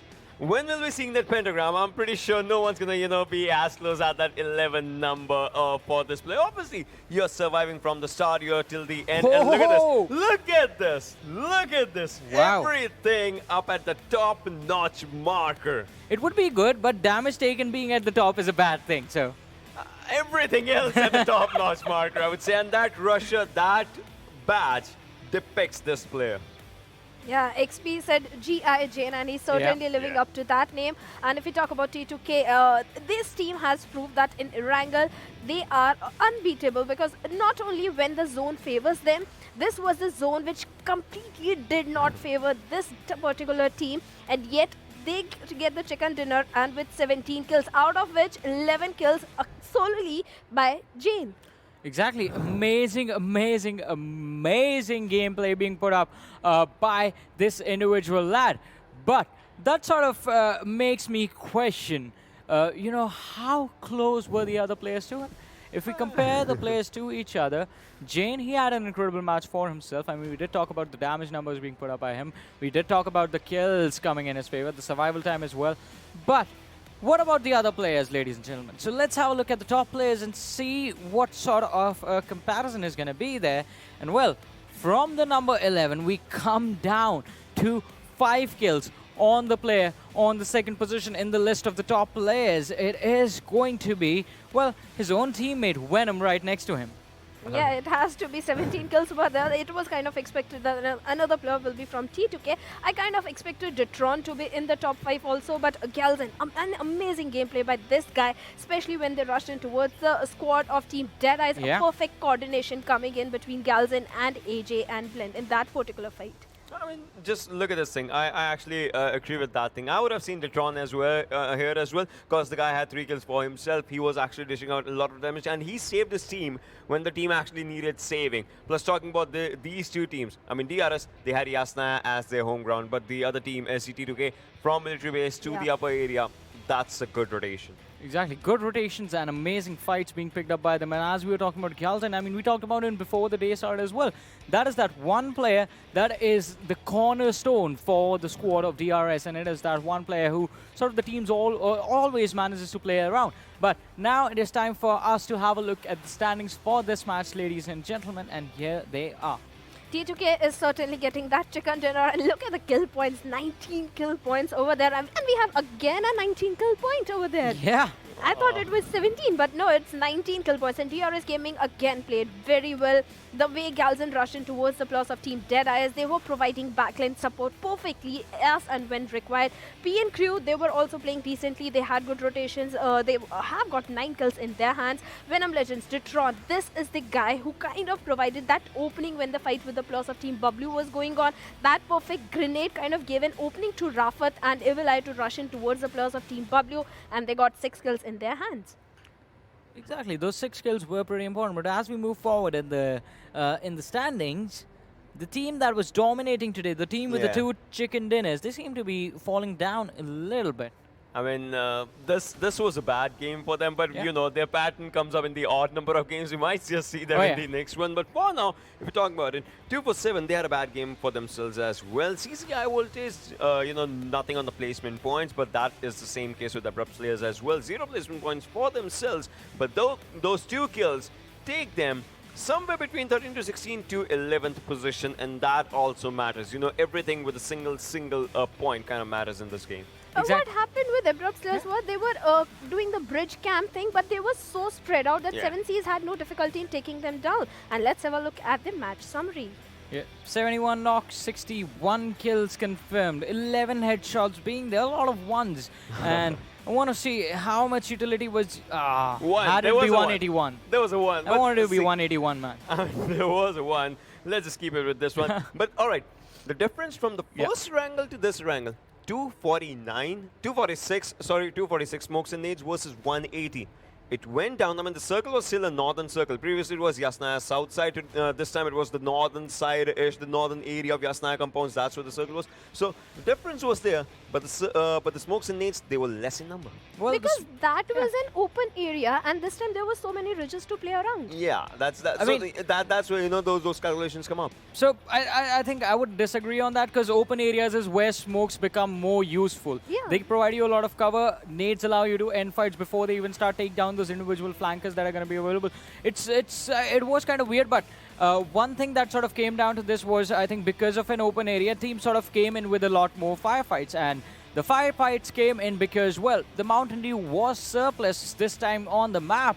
So now it's time for us to have a look at do the Dew moments that the players were in fact doing inside of the game. Yes, this was the thing where Abrupt Slayers kind of messed up because Novo X was so far away from his teammates. 7Cs easily knocked him down, and then Joker went down. It was like a pack of dominoes, each player, and Fear. This was the solo player coming out to scout. That was a kind of a mistake because ElementriX was right there. Assiduous Esports again getting knocked out in the rotations. Team SCYTES tried to play pretty good in that particular fight, and Team PN Crew definitely stepped up. They took down the plus of Team FutureStation. Heaven X kind of messed up in this particular fight because he knocked on one of the player. Again, he had a difficulty going back into the cover, and the Team Bablu pretty easily took them down. I mean, that was that was a phase of the fight that happened. But look at this one. ACT2 survived this fight for themselves, you know, revived the players as well. Frankie was kind of a pretty good player in this one. Galzan obviously went down after these fights were happening, and this is where the circle went down. Those mini ridges, those minor ridges is something that, you know, changed everything for the teams. You have to go up, but how will you do that? You know, you need to use these smokes, utilize these areas, you need to move forward, and everything came down to this final 1v1 that as such just happened. And it was incredible, the thing that happened inside of the game. The last 1v1, ladies and gentlemen. But with that, it is time for us to look at the damage histogram that is here in front of us. And as I was saying, most of the fights did happen. I mean, this entire game was all about those incredible firefights that the teams put up in display in this matchup.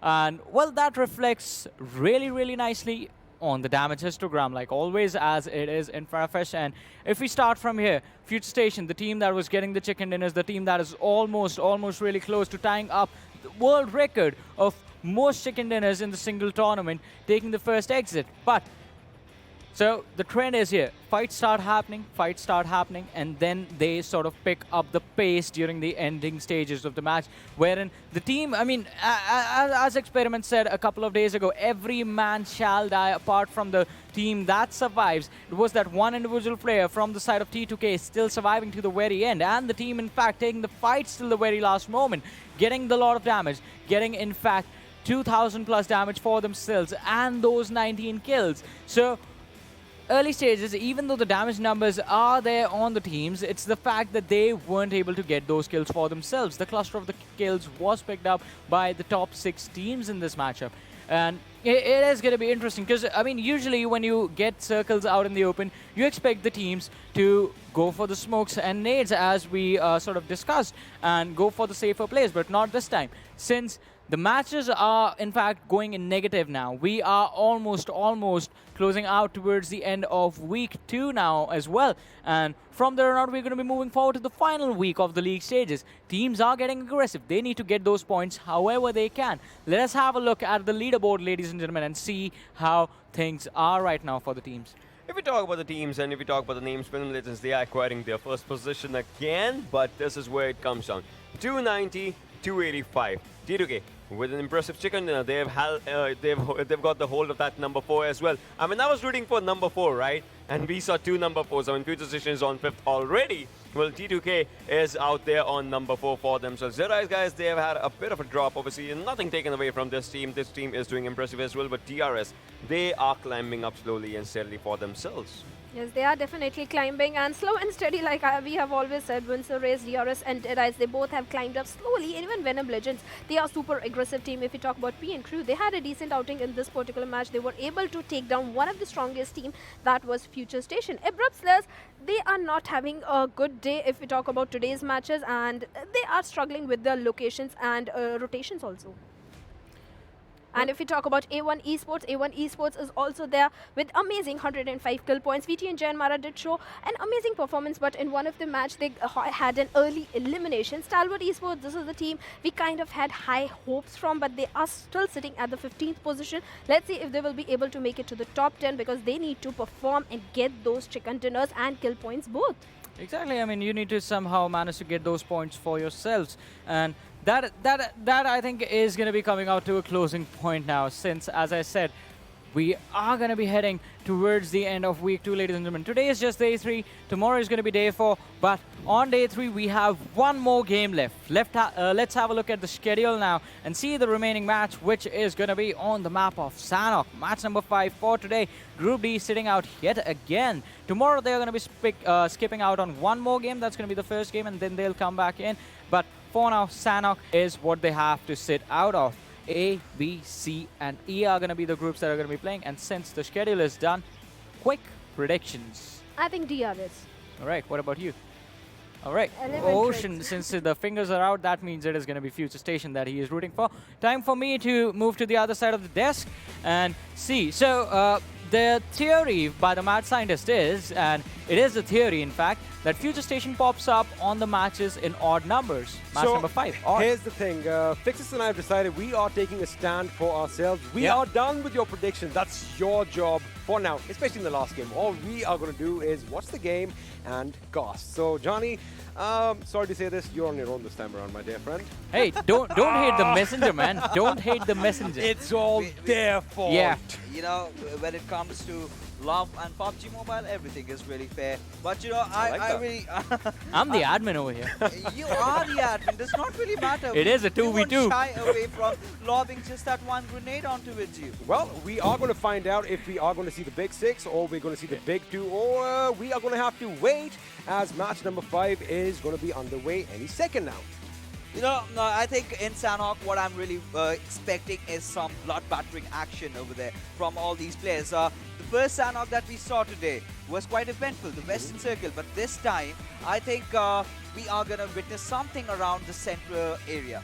I mean, we could see that because the last game, it was pretty much in the northwest end. And you know what? I want to see something different from those cliffs. But right now, there you have it, ladies and gentlemen, splash of color on your screens as the players are getting ready for the last game on day 3, week 2 of the PUBG Mobile Pro League South Asia Season 2. I love saying that. It's a mouthful, but I love saying it. Why not? It gives you that oomph. Feels When good. you do say that. But while I'm taking a look at the players, people are adjusting their hair so that they look good in front of the camera, and a few of them are chugging down Mountain Dew. All the guy on my left. Absolutely. I mean, Mountain Dew is a drink you want to have if you want to make sure that your energy is going to be on a high. But let's see what these boys and girls are going to be doing in the last game of this day. Of course, the action is going to take place in Sanhok, and well, I'm pretty sure you want us to stop talking and you want the match to be underway. So let's have it. There you have it. The moment you say it, it just pops up. I love it. There you have it, boys and girls. Match number 5, the last game of the day. The big bird is going to be in the sky one last time. Fixes, would you do the honors and take us to the flight pod? Of course, and there you go. The flight pod trajectory this time around, heading all the way from Kampong, going towards Datmark. Still does not really matter, does not really affect the drop locations of the teams. And this time, you know what, XP, I would love to see a cave circle. I've been craving for this kind of circle. Imagine, the teams up there, the teams are down there, everyone kind of fighting it out amongst each other. That will be so different for Sanhok. I like the fact that 247 are heading to Camp Bravo. However, this time the ones that they were going to hunt are not in this game. We shall see some action from them on the last day of week 2. However, we are going to wait again with bated breath if the first circle is going to form. Let me ask you guys at home, where do you think the circle is going to be? Is it going to be north, or are we going to be going down south? Fixes, where are we heading? Well, looks like we are playing a replay for you guys over here, because this is exactly the same circle we saw in Sanhok the last time around. Yeah, exactly the same kind of circle, but this time with a few different changes, because last time we had the players of Code Zero High Voltage staying up top on the hills, and now they've realized their mistakes and they've taken a different drop over there. Maybe they might just want to go towards the shrine, but I think that's highly unlikely to be done so, because the players of Team PN Crew are there. Even now we have the players of Team DEADEYES also in contention. When you do drop down on a tropical island, I know that the aim of the game is to basically decimate all your opposition and walk out the winners, but I really don't like the fact that no takers for Paradise Resort. Now, that is a place that has it all. You have good loot, you have a little good scenery all around you, and you know what? I'm kind of missing that. But right now, we have the boys from R3D Esports on our screens right now at Camp Charlie. They've got to be careful, because further down south, well, we have the boys from 7C Esports. Team 7C. Well, I usually see them dropping off at Zami, but this time they have kind of dropped right beside R3D, and well, this might just be a good decision, because considering how 7C have been playing, they want those kills. They are actually hungry for those kills, and now the bootcamp action is back. Because, yes sir, because we have the sights in this game, and looks like ASL, they have got that memo. They are going to drop down where they always drop down, towards those Northern 3 warehouses, and usually what happens is, two of them will disengage and head on towards Paradise Resort, looting every single compound in between. But let's see if Jari and Joker can find an opening in bootcamp, because Phobia is definitely going to keep an eye and an air out in that direction. Yeah, giving the entirety of bootcamp to team sides, that might be a tricky decision, because they've got their players very well positioned. Two of their players in the second rotation, one of them almost in the center compound, the other one being on the third rotation. That might just, spice up the things a bit, but they will have to be very, very wary of the boys from DRS. You can never, ever rule them out. Yeah. They have to be very wary of the boys. And I was like, wait a second, did we just say very a few many times? I'm like, oh Oh my goodness, I am slipping. I like that fixes a lot. But right now, Abrupt Slayers, I guess they decide that, you know what, we're going to leave boot camp for the sites and we are going to head over elsewhere. Now, they are separated. They are kind of, well, I think they are regrouping. But the question is, do they want to cross over to the Northwestern Island? Looks like Jari has that in his mind. Whether it comes to bite them later on, we're going to have to wait and see. Because again, I love the fact that, you know, that RNG factor in Sanhok is a little bit greater, because even a little shift in the circle means that, well, you are going to be running straight at the enemy. You know, I have got my eyes on the map feed that, you know, our spectators do not really have. I see Team ElementriX. This is what I love about them. They drop off at ruins and they instantly, without even wasting any time, they just kind of go in for their rotation out there. They kind of are always there in the center. They pick up their fights, but we're still waiting for that first chicken dinner to come out from their side. Let's see if this is the game that they kind of break that curse and they finally get themselves a chicken dinner. But like I said, they are pretty comfortable on the leaderboard right now, so maybe they might be saving that for the grand finale later on. Now, Nan is where we are right now, and Team Bablu are going to be looting blissfully. They are at the edge of the circle. And, all right, Fixer, let me ask you a question. Where do you think we're going to be shifting this time? Are we still heading northwest, or, somehow or the other, we might just come down to boot camp? You know, I really want to see a bootcamp circle, to be honest, because we've already covered that part of action. You know, what can really go up over there. Well, bootcamp might be a you know, change in taste for a lot of teams. You know, Team Abrupt Slayers really trying their hands out. They're still kind of trying to get those openings against the players of Team Sites. But in the meanwhile, they love taking their plunge into the water. It's a nice day. Like I said, it's a tropical island, and the sun is shining. There's a cool breeze in the sky, and well, the water is the perfect temperature. But let's have a look and see as action has broken out, as Rafat has got the first blood, the first kill in this game, and at the same time we have an airdrop falling with your favorite weapon. Yeah, it also does have an suppressor that you can really mount on this weapon, but you know, it's not more of that pew pew. It's that. Hey man, that's what I like saying. Pew. Pew. That's my thing, all right?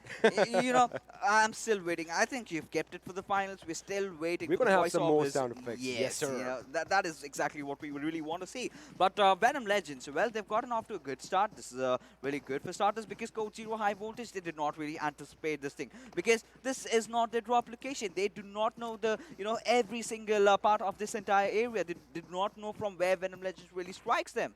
Well, they are going to have to wait and find out. They will find out sooner or later if one of those enemies or Venom Legends, they fire a few shots on them. But right now, it does look like they are oblivious to the fact that, you know, there is danger lurking pretty much behind them. We're going to have to wait and see. I think they might be kind of intrigued by that airdrop in the distance as well. They are going to be having some crosses on it, and they're going to be gauging, you know, should I or shouldn't I? So I think, well, we could be wrong. They are just waiting for the enemies to make a move. They are decently kitted out. Not the best loot in the world, I would say. I mean, if I have a level 1 helmet, at least I would want to upgrade it to a level 2, if you know what I mean. Yeah, of course. You know, in every single fight, I say minimum is going to be level 2, because level 1 does not really give you that much protection, does not even provide you that much damage reduction. And, you know, that vest is kind of way too much in the open. And, well, you never know. Even if you hit the shots to the chest and you anticipate that you might get that damage reduction popping in, but that does not happen. But what really is happening is a boot charging onto it, Chari. You know, that is why you always aim for the head. But right now, Boo there's going to be moving in. Chari definitely is going to have an idea where he is. He might be the one who actually gets first blood over here on him, but now Boot is going to come under heavy fire from across the water, but Chari is the one who is going to put him in his place. Elsewhere, DE's Shifu Sir is opening up against BN Crew, and looks like Chari is going to get another knock right now. Baited is all I can say. Abrupt Slayer Shari, him remaining at the backlines now makes so much sense. They completely created the situation for Team Sites to be in, but this is what he had not really anticipated. With Phobia getting that knock onto Shari, that's a kill confirmed. He is not getting that revive anytime soon. However, that grenade was not timed perfectly, and I do believe it kind of rolled down in the water. But I love the fact that that follow-up grenade after that knock came so soon. Maybe had it been timed a bit better, they could have, you know, capitalized on that knock. But look at the way Heaven is swimming across. He is going to make sure Chari gets that revive. Now, SCYTES, they have lost 2 members, but it looks like Phobia is going to go and pick up his fallen comrade. Ghost are going to be a 2-man squad once again. Looks like they are going to be on the back foot. Now, we were just talking about this earlier, right? Yeah. They let SCYTES have bootcamp all to themselves, and looks like it was a little bit of a bluff. Yes, and now with Chari getting that revive, that's some teamwork that you get to see over here. If it had been me, I would have just let him go over there. He was a dead rat. But no, abruptly. Wow. Sadist. You all heard this right now, so I am going to be scared even playing classics with you, because if I'm knocked out, you are probably that guy who's going to wait for me to bleed out and then steal all my loot. Yeah, if you have my favorite weapons, of course, why not? That's the part All of... right, fix this.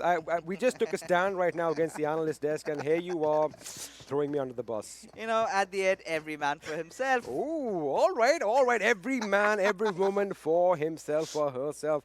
We all heard it here first. Let's see if that's going to come and bite you later on. But right now, SCYTES, they are going to be backing into the boot camp once again. Of course, it is safe haven under in all those buildings, and still plenty of loot to go around. So they did get shot. I mean, 2 minutes.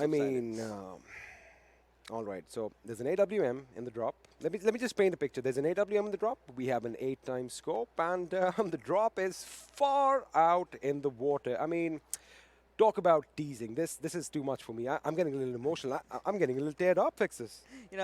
It's that moment where you just want to kind of get inside the game and take that weapon. Maybe take the fight against the players of Team ElementriX, because if any squad can really go there, it's them. But for that, you need to commit a lot of things. Provided the fact that DEADEYES are just beside them, I don't think Team ElementriX would want to take this kind of a risk. But, talk about the circle this time shifting around. We are going to witness something happening onto its northern side. Maybe Code Zero High Voltage have gotten themselves figured out. Yes, sir. And have a look at what's happening down south near Tampong. FutureStation still out in the blue are going to finally make it to a little bit of safety. They were engaged in a little bit of a tussle down there. They did lose Steel Shot in that little skirmish, which is going to be a big blow, because, come on, let's face it, Steel Shot has been instrumental in FutureStation's success. Yeah, of course. That lad has been doing so much. Talk about the games yesterday. Talk about today's games as well. They've always, he's always been shining it for his squad. But, Team 7C, this is another squad, that I absolutely have started loving with the way they are playing, with the kind of aggression that they are showing, not shying away from even a single fight. They've got a squad right in front of them. They take it. They do take it, and like you said, they're not ones to shy away from a fight. And, in fact, we did catch the interview a little earlier. And let me say, these boys have their heads on right. They are determined to do good over here. And let me tell you one thing as well. They are doing really good, especially in the kills department. Right now, looks like EX Sonim, ElementriX's Sonim, is trying to size up the opponents. I thought they were going to tango with DEADEYES guys. But looks like DEADEYES guys are going to be abandoning Hathin, and they are moving to the main island. If we are having discussion about Team ElementriX Sonim, a recent addition towards their roster. Earlier, he was playing from, I think, JyanMaara, I believe. And there was that one instance in Vikendi during maybe the PMPL, where he just 1v4'd a very popular squad. And after that, I could see the sparks already glinting out of this lad. I knew he is gonna make it big. And here he is in PMPL Season 2, already, bagging up a lot of kills for himself and for his entire team. Yes, sir. I mean, again, talking about ElementriX, he's been instrumental, but they do need that one chicken dinner. Yes. Right? They do need that chicken dinner. It's going to pretty much pacify all the fans out there. I think that is what the fans want, the chicken dinner. It's like, all right, you guys are top 10, but still, a chicken dinner would be the best cherry on the cake. But right now, Ghost and Phobia are in a world of trouble, as ASL have finally ventured into boot camp, and, well, now they are the big dogs on the hunt. The worst part is, Phobia really did go in for the cover. He thought that he might be safe, but from the backlines, look at Team 7C making all those rotations in, and now, since Phobia's cover has been blown, Nova is launching all those grenades onto this lad. I mean, his cover was blown, and I almost thought he was blown away with it, with that grenade pretty much popping off in front of his face, but looks like like Shifu, sir, has lost his life as DE have been reduced to a 3-man squad. Of course, they are having a little bit of a tussle with the boys from Code Zero High Voltage. Now, Assassin, he is prone in the grass on the left of your screen right now. Just trying to make sure that he can get as much audio, aid coming in. But elsewhere, 7C's Hungry Box has opened up on Abrupt Slayers as Joker is, well, wait a second. He was knocked, but now he's put on the ground. Well, now this gives enough room for the players of SCYTES to make a rotation, but decimated. R3D, talk about engaging in fights for a longer time and talk about being in the open. 7C are being punished for that mistake that they have made. They were way too much in the open. They had all their eyes focused onto the players of Abrupt Slayers, and now they have to deal with the wrath of R3D. I like the fact that you use the word punish because that is exactly what's happening to them right now, and Hungry Box is going to be the last man standing as of now. Love is going to be on his knees right now. Elsewhere, Venom Rafat has just gone crazy on ElementriX, that I do believe they've lost 1, 2, 3 members, which means Mr. Hyozu is the last man standing. And let me tell you one thing about Mr. Hyozu. He is way out in the sea. You know, this is what happens when you take a boat. Someone down the line will spot you out and blow you up into smithereens before you even realize that. Well, that is something which we'll come back to that in a second. What's confusing is Walker was the one who was knocked down. Ezio was still up and alive. He was still on his feet. He gets knocked out, and now Walker, the last man standing for R3D, has been spotted out. He did come up for air, but that is something that is going to be... Well, with that, R3D Esports are the first team to be eliminated in the last game on day 3.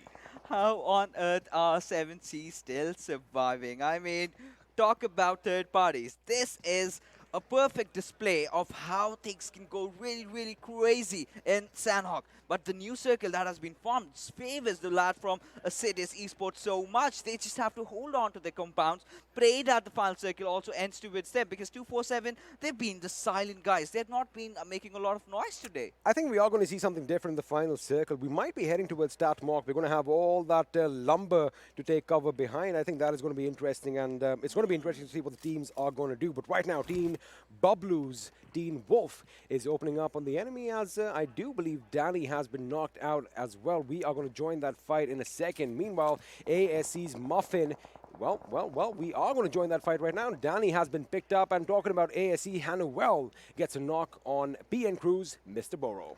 Never swim when you have got a squad right in your midst. And well, Mr. Burrow, let's see if he can really survive that. And well, it has been answered. Hanuel does not really want to let go of his kill. And when Cooney also falls down to Saga, and I was just anticipating maybe Assassin can catch the boys from DEADEYES off guard, but well, he certainly has failed to do so.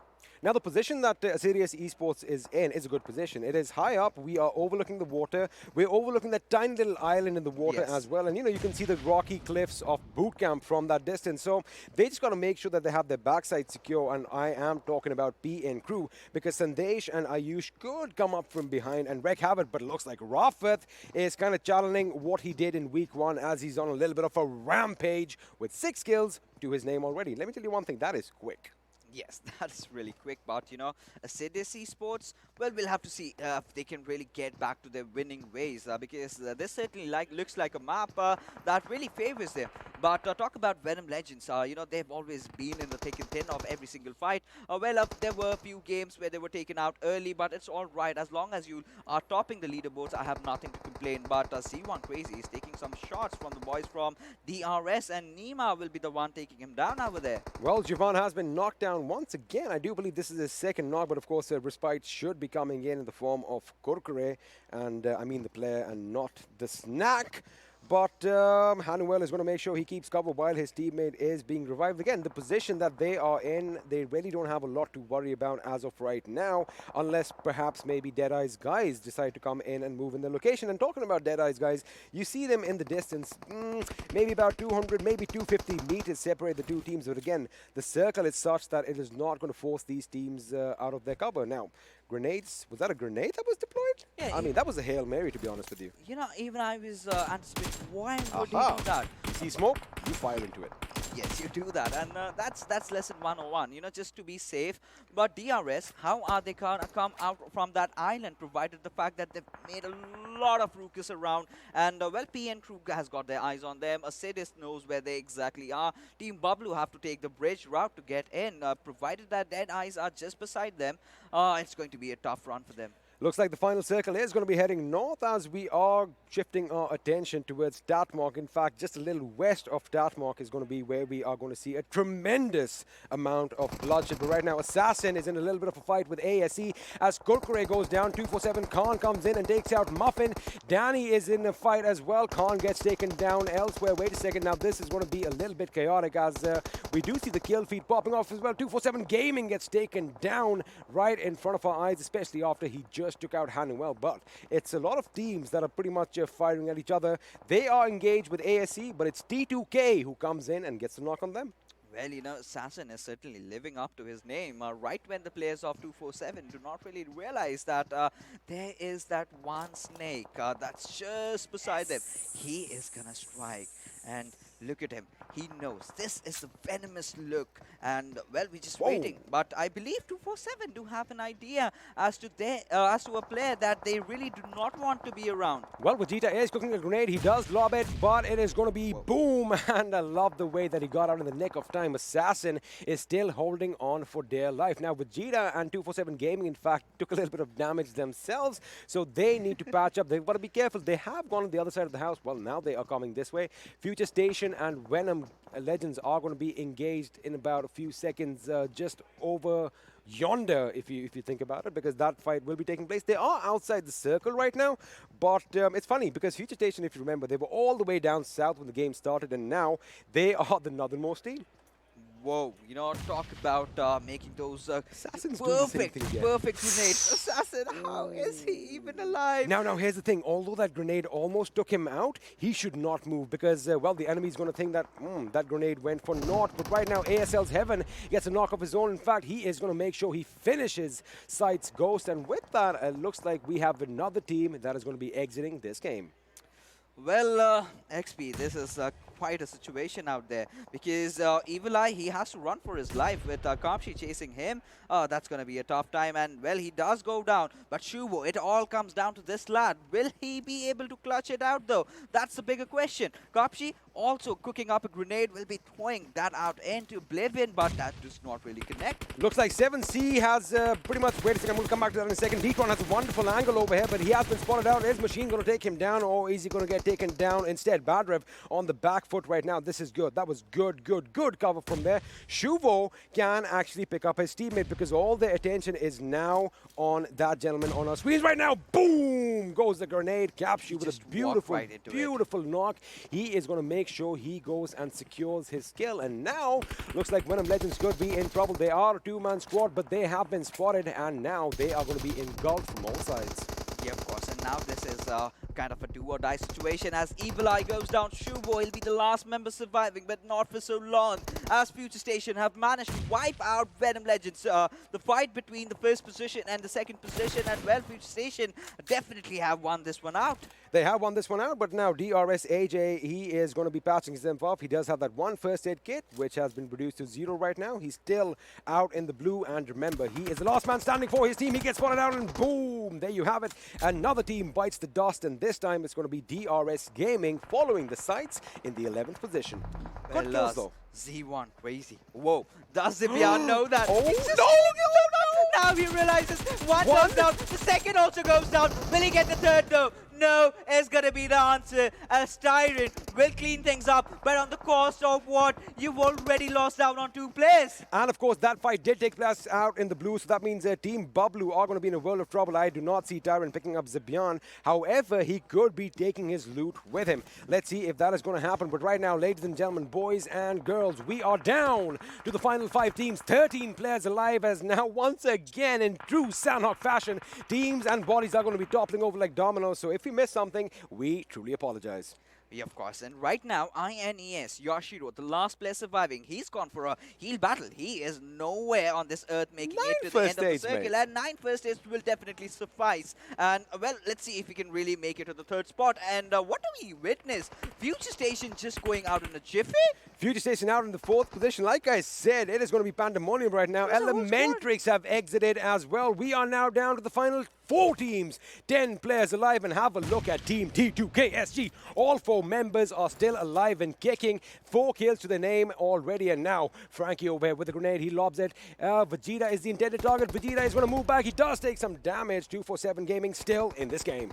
Yeah, of course, but right now Frankie's got a lot of challenge right ahead them because 247, with the way they are playing, with the kind of precision that they have got on their grenades, we'll have to see if they can really find their players out. But Frankie, he's retreated. He knows that he needs to get into cover, and that is exactly what he's done. What a beautiful angle 247 Gaming got on Venom, but he does get taken down by Jane instead. Now you can't be running out in the open and expect not to get shot at. With that, 247 Gaming has been put in the ground, which means Vegeta, he needs to go Super Saiyan right now if he wants to make sure his team finishes in the top 3. He is under heavy fire. The blue zone is going to do its bit as well, and well, there you have it. That's how the cookie crumbles. It's the blue zone that comes in and takes the kill, and look at this. INES out in the 3rd position. Kudos to Yoshiro for getting his team over here. He's done that, but right now what we can see is Jane completely on fire as he goes down, takes down Utsaga over there, also getting the confirmation. It is going to be a 4v2 situation, and Team T2K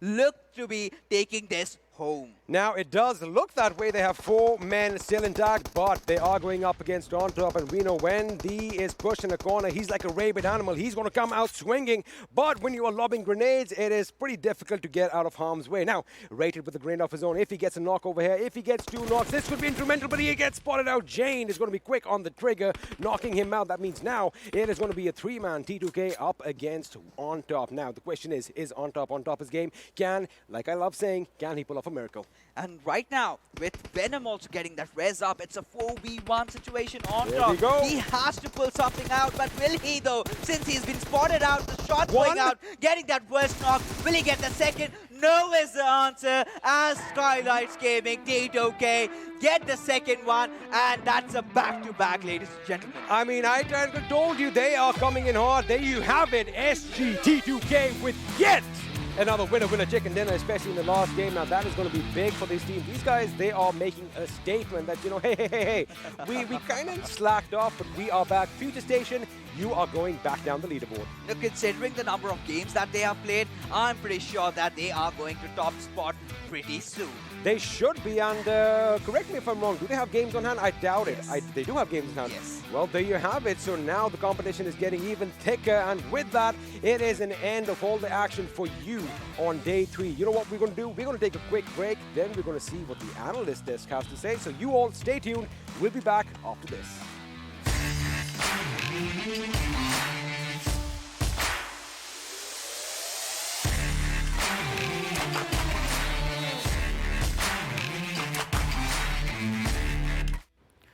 Welcome back once again to the PMPL South Asia Season 2, ladies and gentlemen, and it is the analyst desk over here, Super Johnny, Shadow, and Ocean. We are going to discuss how things came about in this last matchup, which was quite interesting because, I mean, more than half the game, almost every single team was there. I mean, it was like the final few minutes where teams just started dropping out like flies in mid-air. And it was pretty intense, the action that took place. But let us have a look at the MVP first as we move forward with the conversation and sort of break down all the plays that happened. Yes, Venom Legends, Rafat, he is again back in the action. He is again the MVP over there, and especially the way he eliminated 3 of the players of Team ElementriX, and then those perfect grenades also coming in. In fact, when there were 15 teams alive, this guy had 6 kills. Just in few minutes, although his survival time is 17 minutes and 47 seconds, he got 6 kills and 664 damage just in a matter of few minutes. And that's you know, that's how you play the game. We were talking about this player, right? This player knows how to change his game from 0 to 6, probably. That's what it was out here. And 6 kills for this individual lad. You can see 664 damage. That was pretty good. Not the highest damage taken. Pretty decent. We'll talk about that as well. And he had a pretty decent survival time for himself as well. As you can see, that's quite out there. So I think what Shadow pointed out was pretty on point. He went from 0 to 6 pretty fast, and then he was just there. Total. Yeah, he was there. He hit a plateau after that. But still, as we did discuss multiple times, there is a new MVP ranking system, ladies and gentlemen, that takes into consideration the damage, the survival time, and the kills all put together. Let's have a look at the top players and see, are there going to be any other players contesting him in those categories? Well, the survival times of all the other 4 players in this top players list is significantly higher than what Rafat has for himself. Yes, and Jane again being the MVP over there and that perfect chicken dinner. But Kapsi, this is the guy I thought will be the MVP considering that perfect grenade on Detron and then eliminating, fully dominating the players of Team Venom Legends and eliminating them. Kapsi played really well, but he kind of lagged on the kill points, I think. And ASL Chari, he had the perfect positioning. I think when Abrupt Slayers players were rotating, Chari was the guy who kind of backstepped the players of Team SCYTES. He had a perfect positioning. Exactly, and positioning in those fights is pretty important. But I'm a little upset about something. You know what? We did not get to see 3 chicken dinners in a single day, and there's a new curse in town. But we saw one thing, 2 chicken dinners in a single day, Yeah. 2 times. 2 So times. It's kind of the repetitive formula that's happening. And now, with this one, Skylight C2K is also, you know, kind of with that area of FutureStation. Exactly. Let's see where they are in terms of this matchup, ladies and gentlemen. It's time to have a look at the standings for this match. And here they are in front of us. I mean, T2K is here, right? 8 kills, 15 placement points. That puts them on 23. But look at the difference. 23-14. 2 kills for DEADEYES, guys. 5 for 2 for 7. INES was out there as well. FutureStation, pretty decent outing. Not the best, not the worst, but you know, they don't have to worry about that right now. But I'll tell you what they have to worry about later in the game. DRS Gaming is out there, Team Bablu, and then ElementriX with 6 placement points and 1 kill point in their name. Yes, and if we talk about DRS Gaming, the zone was kind of a similar zone compared to the previous Sanhok. This time also they held their same compound, but buddy, zone is not going to change every time in the same pattern. This time they had a trouble entering into the zone. They took hold of a small compound and they just couldn't make it to the zone. On the other hand, 7C Esports, they showed perfect rotations, good rotation, but R3D, that perfect, what should I say, third party they did on 7C Esports. Even I have no idea how 7C Esports survived at that particular moment, because R3D, they could have easily taken down this team. Exactly. I mean, they could have taken them down, but I mean, the flaws are always going to be there in the gameplay, right? And R3D, I think, at this point are sort of in the same shoes as PAINxELMT, wherein they are lacking behind. But I think they need to reset themselves before they reach the next week, and that is going to be the opportunity tomorrow. But the match summary in front of us: 58 knocks, 54 kills confirmed. Pretty good conversion ratio, but that means a lot of points were sort of just left out in the open. All right, when we were looking at those, you know, top 5 players and everything, we did not see a sniper coming out in this one. But we always see these headshots number coming. That just means, you know, with everything going on, people, they want to aim for the head, even if they are close range fights and all. Your first shot is at the head, the second shot is going somewhere else. You will take that fight. But it all makes a lot of difference, being it Sanhok, being it the fast-paced thing that it should be in the final moments of the match. Smokes and nades, 73. Pretty decent, given the fact, you know, the circle was quite similar as the first one. Not exactly similar, but still, it was just out there. It was out there. And one more thing that was out there in the game was our due moments, ladies and gentlemen. Let's have a look at the due moments of this last game of Day 3, Week 2. Yes, this is the position of Chari I was talking about. He had a good position. Later on, he got knocked out after taking 2 of the players of Team SCYTES over there. Team 247 Gaming. Look at Assassin. I have no idea how this guy survived. 247 Gaming kind of messed up on those grenades, not just once, but twice. Later on, they took him down. That's another story. On the other hand, FutureStation took down some Kafshi. He was on a domination spree. He knocked out one of the player, Detron of Venom Legends, and the whole Venom Legends, he just wiped her. And this is the moment. Tyrant, where were you? Why so much delay in providing that backline support? I mean, I still remember the way, you know, Experiment was talking about it. Can he take them all? Can he take them all? But, well, Tyrant just came out. He came there. He came late, but, well, he was there for the rescue. He tried pretty good. But, well, this is where it all comes down. Skylights Gaming going for back-to-back dominance that they have shown, and this is going to be rewarding them with good numbers. Exactly, and in those final moments, T2K SG, just even though the players were going down, they made sure that the chicken dinner was coming their way, ladies and gentlemen. And that, I think, showcases nowhere else but on the damage histograph. And every single map produces a unique pattern in this histogram that is in front of us, ladies and gentlemen. And on Sanhok as well, since the fights happen a lot more frequently, you're going to see the damage histogram sort of showcasing those uneven peaks in those weird sort of positions. Because, well, the fights do take a weird scenario. You can get third party out of nowhere. The teams usually fight unaware of the situation, unaware of the teams that are closing in on them. But our chicken dinner winners this time, I mean, 1800 plus damage, 8 kills coming is not a shabby performance. That is pretty incredible, in fact. 1651 damage on them. But as we move forward over here, these are the teams that actually got eliminated quite early on in the game. I'm talking about Venom Legends. I'm talking about the squad of DRS and the squad of Abrupt Slayers as well.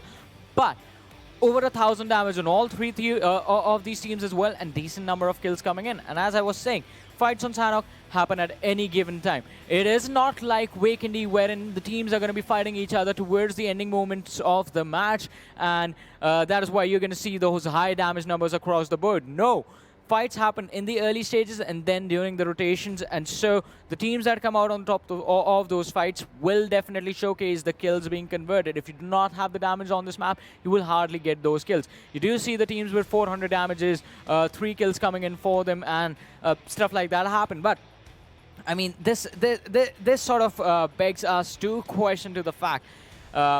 This is going to be that map that I think in this new meta, coming from the new point system, I think is going to be the preferred map by most of the teams, since, well, the new meta, the new point system favors the teams that get the kills, and Sanhok is all about getting those kills. Exactly. You go for the kills, you get those kills, you grab those kills, and that obviously is going to reflect in your points as well, as we'll be, talking about all those things. But you see, there are some white bars and blue bars. White bars sometimes have 0, but blue bars are just, higher up in the sky. That's the balance you kind of, need to find out. And I think this sort of also brings you to the point that you always make. If you have a blue bar pretty high and 0 on the kill bar, that means you took a really bad fight for yourself. Yeah. Let's have a look at the group-wise standings, ladies and gentlemen, as they convert. And there are going to be changes today. And this is going to be one change that I think we did sort of not see coming. SCYTES taking the 2nd position on the group-wise standings in Group A. The reason is being Assiduous not performing up to the mark, and SCYTES is performing not in every game, but few of the games they really dominate. And T2K will be again at the top. They are going to hit that 300 mark pretty soon, considering they got 2 chicken dinners today. Let's see if they will be getting another chicken dinner. INES, Yashiro did try for a heel battle over there, 9 first hits. Took his team to a 3rd position from 4th position. That was a good move, but will they be able to take down Assiduous Esports? That will be the main question. I mean, that's totally true. That's totally true. Looking at Group B, 7C Esports, they are looking pretty decent, but well, Abrupt Slayers, even though they had a bad game, they are still, pretty close to them. Again, followed by PNQ right now, where Abrupt Slayers actually, it looks like they have a lead, but PNQ will have to see where they just, end their tomorrow, as today is already at that end, and R3D is out there as well. But this group, all right, I see it's pretty decent, it's pretty good with 93 points for R3D. They all already, just need to do something, otherwise it will be a bad day for them tomorrow as well. But well, this was Group B. Group C is where everything gets interesting. 296, 293, 240, 184. If I remember correctly, they just have 1 game tomorrow. And that's where they have to do everything for that weekly stuff as well, for themselves as well. And that's where these 296, 293, just come up in the contestation. I think this, by far, Group C is the safest group. Every single team has managed to make a comfortable position for themselves in the matches that they have played so far. And it sort of puts them in a really safe position, I think. Even if 2 for 7, they are out of the qualification slot, the group-wise qualification that is, they still will make it just because of how many points that they have. And the other teams on the 4th position in the rest of the groups are just not performing as well as 2 for 7. They have managed to keep up with the teams in their group, and I think that is going to be quite interesting to see. But we do have Group D in front of us, ladies and gentlemen, as well. PAINxELMT still stuck on the double digits, really far away from the 100 points. Where's JyanMaara points? 184. Yeah. That's where 2 for 7 is in their group. And that's where the difference has come up. So they are looking pretty good. Stalwart 180. PAINxELMT 64, obviously, these are the 4th number teams that actually have to step up. So even though JyanMaara have the same number of points as 247, JyanMaara automatically make it to the finals, and 247, they'll be stuck with the sword hanging over their heads. But now, Group E, ladies and gentlemen, in front of us. Yes, DRS Gaming has definitely stepped up 2 chicken dinners in just one day and makes it a 260 points. Deadeye guys, they are like slow and steady. They don't just make a very big performance in one particular match. They slowly and steadily climb up and still sitting at the top position with 269 points in their group. Team Bablu had a good day yesterday. CZxHIGHVOLTAGE, this is the team that can do something because they always have a good positioning. This time also they had a good positioning also in Sanhok. In the previous match also, they were the king of the hills. They could have taken down the players, but somehow they lack to make it over there. Exactly, they do lack to make it. But one more thing I noticed when we had a look at the last group, Group E specifically, it's going to be the fact that CZxHIGHVOLTAGE, 176 points. So that is going to be the sword that's there on the heads of the players of 247. And it is going to be quite interesting because if we have a look at the leaderboard, ladies and gentlemen, it is going to be quite clear. I mean, the competition is pretty fierce. And it looks quite interesting, the leaderboard, as Venom Legends, I mean, 296, 293, 290 in the top 3. I mean, after that, it's 269 for Deadeyes, guys. DRS Gaming, it's 260. So they are, you know, no green arrows, no red arrows for these teams, but there's one thing. I'm still surprised. 154, 142, 1 chicken dinner. That means they have played good with placement points as well. FutureStation, 157, get it. You already have, what, 75 points of those chicken dinners for yourself. Same goes for T2K SG as well. But, well, you've had your bad games. You need to accept that. Otherwise, you would have already touched 300 marker. But look at this. This is why people love this team. ElementriX, yeah. 0 chicken dinners, 31 matches, 240 points. That's where they just set the bar. They kind of had the chicken dinner today again. Yeah, They almost. were so close. They were in the top 4. Yeah. I don't know. I'm going to just root for this team tomorrow. I think like that's going to be one of the things. But, well, ElementriX, it's obviously, you know, with 0 chicken dinners, but still they are doing amazing. We have to look at those teams as well, you know, that tried and tested their metal out here. A1 Esports, SCYTES, and Assiduous Esports. 211, that's where 200 ends. 195, 188, that's where it comes down. 2 teams with 184 as well, that's where 247 comes up. And VTNxJyanMaara is one team that we can see. But look at the difference. I mean, it doesn't matter right now. But, well, R3D 93, 64 for PAINxELMT, and then 146, 176. These numbers are actually increasing like exponentially. I mean, not exponentially though, but still they are increasing with a big number. Exactly. I mean, it is quite interesting. But, ladies and gentlemen, let's have a look at the head-to-head between, again, I mean, we had a look at this at week 1, but let's do it again. Venom Legends versus FutureStation in week 2. Yeah, Venom Legends, the particular guy who outperformed beyond our expectations today was obviously Detron. But later on, he was the grenadier, if I'm not wrong. Perfect grenades coming in. But the irony is, later on, he was taken down by a grenade from the player of FutureStation. Kapshi took him down. But out here with these stats, you know, we'll have to see which team takes the other team down if it just comes down to that one. I mean, if I'm looking at the numbers correctly, and if I'm talking about this, damage given versus damage taken, for Venom Legends is a bad ratio. They obviously have a bigger number for themselves, but 32,000 divided by 31,000, that's obviously a smaller number as compared to 29,000 divided by 25,000. So that means FutureStation is playing safely for themselves when they need to, but that's where those chicken dinners come up. But Venom Legends, they are playing aggressively because they need to. Exactly, and I think, does that ratio even matter if you, with 4 less chicken dinners than your opponent, still lead the charge in terms of points and in terms of kills as well? Does that ratio even matter when what you're trying to do is actually working out for you? I mean, this is what I love about this game.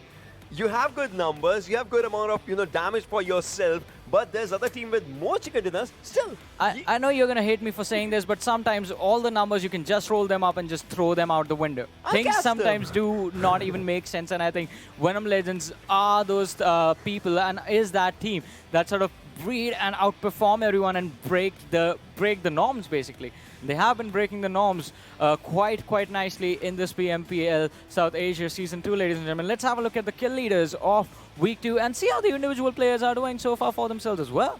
Yes, Steel Shot, this is the guy from FutureStation. In fact, not just him, in Cuffs, he also played really well in today. But Steel Shot has been performing since yesterday. He has got 29 kills and damage is going to be 5,209 over there. And if we talk about Galzin, he has given out a lot of damage, 5,790, mainly through those utilities. And he has 26 kills and 4 headshots over there. But if we talk about headshots, Jane, he is very precise with his aim. He has got 6 headshots over there, 25 kills, and he was in a killing spree in 2 of the matches today with 4,789 damage. So last week, Steel Shot had 26 in total by the end of the day 4.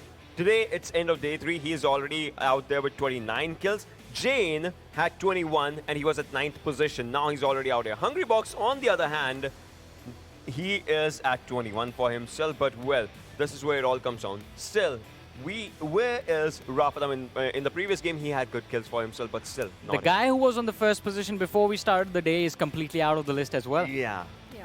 Morte.